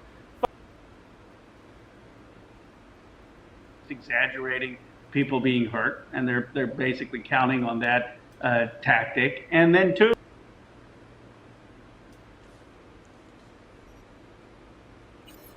no, not toxic. All right, more news in the with regard to the country ending. DOJ announces plans to prioritize cases to revoke citizenship. I'm in danger. Let's go. Which Americans are we stripping of their citizenship? Not white ones, I hope. Also, I don't have any other countries I can be a citizen of right now. Well, I mean, I guess I could if I fought for it, but not, like, immediately. Department leadership is directing its attorneys to prioritize denaturalization in cases involving naturalized citizens. Okay. Don't worry, folks. Don't worry, folks. It's only naturalized citizens. What crimes for naturalized citizens? Being Zohran Mamdani. Okay, at least we know what they're going for. On June 13th, a judge ordered the revocation of the citizenship of Elliot Duke, who uses they-them pronouns. Thank you, NPR. Duke is an American military veteran, originally from the UK, who was convicted for distributing child sexual abuse material. That's not good. Something they later admitted they were doing prior to becoming a U.S. citizen. That's not good. So that's why they put the they-them pronouns in the article. Yeah. Don't worry, nobody reads NPR. As for the due process concerns, Von Spakovsky from the Heritage Foundation, that's great, thank you, said nothing... Dr. Strangelove ass name. Nothing prevents that alien from hiring their own lawyer to represent them. They are not entitled to have the government, and thus the American taxpayer, pay for their lawyer. This is not a due process violation because all immigration proceedings are civil matters, and no individual, including American citizens, are entitled to government-furnished lawyers in any type of civil matter, he said. So basically, in any criminal matter, the government will provide you a lawyer at its expense, but for anything immigration-related, because it's civil, you have to provide your own lawyer, and if you can't afford one, they just hit you with a hammer until you die. It's pretty cool. According to this new memo, the DOJ is expanding its criteria of which crimes put individuals at risk of losing their citizenship. National security violations, criticizing Israel, committing acts of fraud against individuals of the government, just acts of fraud, like any act of fraud, anything at all, like Paycheck Protection Program loan fraud or Medicaid and Medicare fraud. Cool. Yeah, it genuinely seems like the American experiment is over. We're going to become a citizenship by blood country. Like it seems like they're really going through with this. I don't know if the Democrats are even going to fight it because they don't have, well, they suck, obviously, but they don't have any like real ideological weight in on it. Like their support of naturalization and you know, birthright citizenship is more based on inertia than any ideological investment in the value of that. Yeah, they're anti-immigrant whenever it's convenient for them too. That might be that, man. That's crazy. We were literally like, we with regard to this kind of policy, we're the center of the world.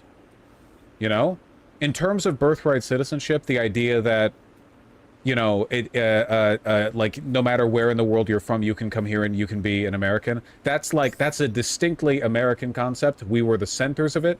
It's us, and now it's not us anymore. That's crazy. The Statue of Liberty needs to go. Unironically, the Republicans don't like it. So Duke, the they-them pedophile, is now effectively stateless because they lack both UK and US citizenship.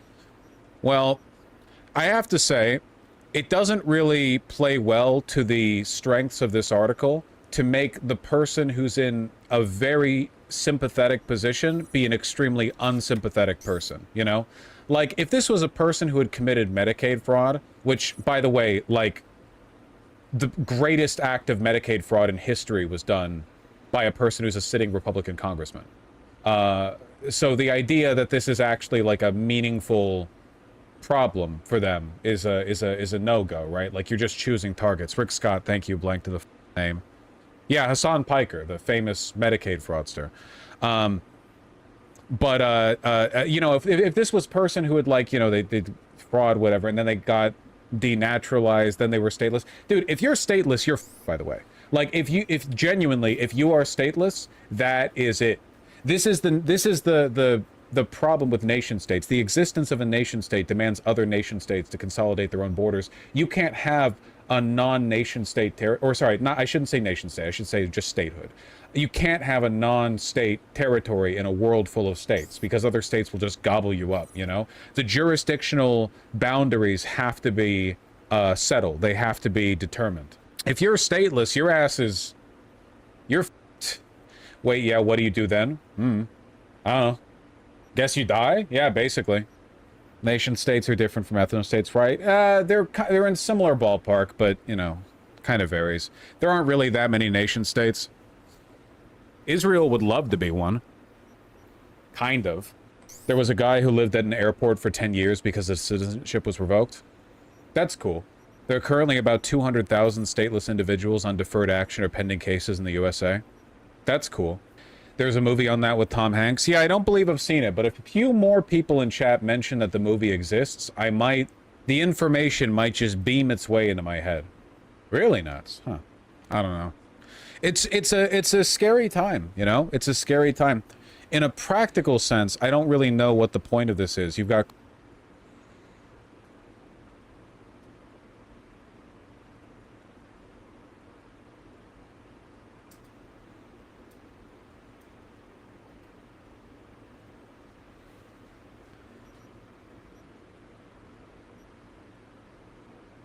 In a devastating yet predictable update that puts on full display the dangerous impacts of the Republicans' new budget bill, a medical clinic that has been serving the people of Curtis, Nebraska for 3 decades just announced that it would be shutting down. Put clearly, this is a town of 900 people in rural America losing their access to healthcare because Republicans decided that tax cuts for billionaires are more important than keeping rural Americans alive. Here's what Community Hospital CEO Troy Brunt said in announcing this closure. Unfortunately, the current financial environment, driven by anticipated federal budget cuts to Medicaid, has made it impossible for us to continue operating all of our services, many of which have faced significant financial challenges for years. Notice that word, anticipated. This clinic is closing because of cuts that haven't even happened yet. That's how obvious the devastation from the one big beautiful bill is going to be. The implications of this bill are so clear-cut, so evident, that healthcare providers are literally shutting down because it's just that clear what is coming. So when Republicans try and claim that healthcare won't be touched when hospitals are already shuttering, it makes that lie a lot more difficult to prop up. Granted, that won't mean the lies will stop. Here's just a small sampling of what it sounds like. No, we're not going to be playing with Medicaid. Only waste, fraud, and abuse. Yeah, the Democrats have it wrong. Yeah, waste, fraud, and abuse. We're not cutting Medicaid. There's no cuts to Medicaid. There are simply restrictions in the growth of Medicaid over the next decade. This bill strengthens Medicaid. It will protect those benefits that hardworking Americans need, and that's why the president wants this bill to pass. Let me be crystal clear about what absolute bullshit that is. We've seen numerous estimates which show that as many as 17 million people would become uninsured by 2034 as the direct result of this bill. The American Hospital Association says that these are the largest Medicaid cuts ever proposed by Congress, totaling over $1 trillion. Rural hospitals would lose 21 cents out of every dollar they receive in Medicaid funding, leading to the closure of more than 300 rural hospitals, in addition to the one that's already closing in Nebraska. So when Republicans tell you that they're not cutting Medicaid, they are lying to your face. When they tell you that rural hospitals will be fine, they are lying to your face. When they say that this bill protects health care, they are lying to your face. In fact, here's another rural hospital CEO, this one from that big blue bastion of Louisiana, explaining the implications of these cuts. So what do these Medicaid cuts that we're learning more about that's working its way through Washington, what do these Medicaid cuts mean for Hood Memorial? So ultimately, I want to back up a little bit. Prior to 2016, we did not have Medicaid expansion in Louisiana. Governor Edwards, that was his first official act when he signed into executive order Medicaid expansion. That act alone saved a lot of rural hospitals. And since that time, since Medicaid expansion has been brought forward in Louisiana, we've not had any rural hospitals close. So what this has done is has allowed us to invest in additional services for our communities, invest in additional new equipment, replace aging equipment. Most rural hospitals are operating in buildings that were built in the 50s through the 70s. So there's a lot of capital improvements that need to be made. Well, if these cuts go into effect, we're still legally required to provide care to our citizens. But ultimately, we will be providing that care with little to no reimbursement, and that will set us back 10 years, and then eventually put us on a course to where it's very, very difficult, if not impossible, for us to offer new services or reinvest in our facility and provide additional services to our patients. It's just going to make it impossible to do. And what's even worse is that researchers from the University of North Carolina found that of the more than 300 rural hospitals that are at risk of closure because of these cuts, many of them are in Kentucky, Louisiana, and Oklahoma. Again, not exactly big blue bastions. We are talking about entire communities, largely in red areas, losing access to emergency care, maternal services, mental health treatment. Now, Republicans will tell you that they've included $50 billion for rural hospitals in their bill to cushion the blow. But let's do some basic math here. They are cutting over $1 trillion from Medicaid and throwing rural hospitals $50 billion as a consolation prize? That's like setting somebody's house on fire, but then also offering them a garden hose. Multiple Republican senators, including Josh Hawley, Tom Tillis, and Susan Collins, have all said that $50 billion is not nearly enough. Even Republicans think their own plan is inadequate. Of course, that's clearly not enough to prevent them from actually voting for the thing, which they gladly did, meaning they know full well the consequences, and yet we're totally fine with perpetuating them. But the most ridiculous part of all of this is the sheer dishonesty. The White House literally put out a fact sheet claiming that rural hospitals comprise just 7% of all hospital spending on Medicaid, as if that somehow means they won't be devastated by these cuts. That's like saying, don't worry about that small percentage of hospitals going out of business, it's only the ones that are keeping rural America alive. And that's the point that I discussed with Pod Save America's Tommy Vitor. You have people like Lisa Murkowski who are trying to applaud the fact that she was able to make this bill less terrible by saying, okay, well, we were able to raise the rural hospital fund from $25 billion to $50 billion. but it's to offset damage that the same bill imposes. And so, like, if you're voting in favor of legislation that would strip $1.1 billion from Medicaid, but then also saying, like, hey, we're able to get, like, a few percentage points of that funding back, you don't get credit for making the thing that you are voting for less bad when you had the opportunity to just not vote for it. I mean, the example I like to use is, like, this is the equivalent of her basically saying, I was able to secure fire extinguishers in this bill that would set the forest on fire. She, like, did you see the video of her? I think she got asked by, like, Ryan Nobles, maybe NBC News, about criticism of the bill and criticism of her vote, and she just stared daggers into his eye for 10 seconds. Like 14 seconds, just crazy. And then was just, like, so defensive, like she is the victim here, not the people in her state who are going to get thrown off their health care, are going to lose food assistance. It's also a point I discussed with Jamie Raskin. Even what she was able to extract was crumbs compared to the damage that this bill would wrought onto the people of Alaska. So it's so bizarre.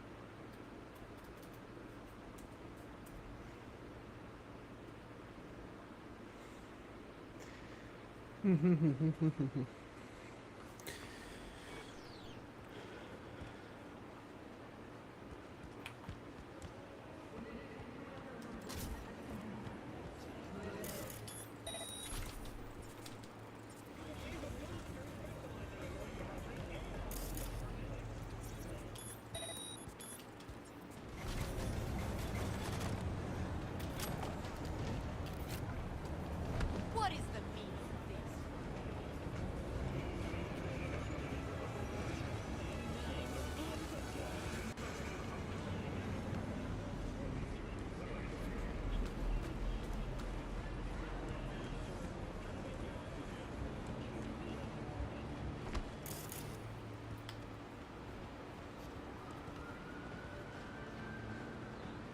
That's what's up.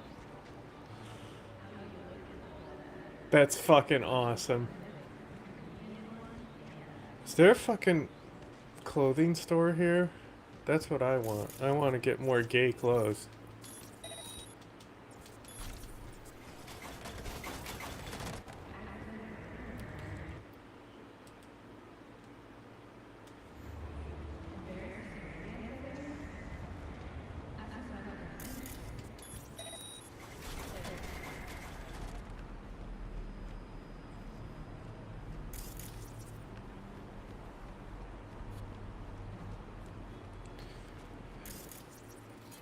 I was hoping I could hack this mobility scooter and it's like it's a car and floor it. You want trouble?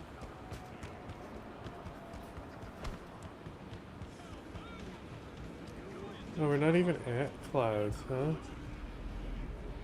What the fuck?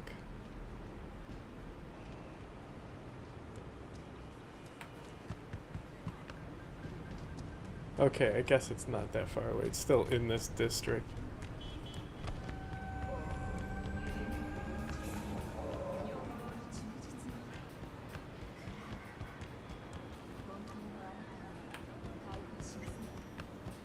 There we go. New area.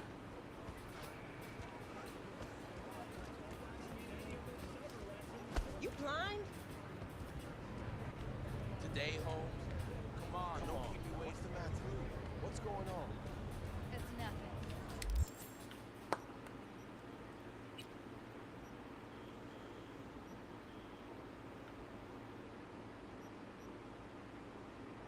There's another Ripper Doc here.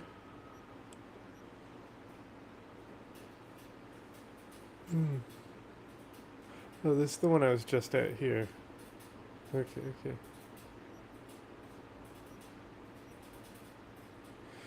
That's fucked up that there's no clothing in the fucking...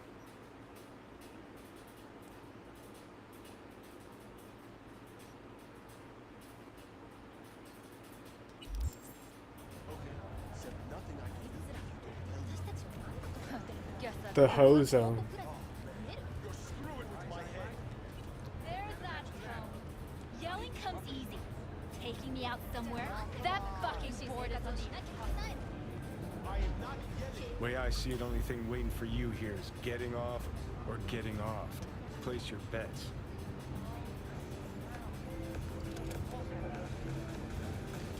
What have I missed this time? Enlighten me. Braindance chick is hiding something.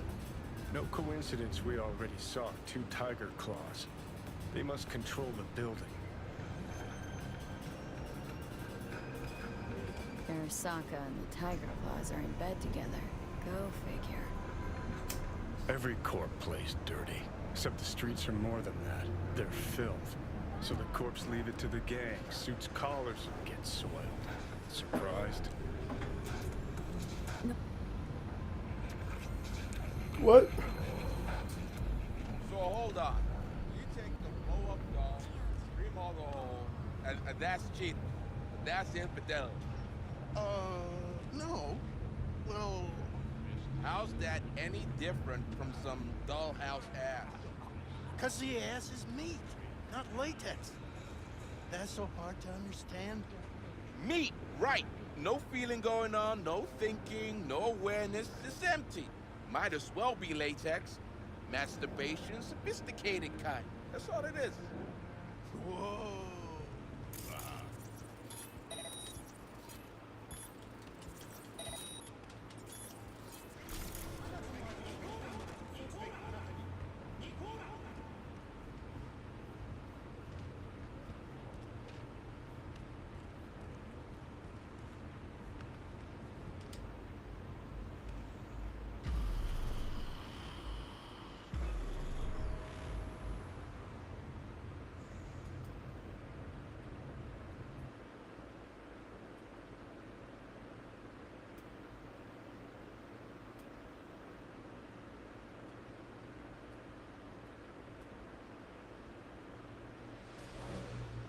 Okay, buddy. It's just this person driving fast.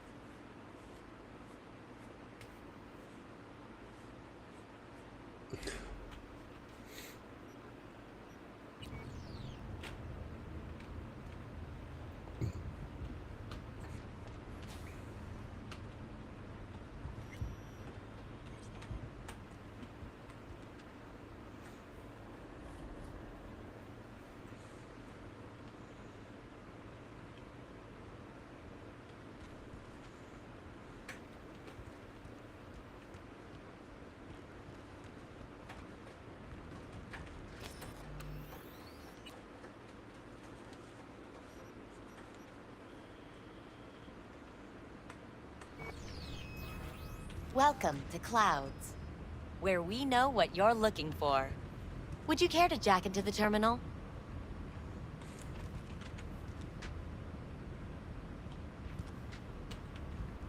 All right, let's do this.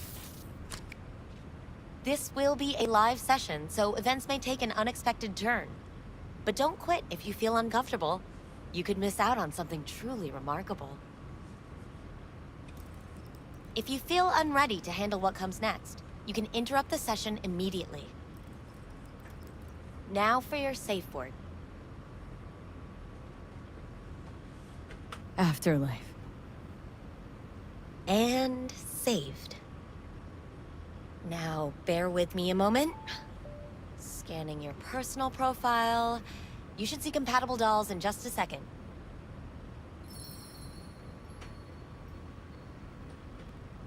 Oh, man.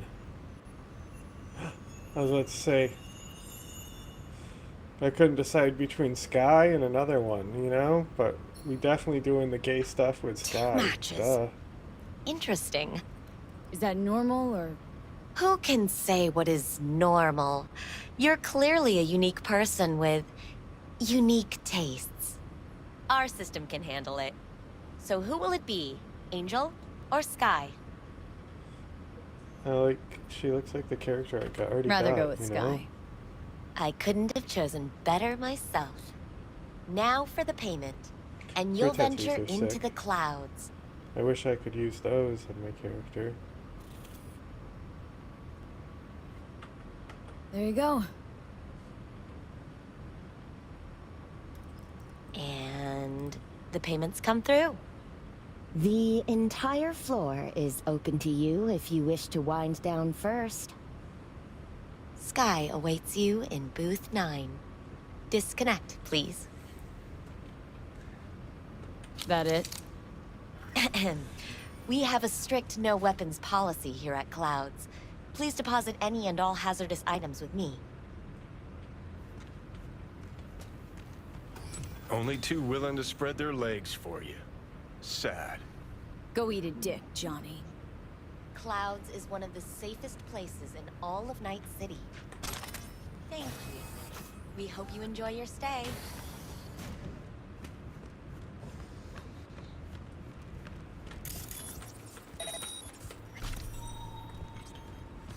Guess that makes you a real deviant.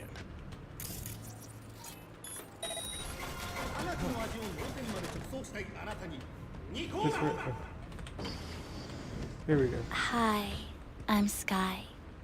And you must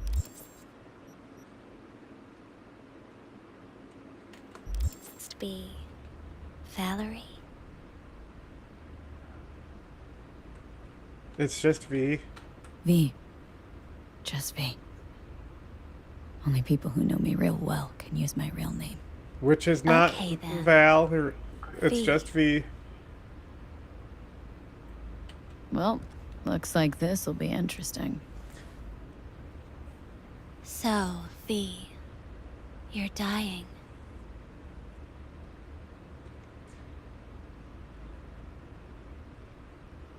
Looking for someone named Evelyn Parker. Used to work here. Know her? Know where she is? You need answers. That's clear. Just not the ones you think you need. Asked you a simple question. Evelyn Parker. Not the most important thing you're looking for, is she? I can smell your fear. You're afraid of something else.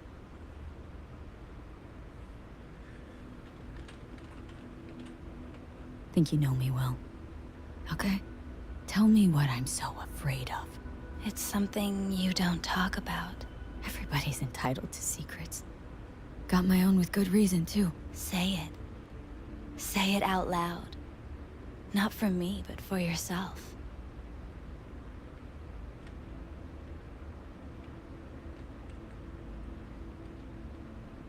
I snuffed it once, and I'm gonna do it all over again. Got no idea how to stop it. There. Happy. You're scared because you've given up on your dreams. What happened to becoming the best in all of Night City?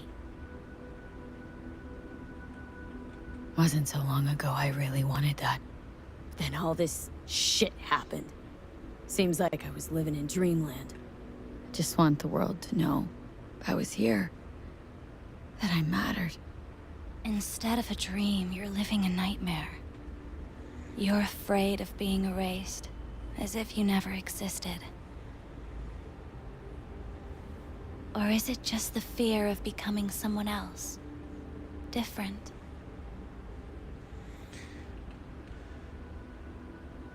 The people I've lost live on in my thoughts. And that's what I'll be. A memory. Or just an annoying little voice in someone else's head. You don't see death as destruction, the end, but as a change. That thought alone could save your life.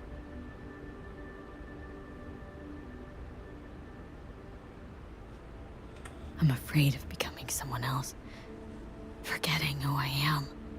You're already becoming someone else. Every second of every day. Still, I feel a connection between who I was and who I'm turning into. What you really fear is becoming someone you don't recognize in the least.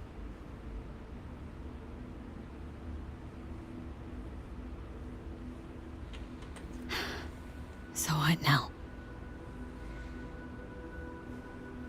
Now, you find out what it is you need to do. Which is? You gonna tell me? You've never backed down from anything in your life. Even when you maybe should have. You go through Night City knowing a stray bullet could end you while hailing a cab. But that's never stopped you from taking action. Going where you needed to go. And it won't stop you now. But how do I keep up with everything that's changing? You have been keeping up. You've made an impact. Not a single thing in this world isn't in the process of becoming something else. Likewise, you never look back. If you gotta kill, kill. If you gotta burn it all to the ground, then let it burn. Thanks, for all this. Jeez, don't even feel like getting up. Few do. But everything has its end. Afterlife. Oh, what's going on?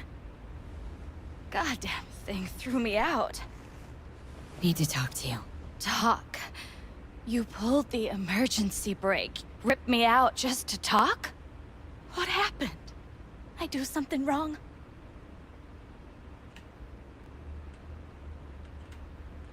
A lot of things been going on in my head lately. But this was different. Refreshing. That's what we do at Clouds. I get why people come here. Come back. But I need something else. Evelyn Parker. What do you know about her? Not much. Everyone's got their own booths, their own problems, their own little bubbles. It's a fragile ecosystem. People like you barge in, violate it, try to rearrange. No.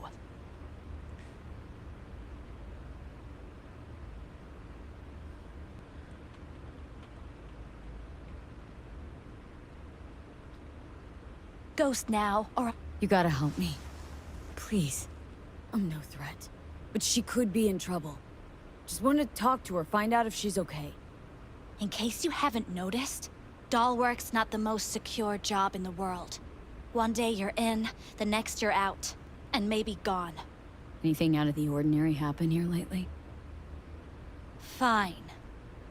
Heard a customer did a number on her. But that's all I know.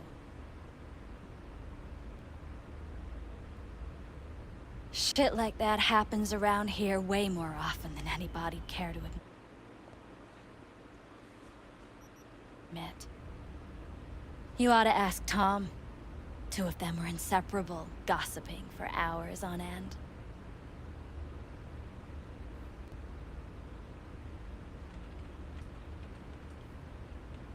Who's Tom?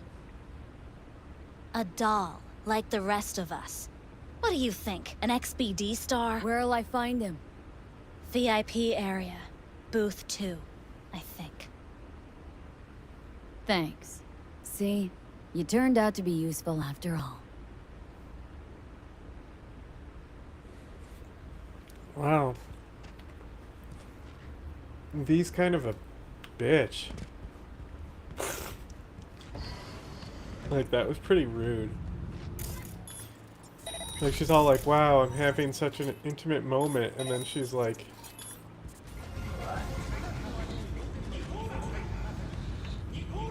Not bad. I can't get in? What's that mean? I'm here every motherfucking week. You're not authorized to access the VIP area. Oh, yes, I am. No, sir. You can take it up with the manager. No, dog. I'm taking it up with you, here, now. You got any idea who I am? This conk don't understand that I've got a right to be in there. From what I...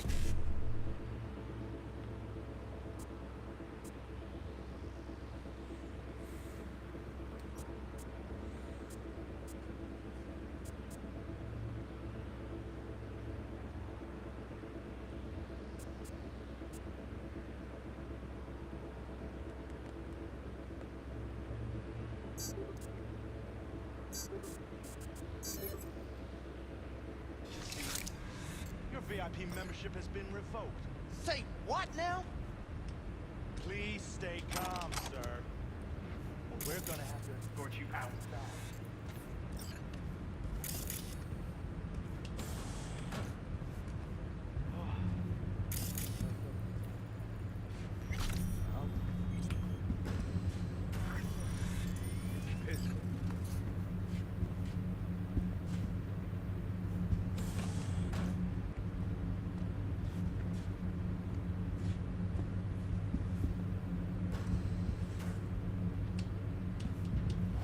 You like getting shit, shithead?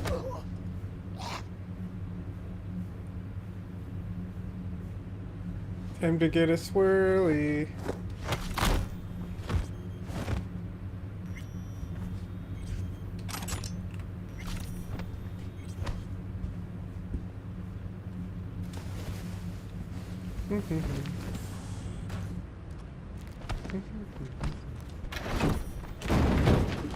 Take out the trash.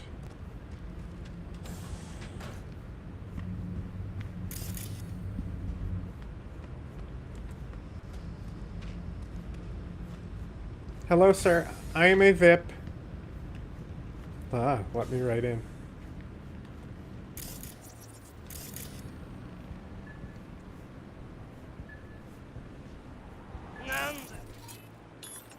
Calm down. Wow.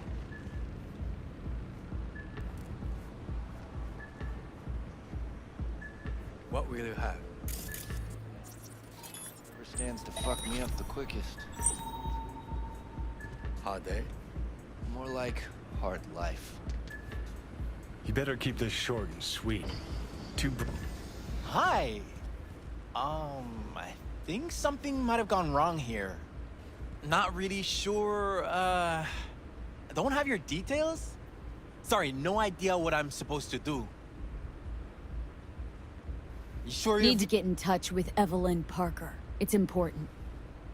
You and me both. Tried calling her a bunch of times. No luck. Mean to say she's not here? She had an accident. Needed to go to a special clinic in Osaka. Or Oslo. I think it was Oslo. For a new faceplate. Osaka or Oslo? Which was it? Oslo. Yeah, definitely Oslo. Tell you herself she was skipping town? Nah, just didn't show up for work. Wasn't picking up either, so I asked Woodman what was up. Told me she left, like I said. Woodman. Who is he? Mr. Forrest. But everybody calls him Woodman. Never really known why. Okay, Mr. Forrest then. What's his thing? He's kinda like our caretaker. Finds new talent, deals with ugly situations. Got it. Pimp? You mean your pimp?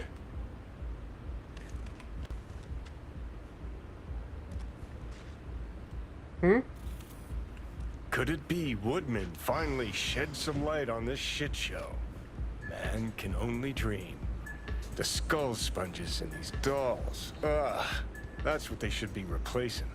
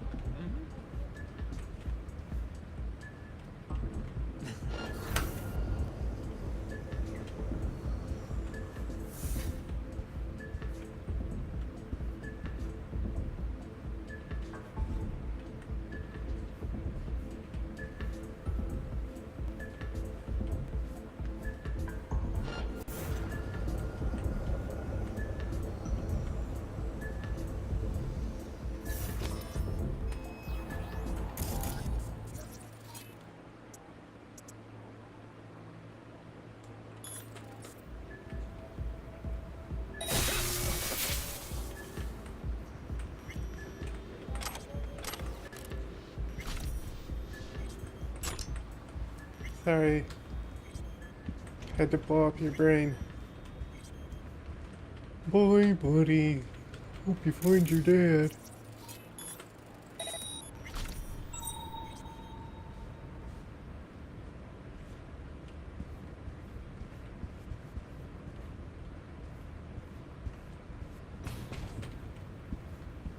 What's up? No clients allowed in here. What's up? Well, dear, close the door on the way out, would ya? As you can see, I'm very busy. Looking for a girl named Evelyn Parker. Got nobody working here by that name. But she used to. What happened to her? Probably did what all the dolls try to do. Found a unicorn to set her up for life. Ah, you could do better. Try Roxy over at Booth 2. Same heart-shaped ass. Behavioral chip will do the rest. Won't feel any difference.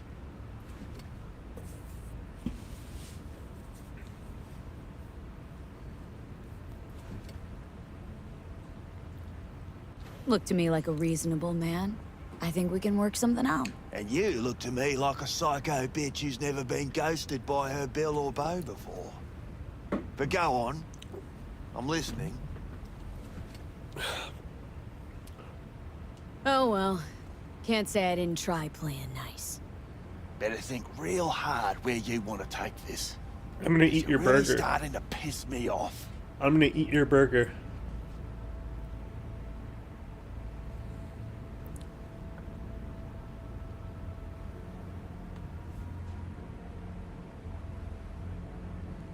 Listen, you fucking stump. You are a real piece of work with your feet up on the desk, you know that? You think you're the first asshole who's tried to blow me off? Why don't you just blow me? How's that? Okay. I could also pop your head like a balloon with my bare hands. Doubt you want to feel me try and prove that I can. Pissing myself already. You should be.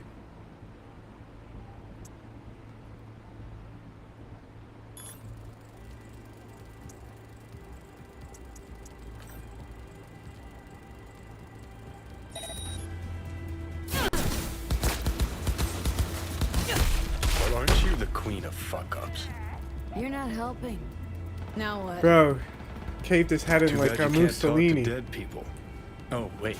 You're doing it now. Anyway, just scour his comp. That just might work.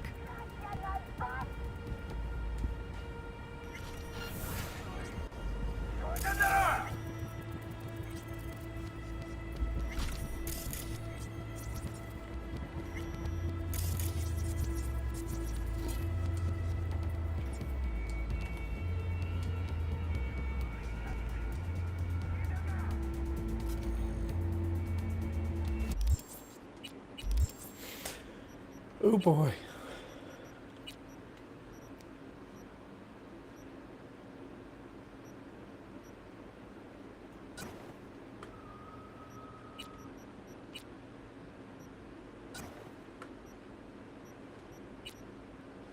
Oh, hey.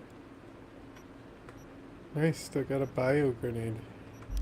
Sold her off to a ripper. Chip was busted. Could have sent her to get it patched up. A ripper named Fingers in a back alley for hookers. Sounds like a Joy Toy's wet dream.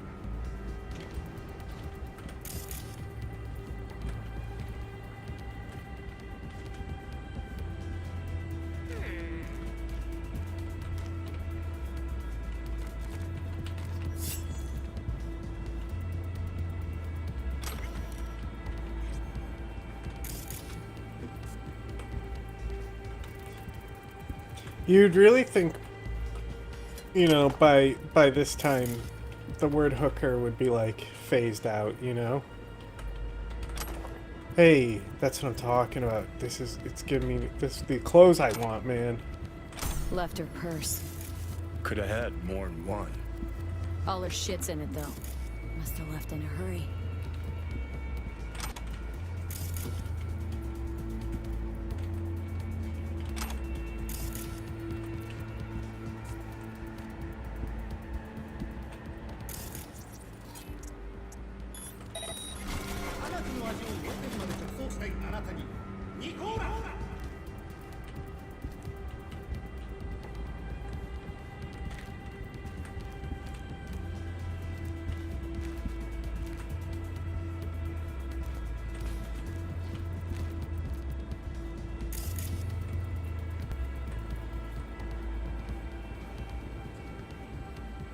Where are all those baddies at that we saw?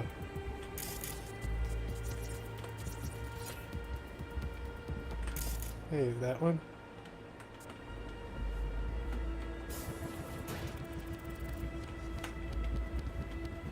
What's this? Looks familiar. What's that? Evelyn's jacket. Crumpled like a tissue. Must have been here a while. Let's go. What is this? Looks like a toy, but its lethality is no joke. When optimal camo is active, hitting an enemy causes bleeding. Well, I don't use optical camo, so... because it takes my grenade slot, and I like to use grenades.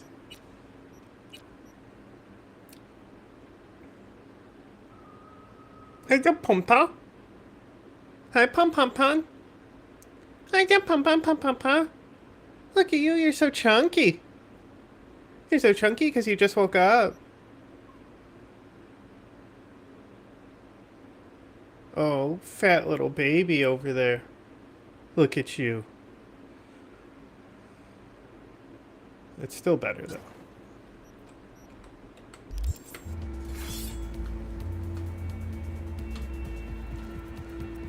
Huh?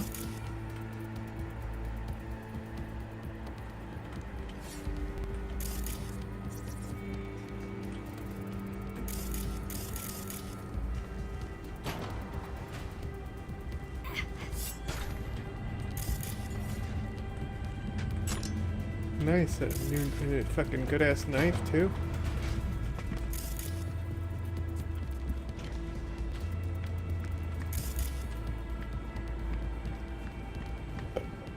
I'm confused where all the baddies went. They were just patrolling, weren't they? Someone's here.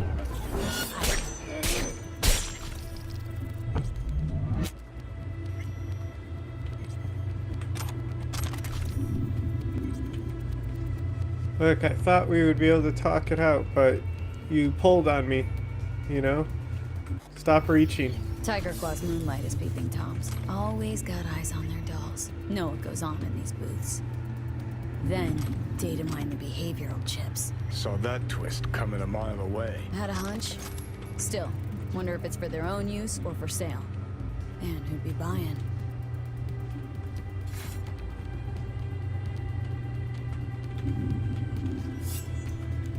Why does this motherfucker got like a California compliant stock?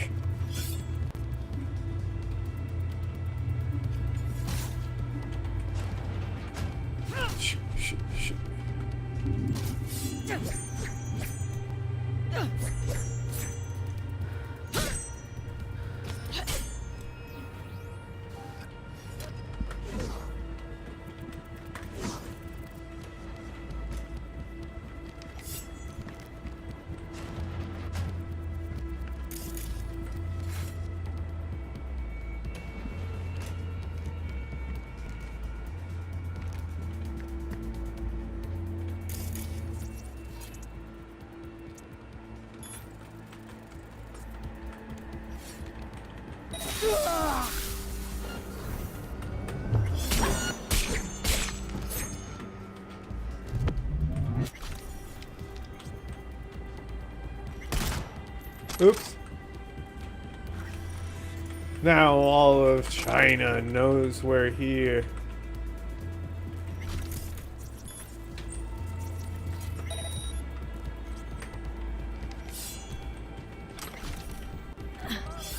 We won't hurt you.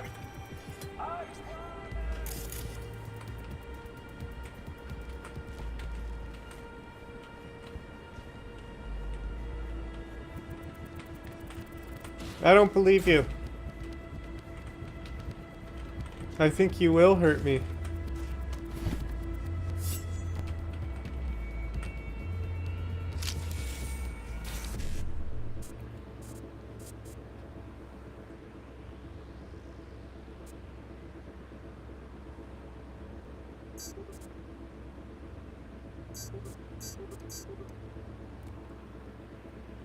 Huh?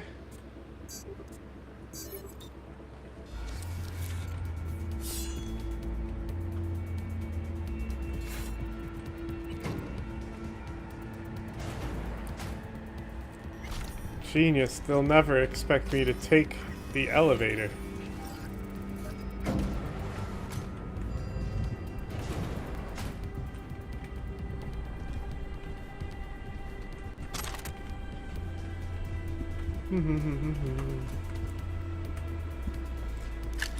Ooh.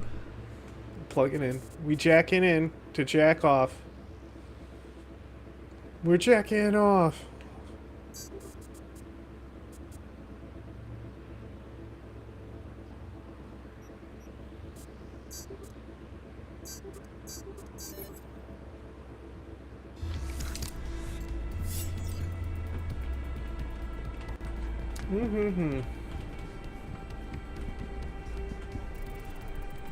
Hello? Can you open this door, please? Thank you. Oh, okay. I don't know if those call buttons are ever supposed to do something, but...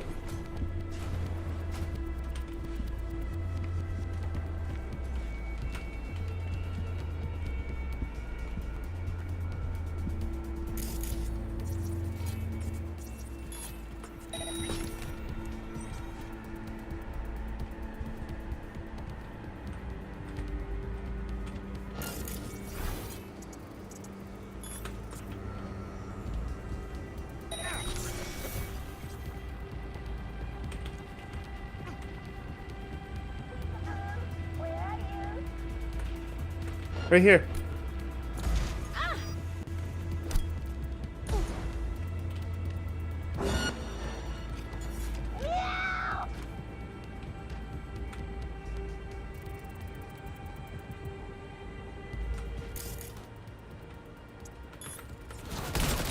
That fucking situation!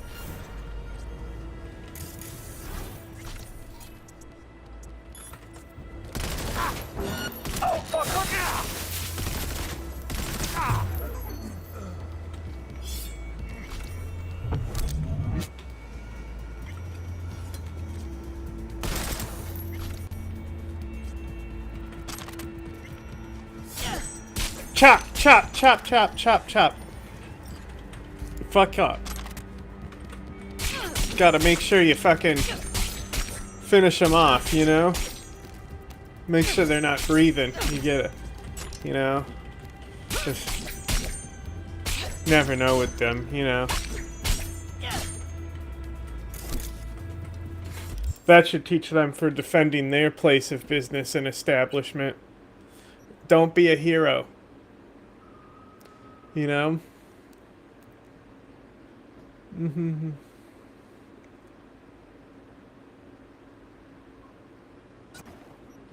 Is the knife you're supposed to throw in the air? That's interesting.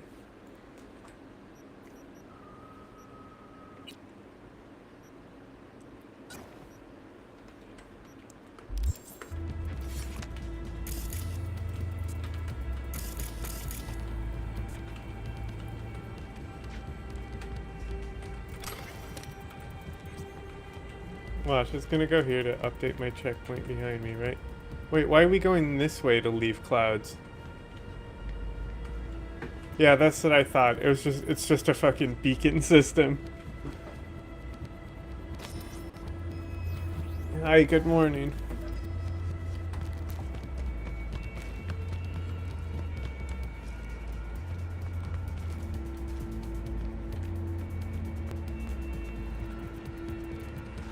I'm required to return your weapons. Even though I'd rather not. Hey, I don't know anything. I just work here. Okay. Calm down. Calm down, lady. Acting like I'm gonna hurt you or something.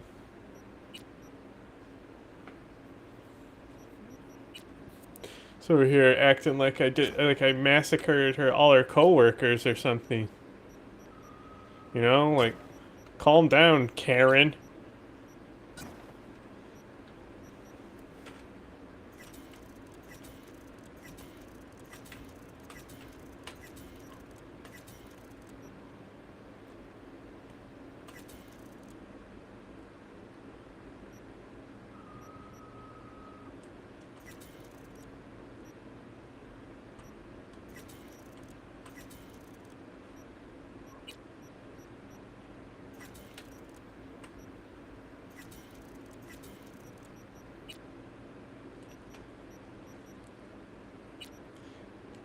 I am not fucking Karen.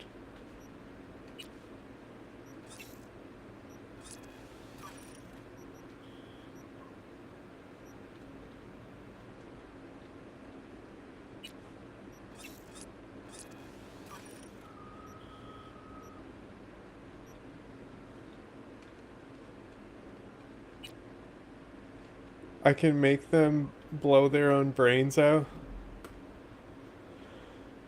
Man. Can change this at any time, right? Like just on the fly. That's what's up.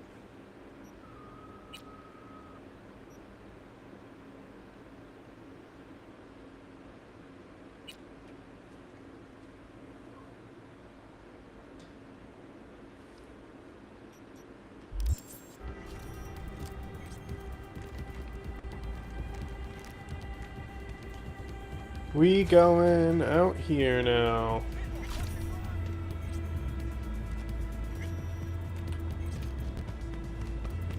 Nice work back there. Ever thought of applying for the diplomatic corps? Think Fingers has got her? Think we'll find her there? V, if I could see that far, I wouldn't be a fucking ghost on a chip in a corpse's head right now.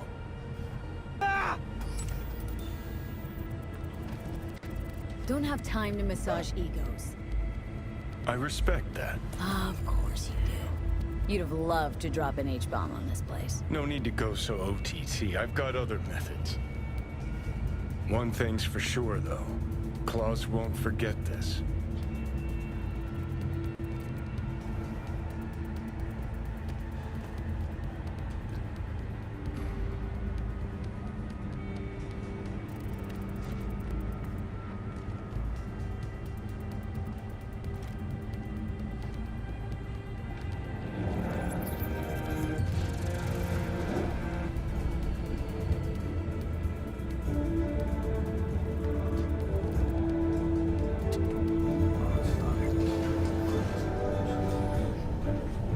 Welcome to N54. It's time for your local news. What's going on? Violence continues to Why am I plague rotating Badlands. back and forth? Shootings have been Oh. You had a plan, you tried, it fell flat. Now you're flat. Don't look in any condition to find help.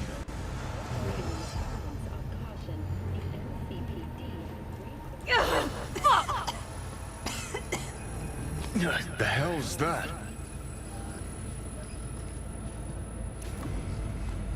No, damn it. Jesus, the fuck do you want from me? It's all going too slow. Gonna decommission before we learn how to rip the chip out. Wanted me dead. Said so yourself. Made it pretty clear since that I changed my mind. Want you to live now.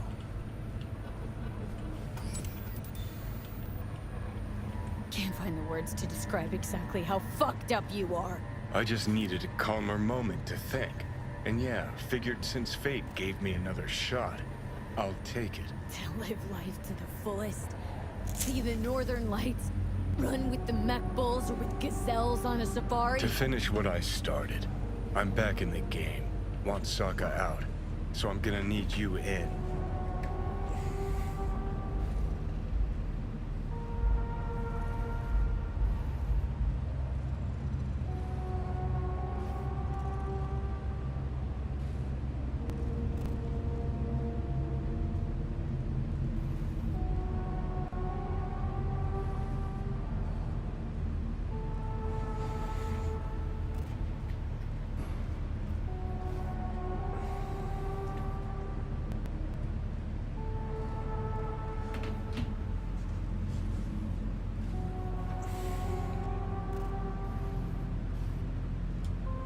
Never been recruited into a terrorist cell before.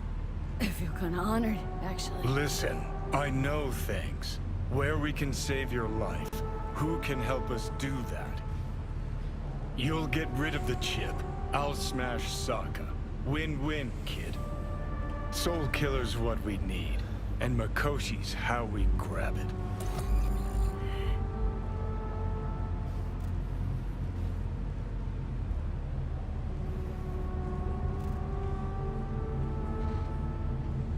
Okay, so this Makoshi, what is it exactly? Okay, basics. If you're jacked in, cruising the net, Arasaka can use Soul Killer, an AI, to trap, fry, and pack away your psyche, your mind, and your soul. Following so far? Sure. That's how you became a construct. Exactly. Now, Makoshi's the place Soul Killer operates out of, where it stores its victims' engrams.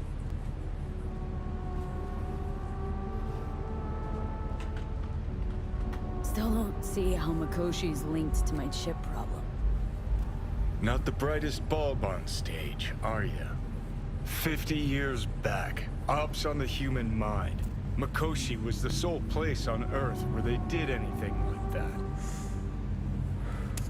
Bet it still is today. Telling ya, all roads lead there. It's where we'll settle our biz. You yours, me mine. And, how you plan to smash Arasaka this time? Got another nuke tucked away? This time bomb's named Alt Cunningham. I'm supposed to know who that is. Not yet, but you will once we find what we need.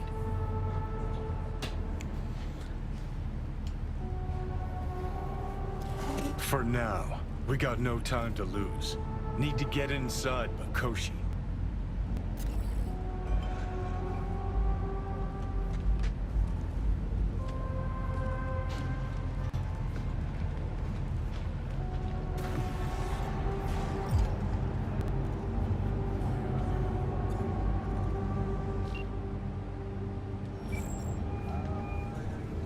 I'm sorry, sir. B. You called. What if Evelyn's not at Clouds anymore. Behavioral chip was damaged. Apparently they carted her off to a ripper dock goes by Fingers. Watch your language. Can't you Oh, shit. Please, what do you need? Heading there now, to find her. We need the pipe fixed. I told her to stay the fuck away from Clouds. Fix up some of the units. All right, later, V. Put her down in Joe Nova. All right, I'll take care of it.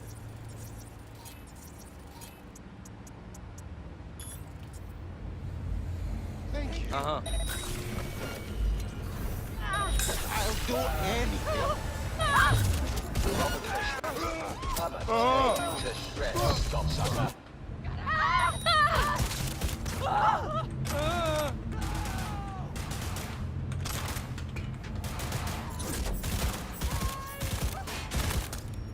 Reasons for firing.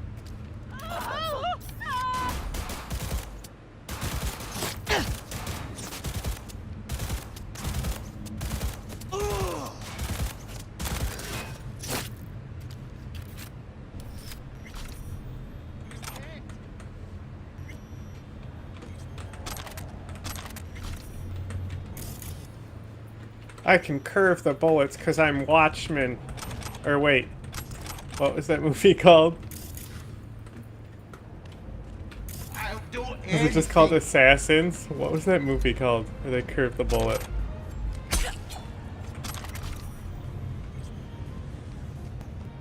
What's with you? What's with you?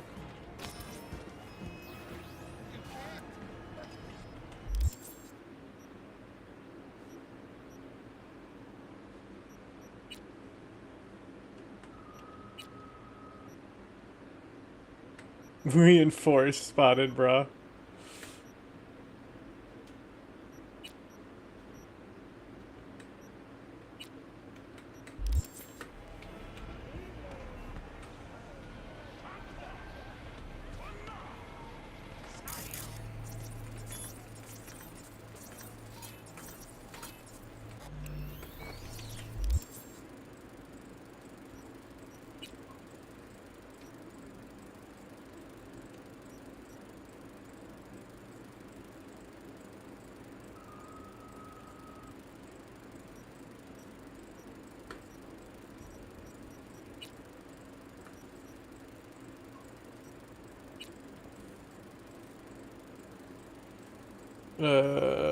What was I doing? What was I doing? What was I doing? What was I doing? I wanted to look at this shit. Like,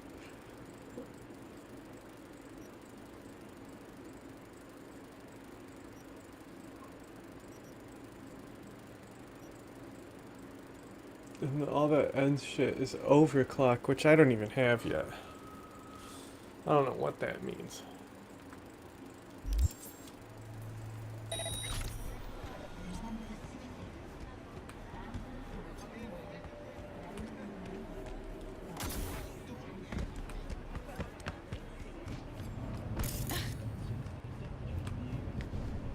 Here.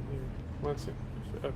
Well, I don't care enough. Whatever that magnifying glass thingy is, I don't care enough to get in the elevator and ride up there.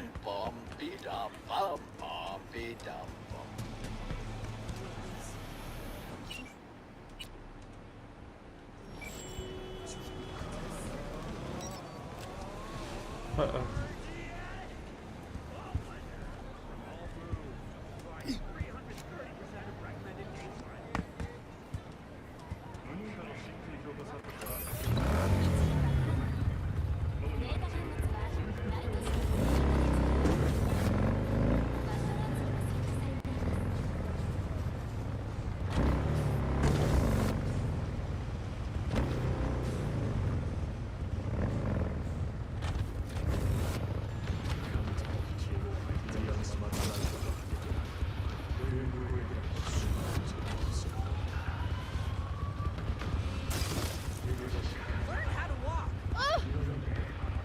Learn how to walk. I'm on a motorcycle, lady.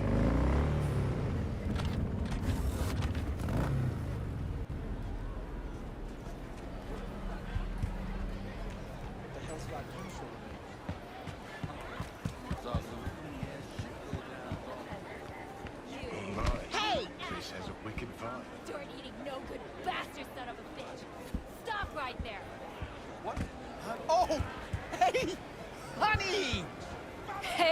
Danny? What the fuck? What are you doing here? Sunshine. Should I save his marriage by killing his wife?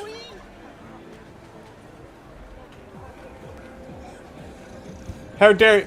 She'll learn to forgive him real quick if I put a fucking knife in his neck, huh? Oh, see? See? See? I solved the problem.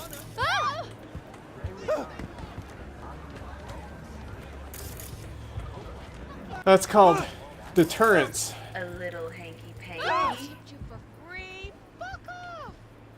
Yeah, gear looks a little basic, but it works. So he didn't ask for any money? Nada? Nada? what's going on there? Like I Got said, some... he just finished and said, see you next time.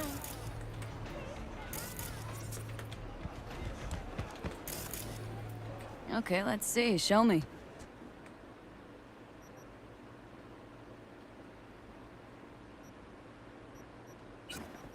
Give me my supplements.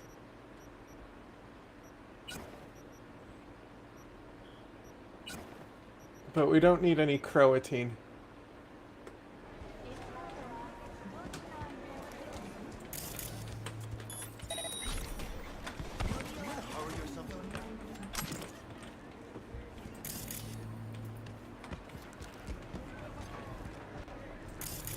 Aren't you cold? I could warm you up. Faulty damage.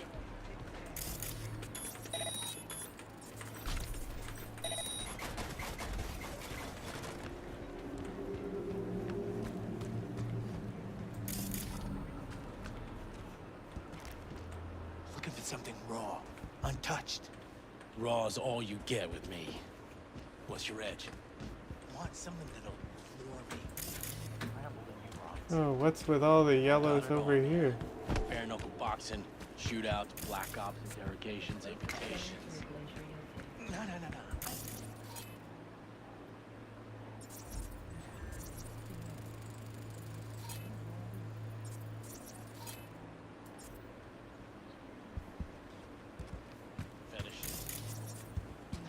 Well, what do we got here? And you just the cutest thing. If you're looking for a release... I didn't mean to do that. You get him! I said I'm sorry. I'm sorry. Sorry. I just got a little excited. I'm sorry. Provocation. Taste my legs.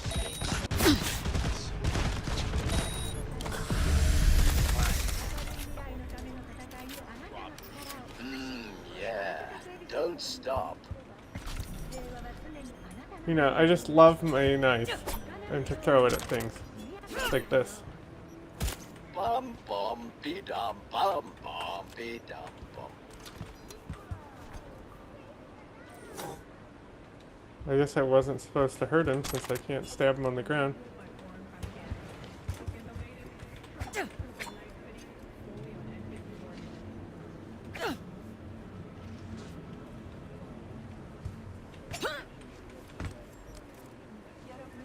Oh. Interesting.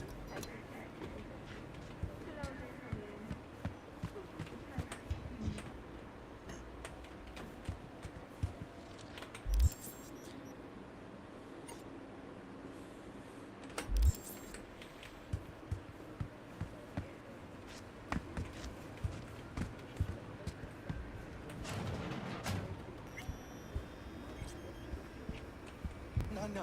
I'd rather live here. Turn off the light. Summer, rain. Oh, righteous creature! hell are they taking? benign! Blue, huh? Probably a cephalic alternative. Pre-mod. Veins were popping with it during the third corporate.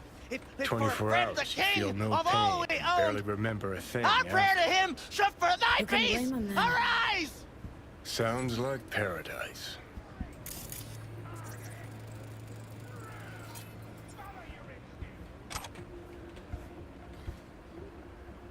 Fingers. Know where I can find him? If I could, I'd swap, you know? Why does everything have to be so damn convoluted? In the end, All you got left to Okay, spray goodbye. cables and empty bottles. Whatever you say, pal. Think I'm scared of your skinny ass? You will be when every mox in town descends on this shithole. You got a financial claim? Take it to court. Judy? Pussy. Judy? Everyone's got their breaking point. Pay me what you owe me, and you can fuck off to greener pastures. Hope that teaches those candy-ass Scotch V, suckers not to hey. come round here no more. Hello? There's a line. Nuh-uh, you ain't cutting. Sit your ass down and wait your turn.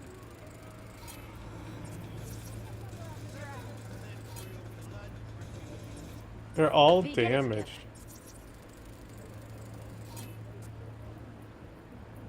They're all sick and faulty. Fingers guy. You know him? Heard some things, yeah. Like... His hand sometimes slips. Glad to see a familiar face. I'm worried sick about her, V. Had no idea anything had happened. We'll find her. I know we will. Yeah, baby. You talked to Fingers yet? If only. He's harder to get in to see than the best docs in town. We're gonna be here forever. I just know it. Maybe you could talk to those girls, see if we can cut in front? Why me? I don't think they like me. Just give it a shot. That or come up with something better.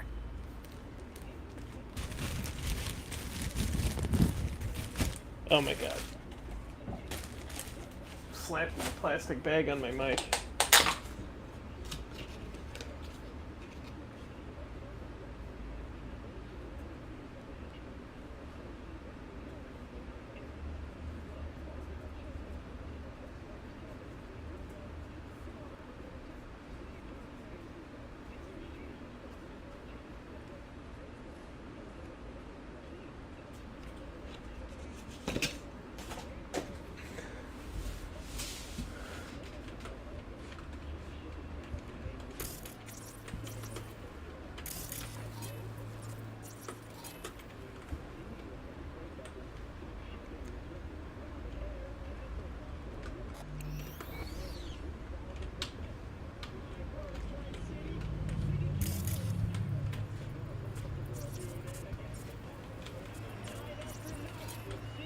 You worked at Clouds. Not as a doll. Tunes are virtues. That's where I met Ev, Tom, and the rest of the crew.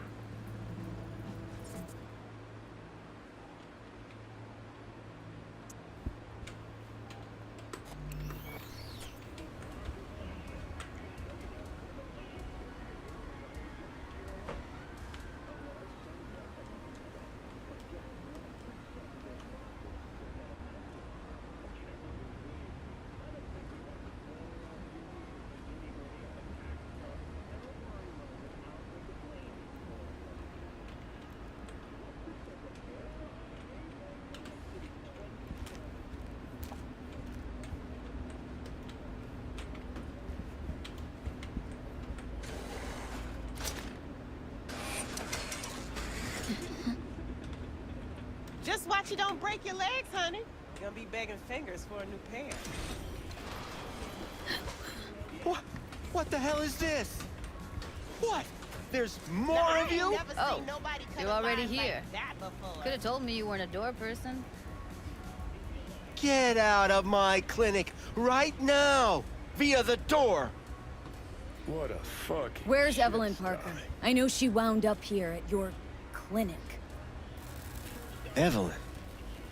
Evelyn. Think real hard now. You see, my patient here is likely to feel ever so slightly awkward if I leave half her face off.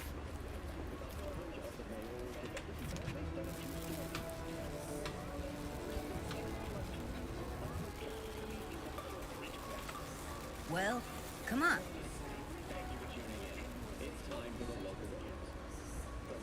Upper eyelid retractor on that faceplate's busted.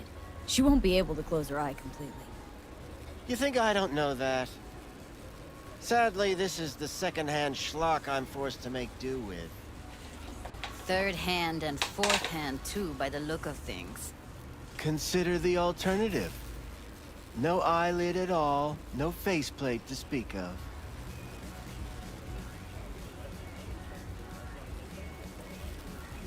Tell me where Evelyn Parker is. Yes, but I have a procedure I must finish. May I? You can go back and play doctor once you're done with us. I guess you'll have to wait, darling. Circumstances what they are. My fucking eye can't wait! There, wipe away your tears. Don't want any short-circuiting now, do we?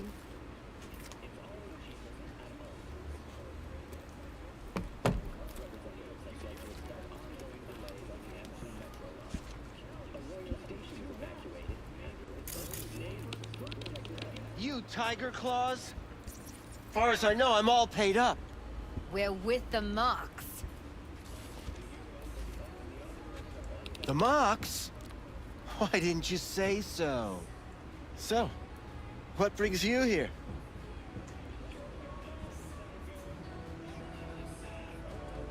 Can't speak or what? Used to ride with nomads. Resourceful folk. Wouldn't cast aside anything until it was worn down, dead. Couldn't be fixed or reused in some other way. But what you're giving these girls, not even nomads would touch that. Please, let's not exaggerate. I give them what I can. You looking for a... friend?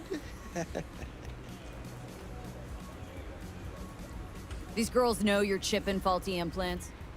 You might say so. I'd say they're the very best I can find. See? What's in it for you? Whatever they have to offer. And they always have something to offer. The gun clearly got stuck to his hand. That? You looking for a... friend? Already told you. I'm looking for a woman named Evelyn Parker. Need to know where she is. Step into my office, please. Many girls come through here. So many. But let me put it to you this way. I believe in giving each of them the personal touch. Ask it. I'm more than a chopped doc. See, I know what people truly want. Oh, now the gun disappeared. Flattered, praised, patted. To feel like they... I'll be more than glad to show... Of course. I can't remember each and every one. Even if it's a specimen as exquisite as you.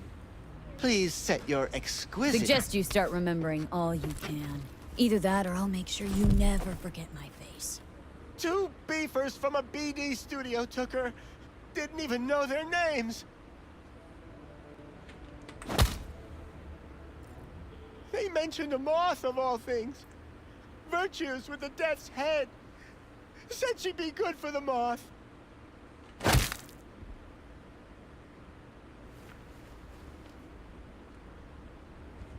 Need air. I'll be outside.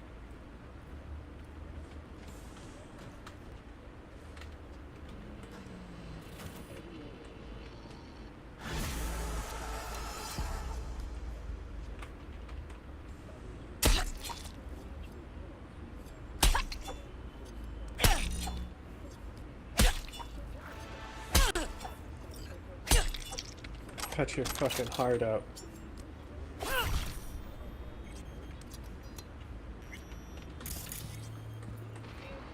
Oh no, I don't have access to one of the Ripper docs. I don't give a fuck. Fuck that guy. You know? Like I want to even buy the mods he's got to offer. It's probably something that just, you know, blows my girl dick up.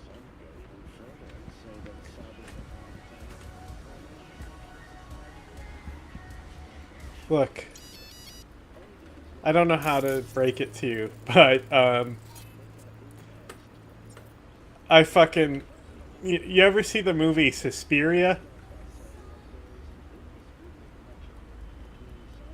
Well, I kind of Suspiria openinged him over there.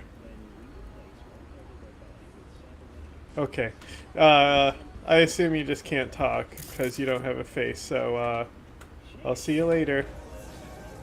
Can I get on this laptop? Hello?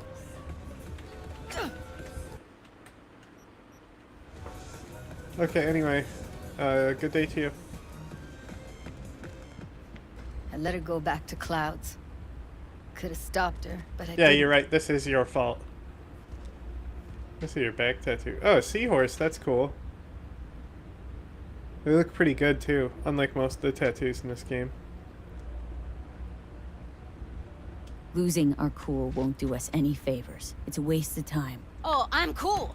Real fucking cool with the fact that Ev's probably already dead. You don't know that.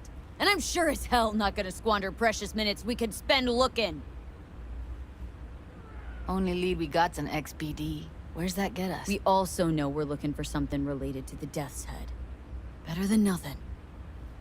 I don't get your optimism. Still sounds like a big fat nothing to me. Need to figure out where they're scrolling this stuff. Gotta be a rat hole of some sort. Doubt they do much shooting on location. Yeah, gotta be somewhere quiet, out of the way. Could be we'll see something to point us in their direction in one of their virtues. Ugh, have to be real gonks to leave a clue.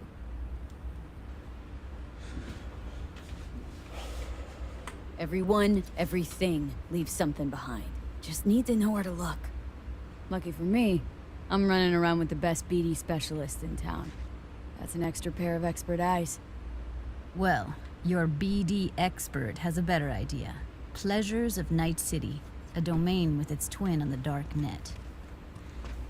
Every kind of thing goes on there. Might stumble on something useful.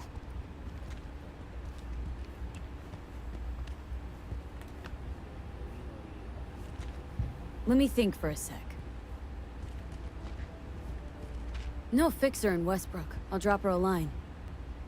V, fixers don't hand out information right and left. Done a couple of things for her. Not that she owes me, but let's see what she has to say. Meantime, see if I can't find something on the NCP domain. I'll wait in the van.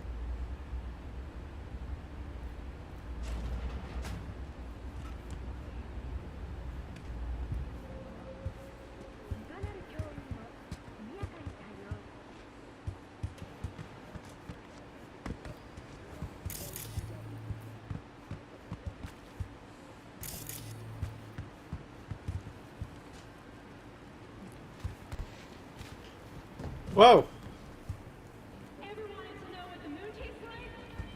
Can I have those? I want the coconuts for my gazangas.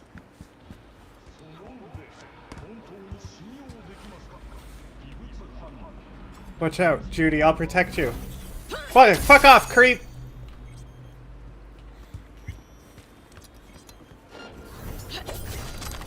Ah! Watch out, Judy, a creep! Fuck off, creep!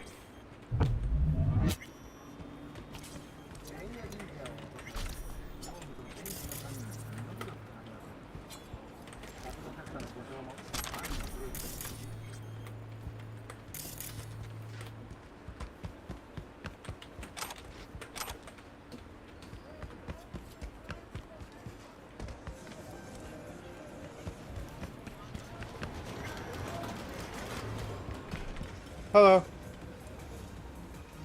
Hello. You wanted to talk? Looking for a brain dance. Oh, any particular one? Logo on the casing? A Death's Head moth. Whoa, now. That's quicksand. So I would advise caution. Can you get me one of those recordings? No, but I have a pretty good idea who can. Who'd that be? There's a store on Jig Jig Street. It has a Pandora's box worth of crap inside. Try asking the owner. Thanks, Wako. Hey, Depata, you looking awful fluffy.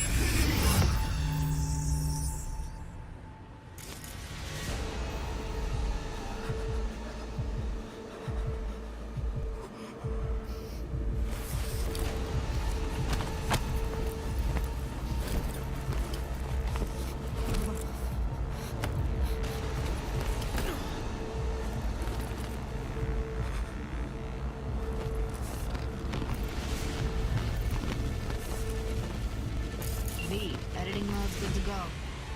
Look around all you want. Pause. Pause. Thank you. Scav. Gotta be. No one else with that kind of fashion sense. Electric corp patch on the coveralls. Ordinary box. Decker, Tanaka, and Rogers logo. Standard for a trash heap.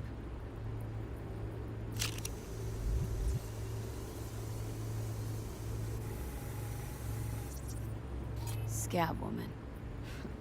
Who knew that besides chopping people up, they were scrolling XBDs?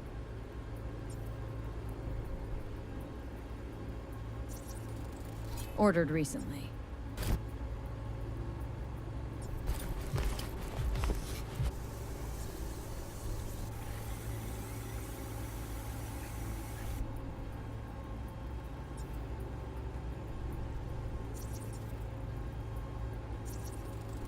Can't beat that rich synth cough aroma. Cheap shit. Cold too. Buck a slice. Coffee was cold. Like from the day before. Pizza looked fresh though. So? Means someone's grabbing buck a slice regularly. Which is not something one does for the flavor and fresh ingredients. Pizza shares its DNA with styrofoam. Nobody's gonna schlep across town for it. Okay. We're looking for an electric corp power plant located near a buck a slice. EC used to have a big old complex in Charter Hill. Buck a Slice checks out too. How can you be sure though?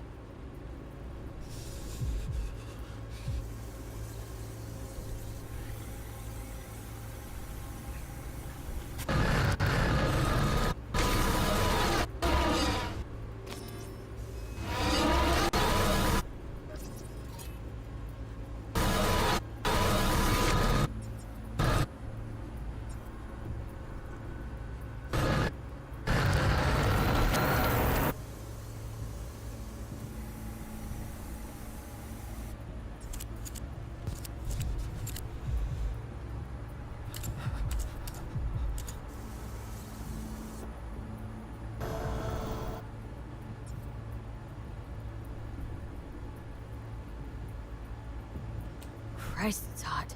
Thermal readings are off the charts. Keep looking.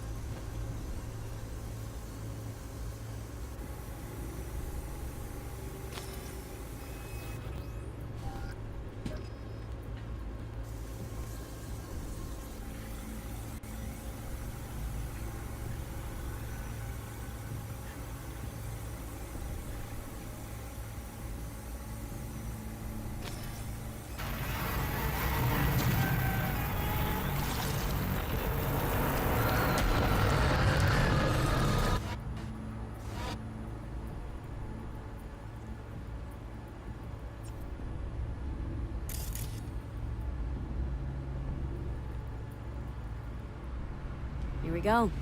Old Electric Corp power plant in Charter Hill. Gotta make do with that for now. Nothing else to garner from the school.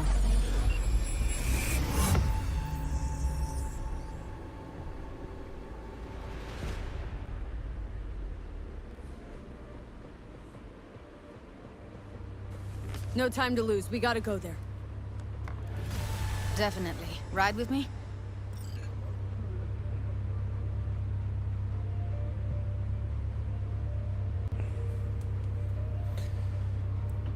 Let's get going. On our way.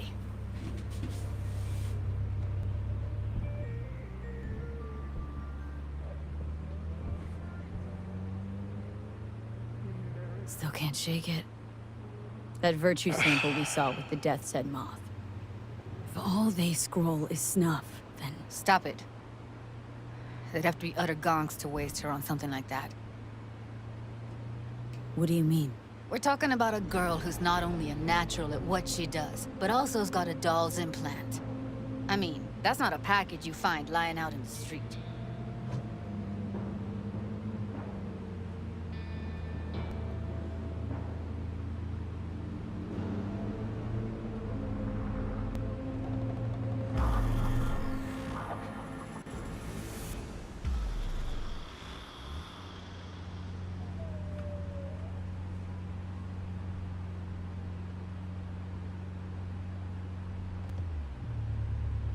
And here we are.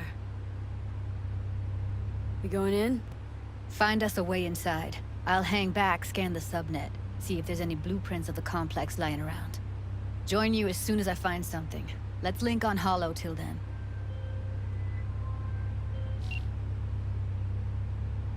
All right, going in.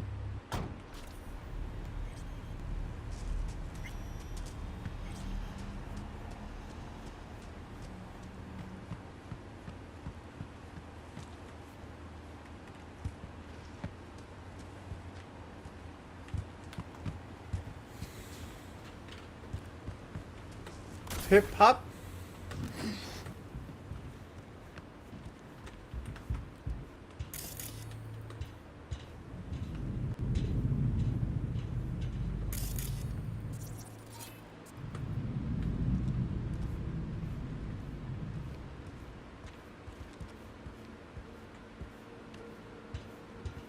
Get everything inside.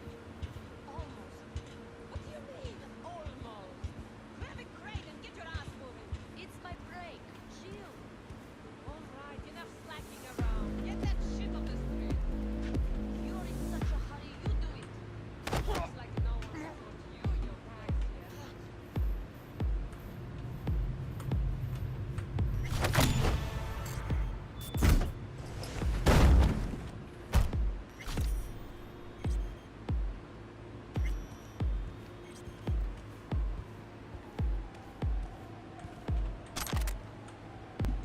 I'm jacking off.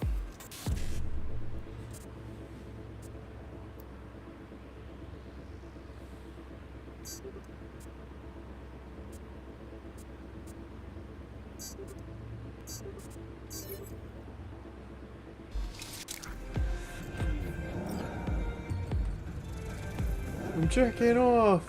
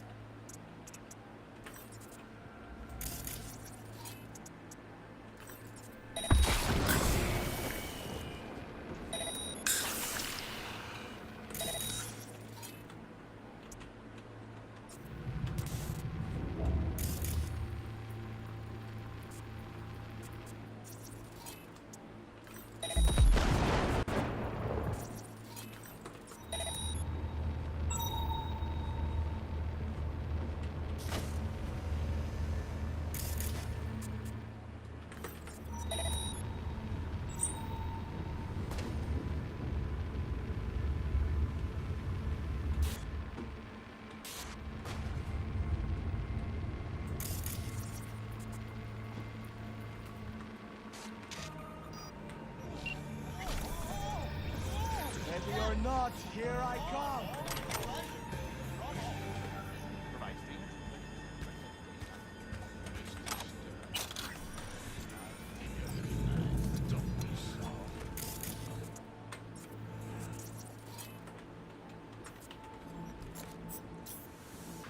Come to mama. Heard shots. You still alive? I'm here. Got no time to creep around.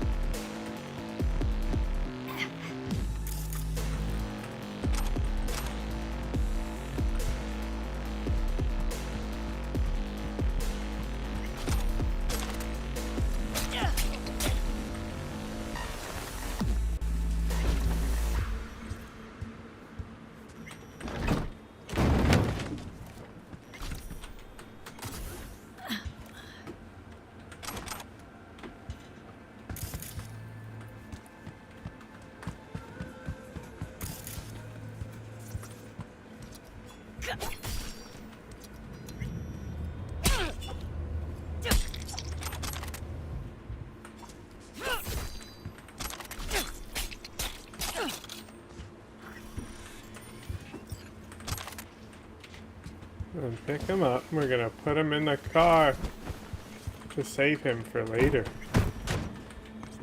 Okay, bye-bye. Got the blueprint. Be there in a sec. Try to find a way to the lower levels.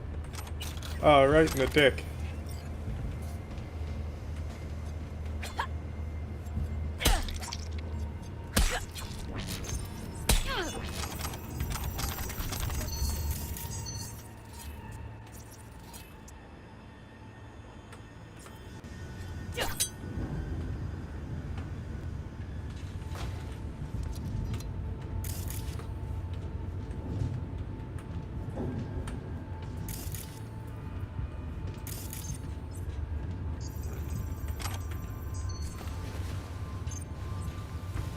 Come here, we have to put you in the box to get me experience. Here you go. Your life is meaningless to me. Thank you for the 10 Headhunter XP.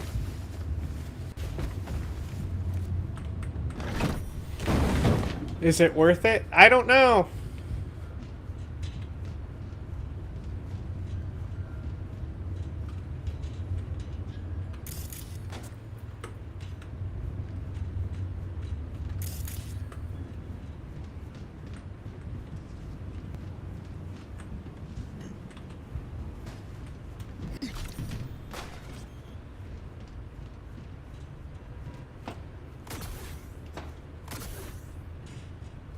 Come on. Yeah. Parkour.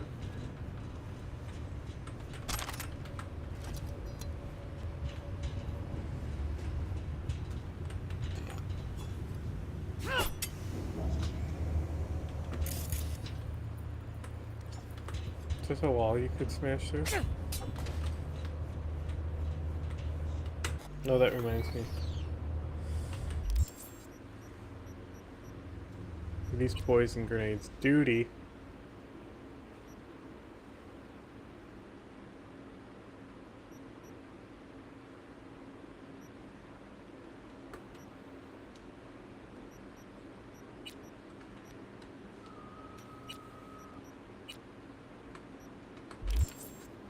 Ooh.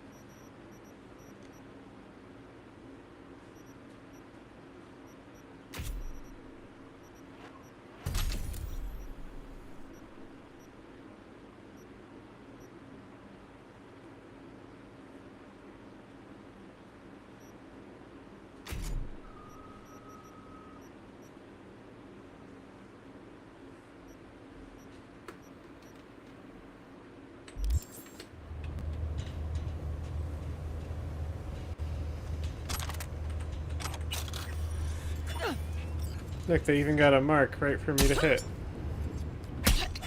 Yeah, so get Suspiria opening.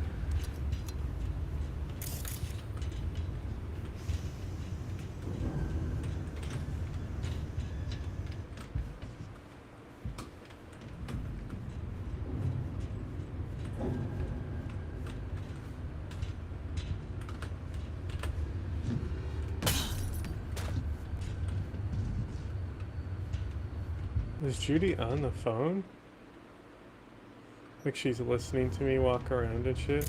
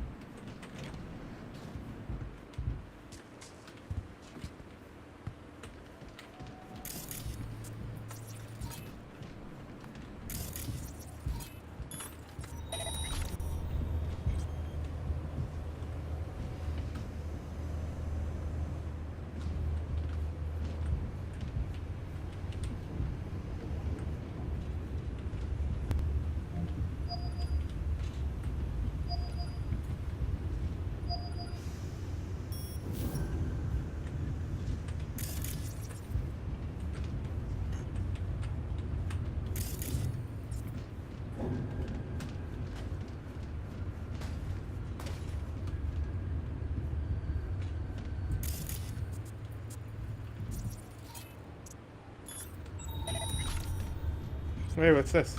Found a way down. You see my position? Yep, be there in a sec. Wait for me. Hey, hold up. I'm close. I'm here. We need to get to level -2. Bet that's where they're keeping her. What do you got? Is that a smart pistol?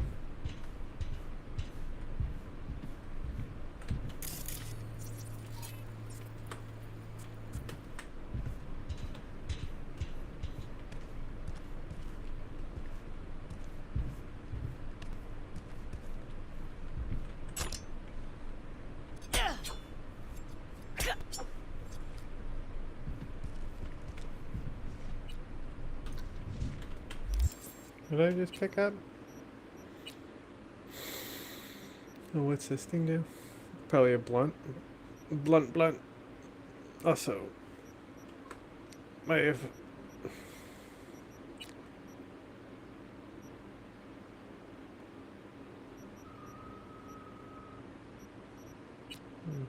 Thought I picked up a blue item, but maybe I am just confused.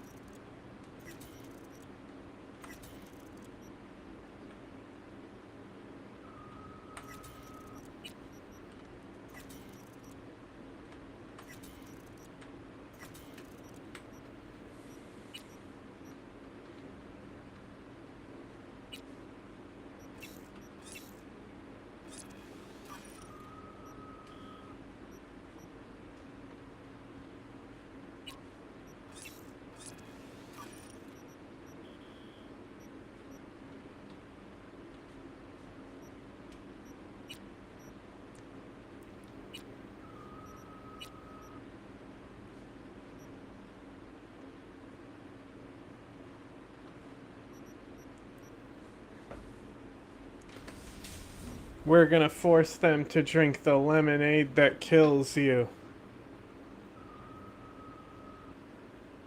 And they deserve it.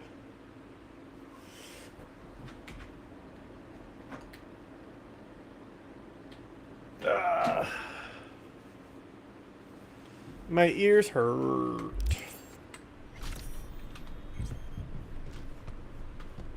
That shirt. I know it.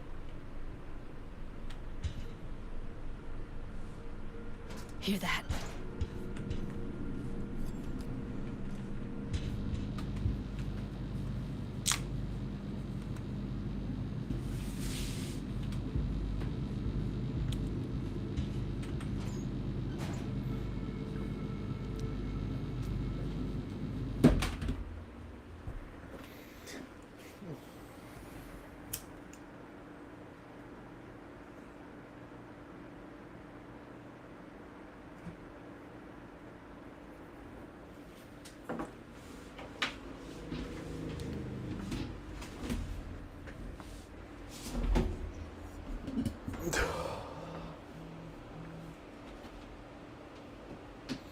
Somebody come get her. She's dancing like a stripper.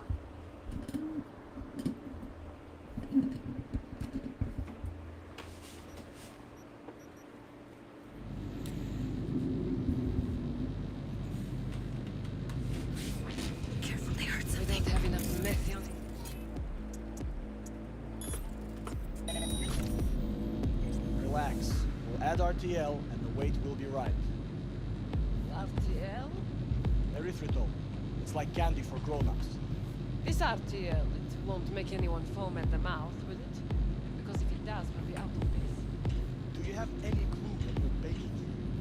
Proper method. Need to get into the hallway past this room. Okay. What about them? I can always just get rid of them my way. Your call, but you gotta make it now. No.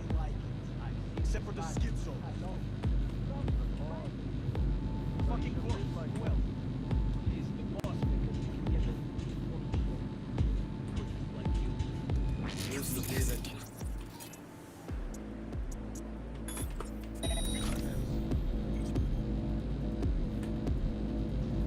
Hey, what if we stopped losing and started winning for once, huh? Go on. You and me load the crates into my old beater and take the high road. That piece of junk?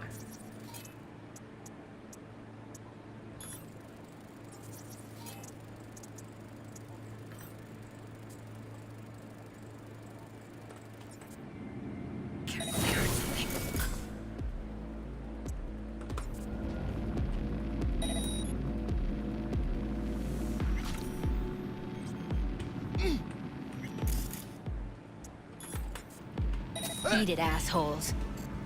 Looks like you got them all. Now, get out of sight.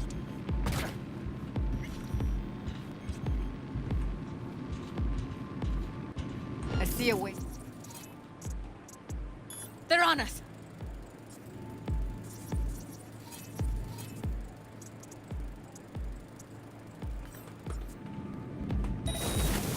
I'll help. Beautiful.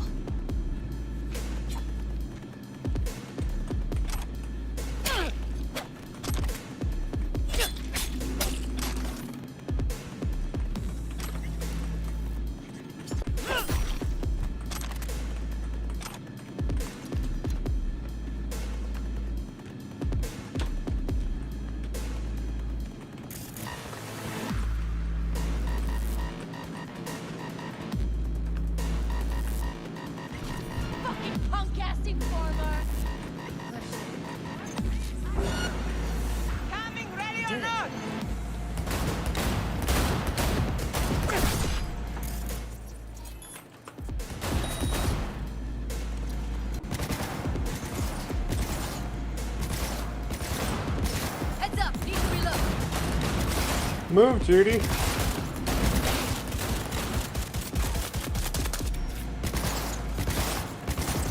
Fun fact, the human body holds between 5 and 7.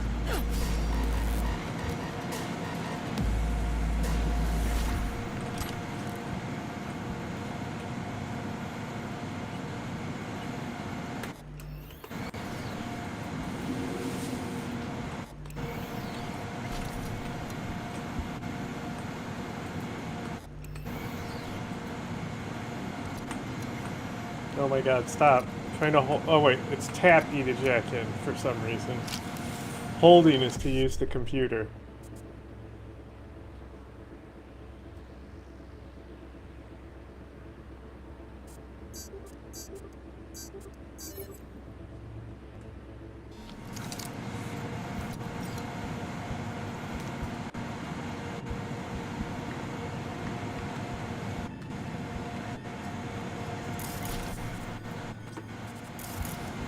What the fuck is that audio?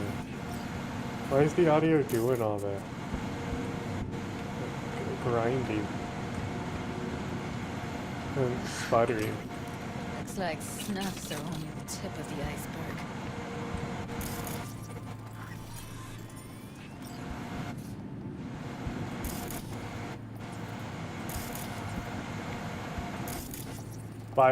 Smells like Biohazard. propylmethionine. Must be cooking RPM here. RPM. Used to sprinkle it on my breakfast. Why does it say biohazard if those are chemicals in there? I don't think the creators of this game understand what you're supposed to put in bio barrels and chemical barrels.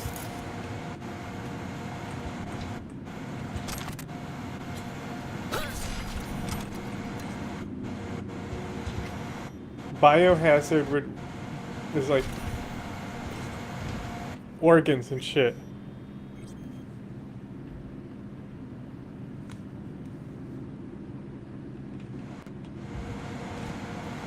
What the fuck?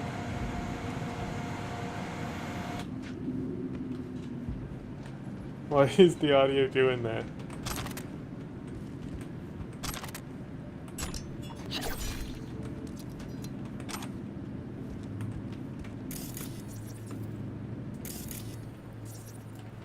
I forgot I was with Judy for a second, and I looked up and I saw her, and I was like, oh, it's Johnny Silverhand. And then I was like, no, it's not Johnny Silverhand. And then I was like, oh yeah, it's Judy.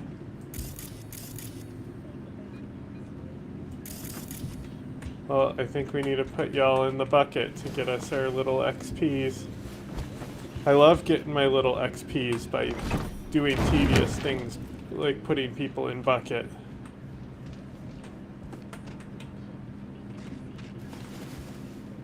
Here we go, you go in bucket. Okay. I think we all know what's about to happen to this individual.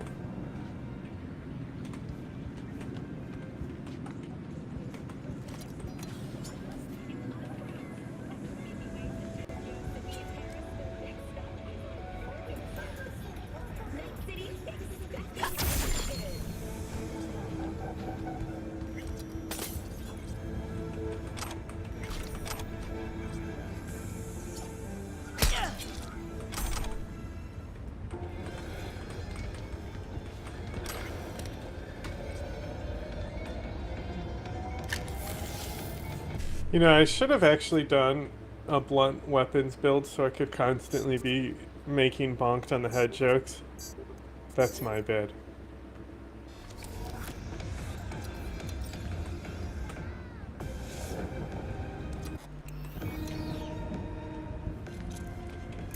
But you know, I was going for more of a Ghost in the Shell thing.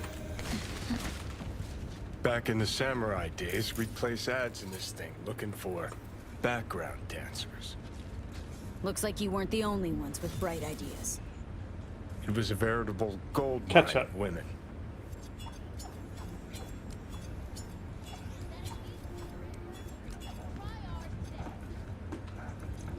Sorry.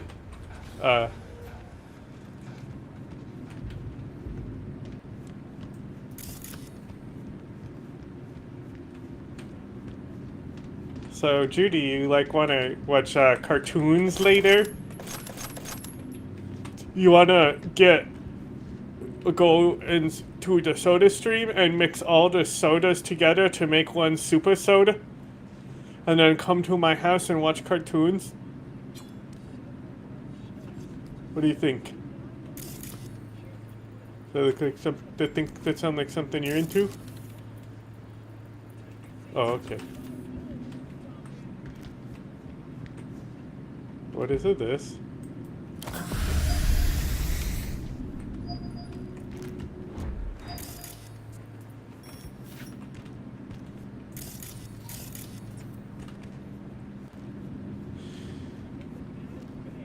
I hacked this, right? Sure, I don't care. Ooh, Death Head.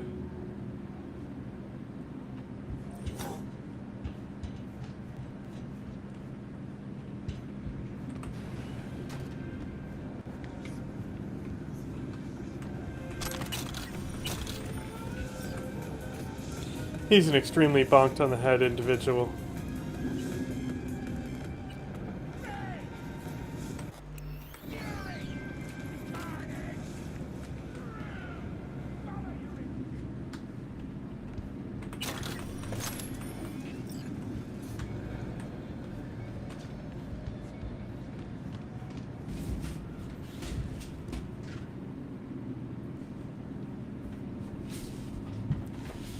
What's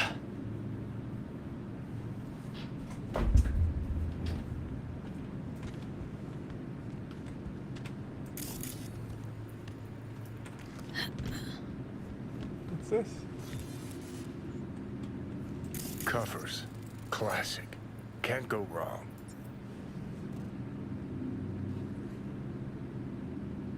Bugs.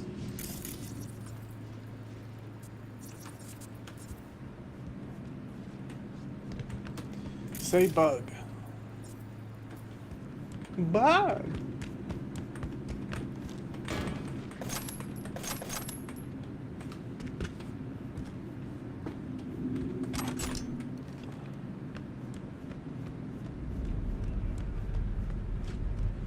Ha ha ha ha ha ha ha. See what I can stir up. Hello.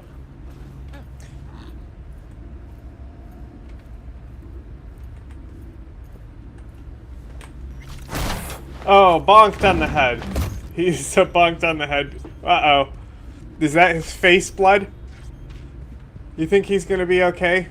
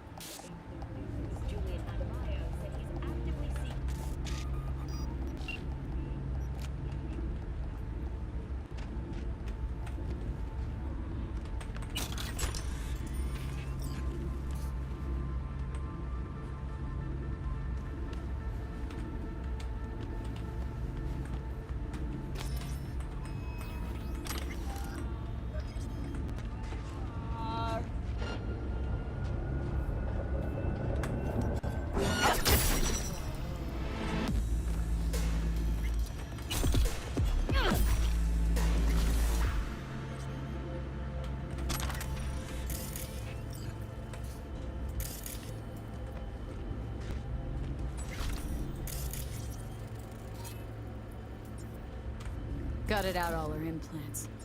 And why stop there? Took a few internal organs while they were at it. How so very resourceful.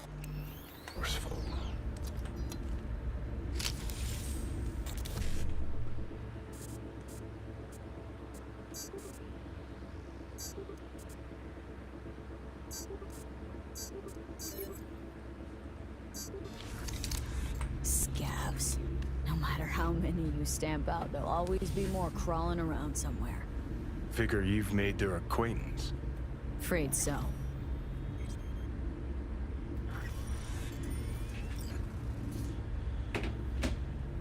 Ooh.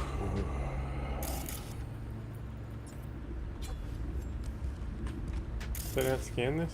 Hello. Why has it got that thingy on it still?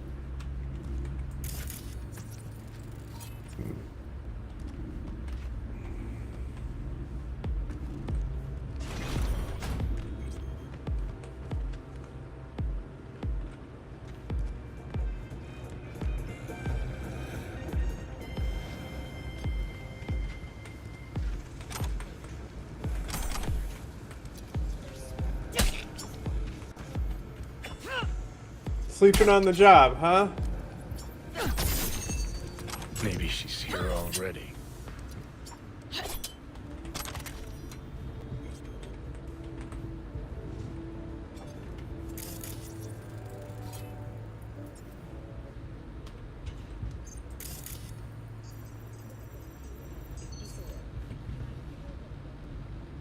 Hmm. Can we incinerate the people? Time to be cremated.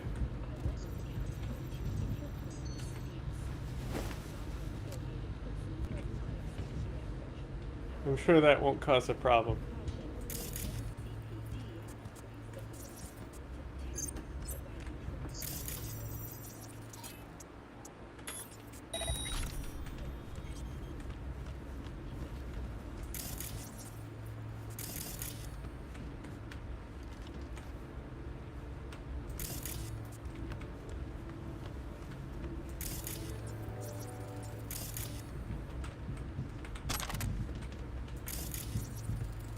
Used him as a puppet in a virtue that killed him. Then tore out his implants.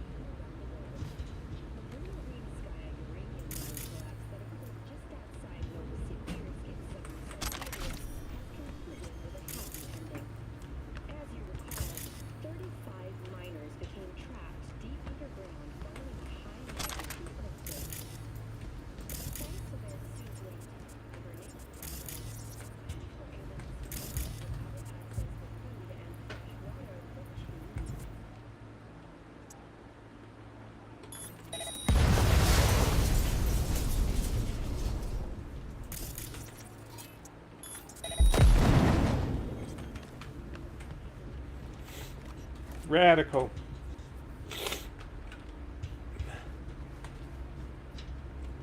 Do you have something to say? Error. Premature discharge. I'm sorry. This never happens.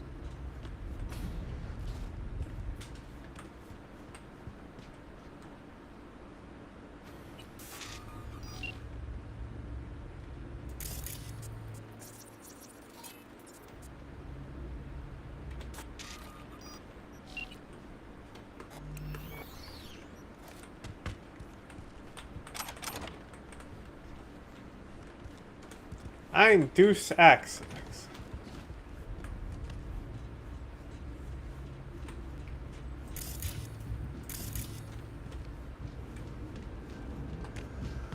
This way. Where are you? Close to the studio, I think. You find anything useful? Freed up the elevator. Should be easier to get out of here. You really don't fuck around, do you? Wait 1 sec for me.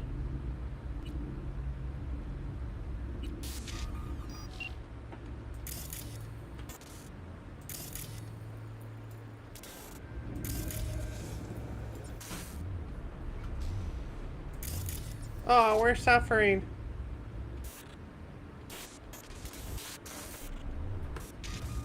Why does it say 20 systems are on it?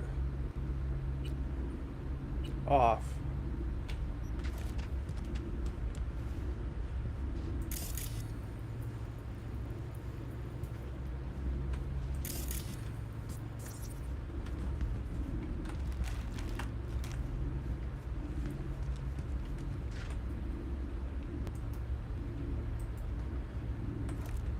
It's so stupid that it's tapped for the hack.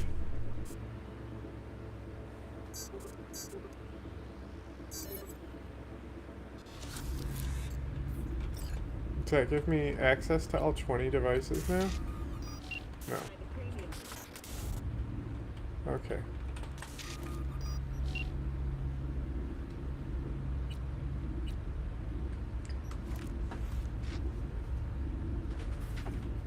Chill out, Zapata.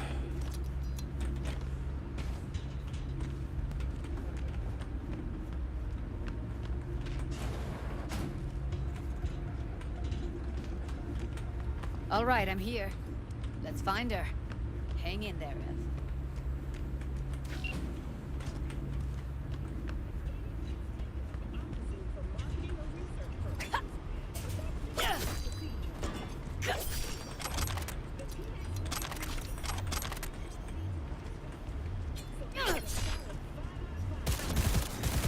Stop resisting. Stop resisting.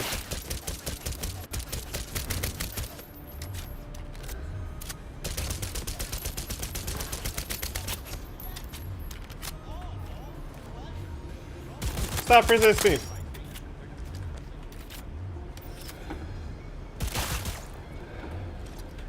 Okay, so smart guns take... Oh, this one takes stamina too. Just it didn't look like it was draining before. Is it only when I aim down sights?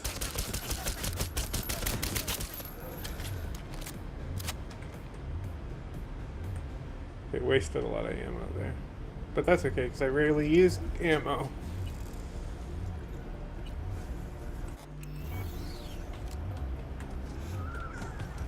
What's this?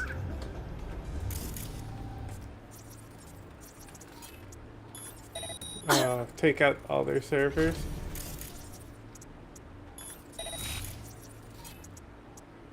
That's what you fucking get for selling snuff and shit, you know?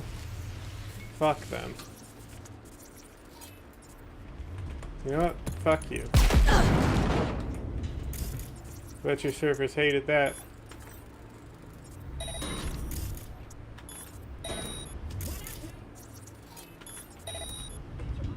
That's right.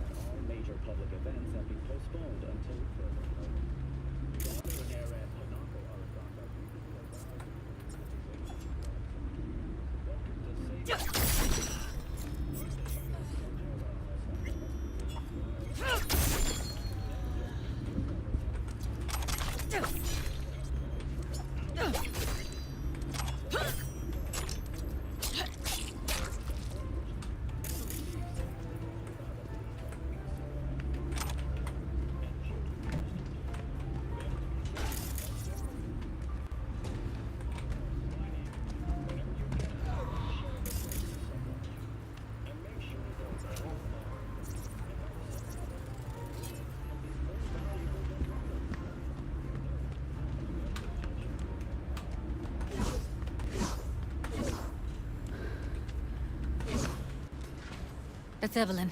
Just don't touch her. If she's recording, you'll scramble her brain. Wait until I cut her link.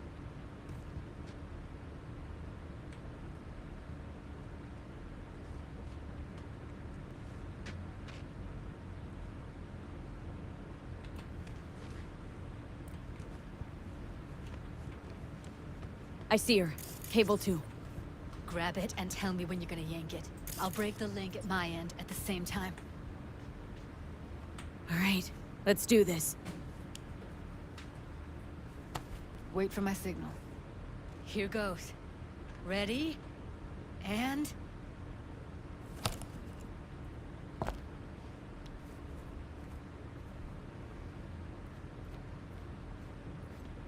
Thank God. Evelyn, you hear me?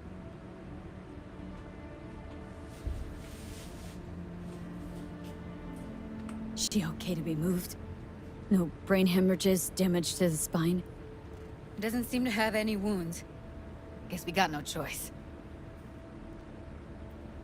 What's wrong with her? Honestly, I don't know. Jerking around the cable probably didn't help. Don't blame this on me. Let's get her somewhere safe. Fast, too. Which way? I sealed the doors and managed to power the elevators. Elevators it is, then.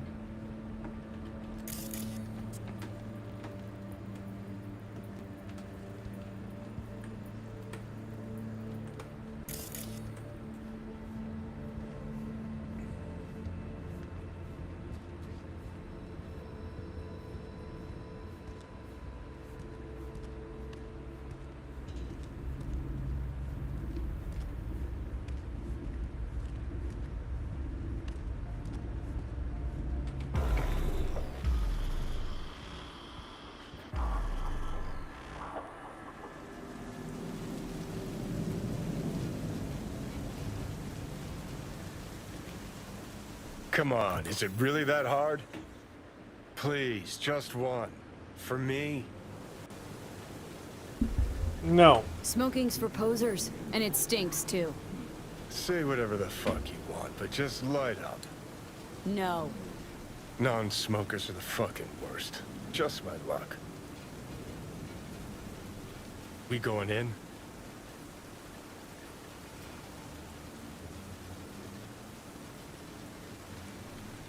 What's there to wait for? Didn't go through hell and back just to stand in front of a door.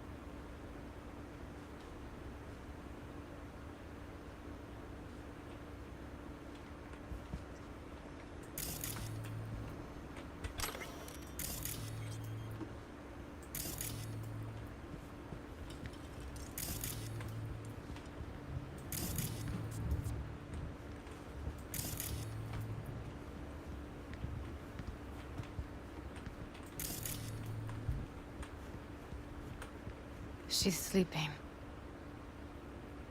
At least I think she is.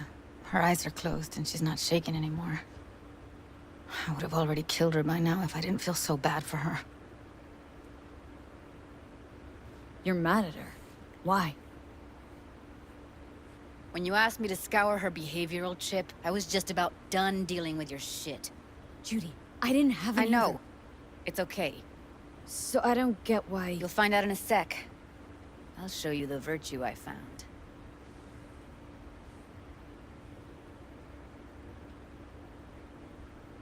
How many BDs did you manage to rip? 2. Only one of them's intact. Understandable, though. The rest... well, they're in the same shape as Evelyn right now. Okay. Show me. Give me a sec while I set the parameters. Guess we'll find out if our doll really did lose her tune. Come on, V.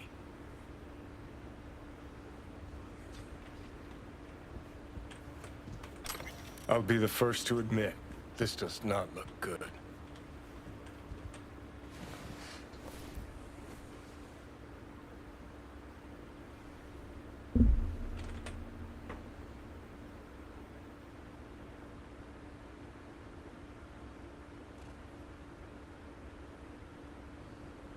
Well now, look at you.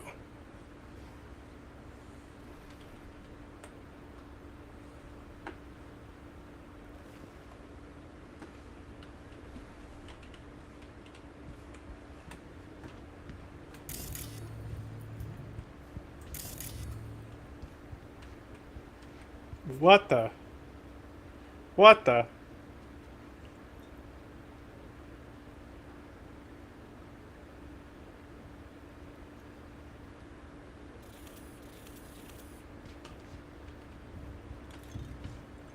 Have a seat.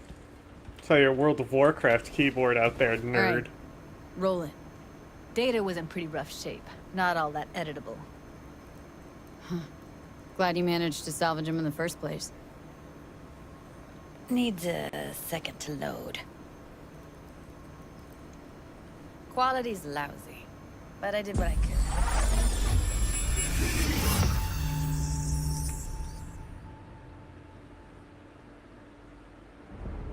What am I looking out for? Every single piece of tech I see? Security? Take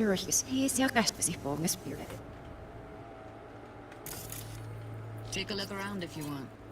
Can't see her face. Under normal circumstances, that kind of encryption's easy to crack. But not this time. Whoever she is, she's got serious net running skills. That, or someone's working it for her.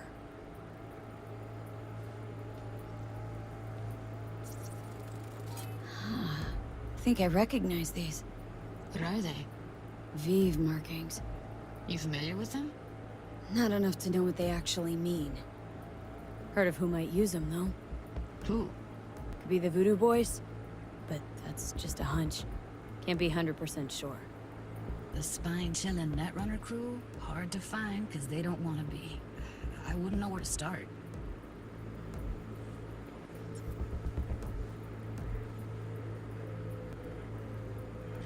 Every security.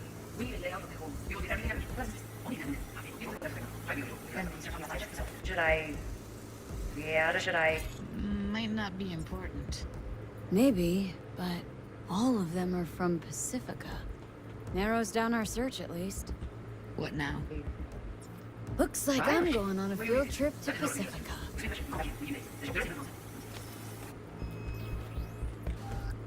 Alright, think we got everything.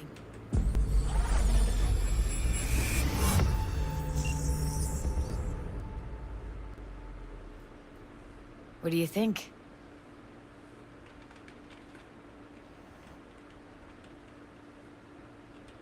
Woman who hired Evelyn. Any idea who we're up against? Your guess is as good as mine. Sorry, V.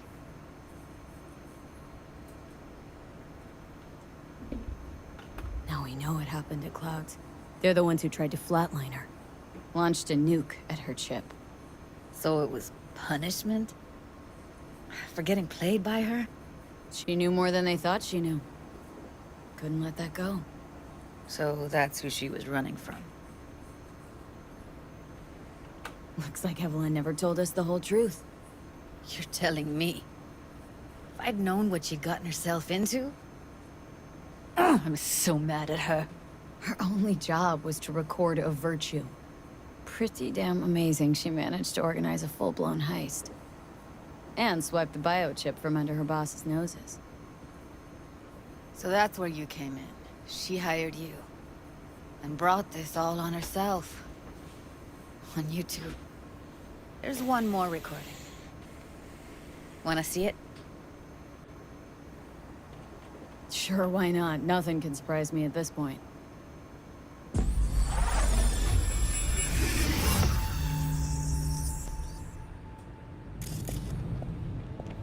Oui, oui, allez. Vous avez une raison, moi, c'est tout intelligent pour ça, pour t'aider bien. On n'est pas enragé. En plus, c'est plus bon moyen nous gagner pour nous arriver ça. What language is she speaking? French. No. Haitian Creole. It is the Voodoo Boys. Didn't I... Wait, let me see if I've got an auto-translator. Meantime, you try to tune into the phone's frequency.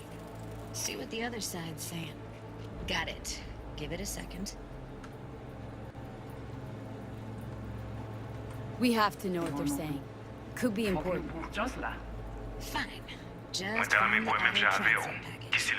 Should get alongside the system. I'll install it now. Vous gagnez plus bon idée? Très bien. Si vous décidez si c'est bon côté que ça me pense, à continuer à faire travail. Pi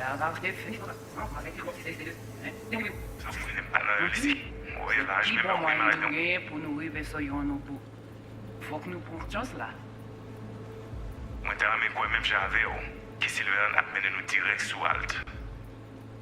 Ou gen yon pi bon lide? Très bien. Okay, Judy, Si we're deside good. si spon kritike sa mpans, Alright, a disconnected. kontinye fè travay ou.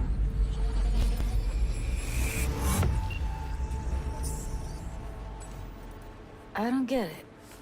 What's this have to do with Johnny Silverhand? He died, like, forever ago. V, you got any idea?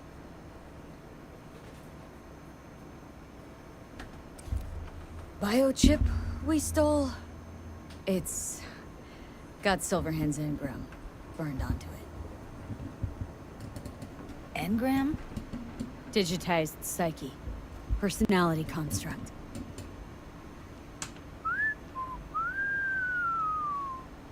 Can you give me a minute? Need to go over some stuff in my head. Of course.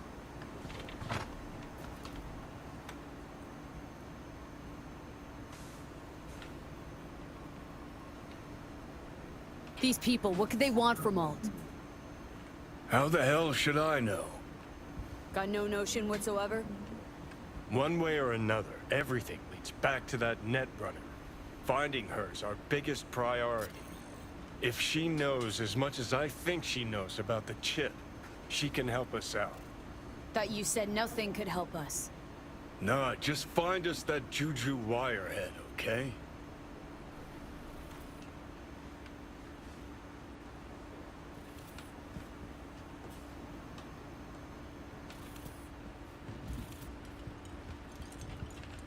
Wait, you got any idea how to get in touch with the Voodoo Boys? I'll ask around. Make a few calls. Let me put it this way. The Voodoo Boys wouldn't trust a cat if it walked onto their turf. But someone's gotta know a way in. Well, good luck. Hope you won't need it. Thanks, Judy. No, V, thank you. You're a good person. Evelyn could never see what was under people's skin. If she could have gotten to know you a bit better, then... who knows? Things might have turned out differently. Okay. I'm gonna go do things now.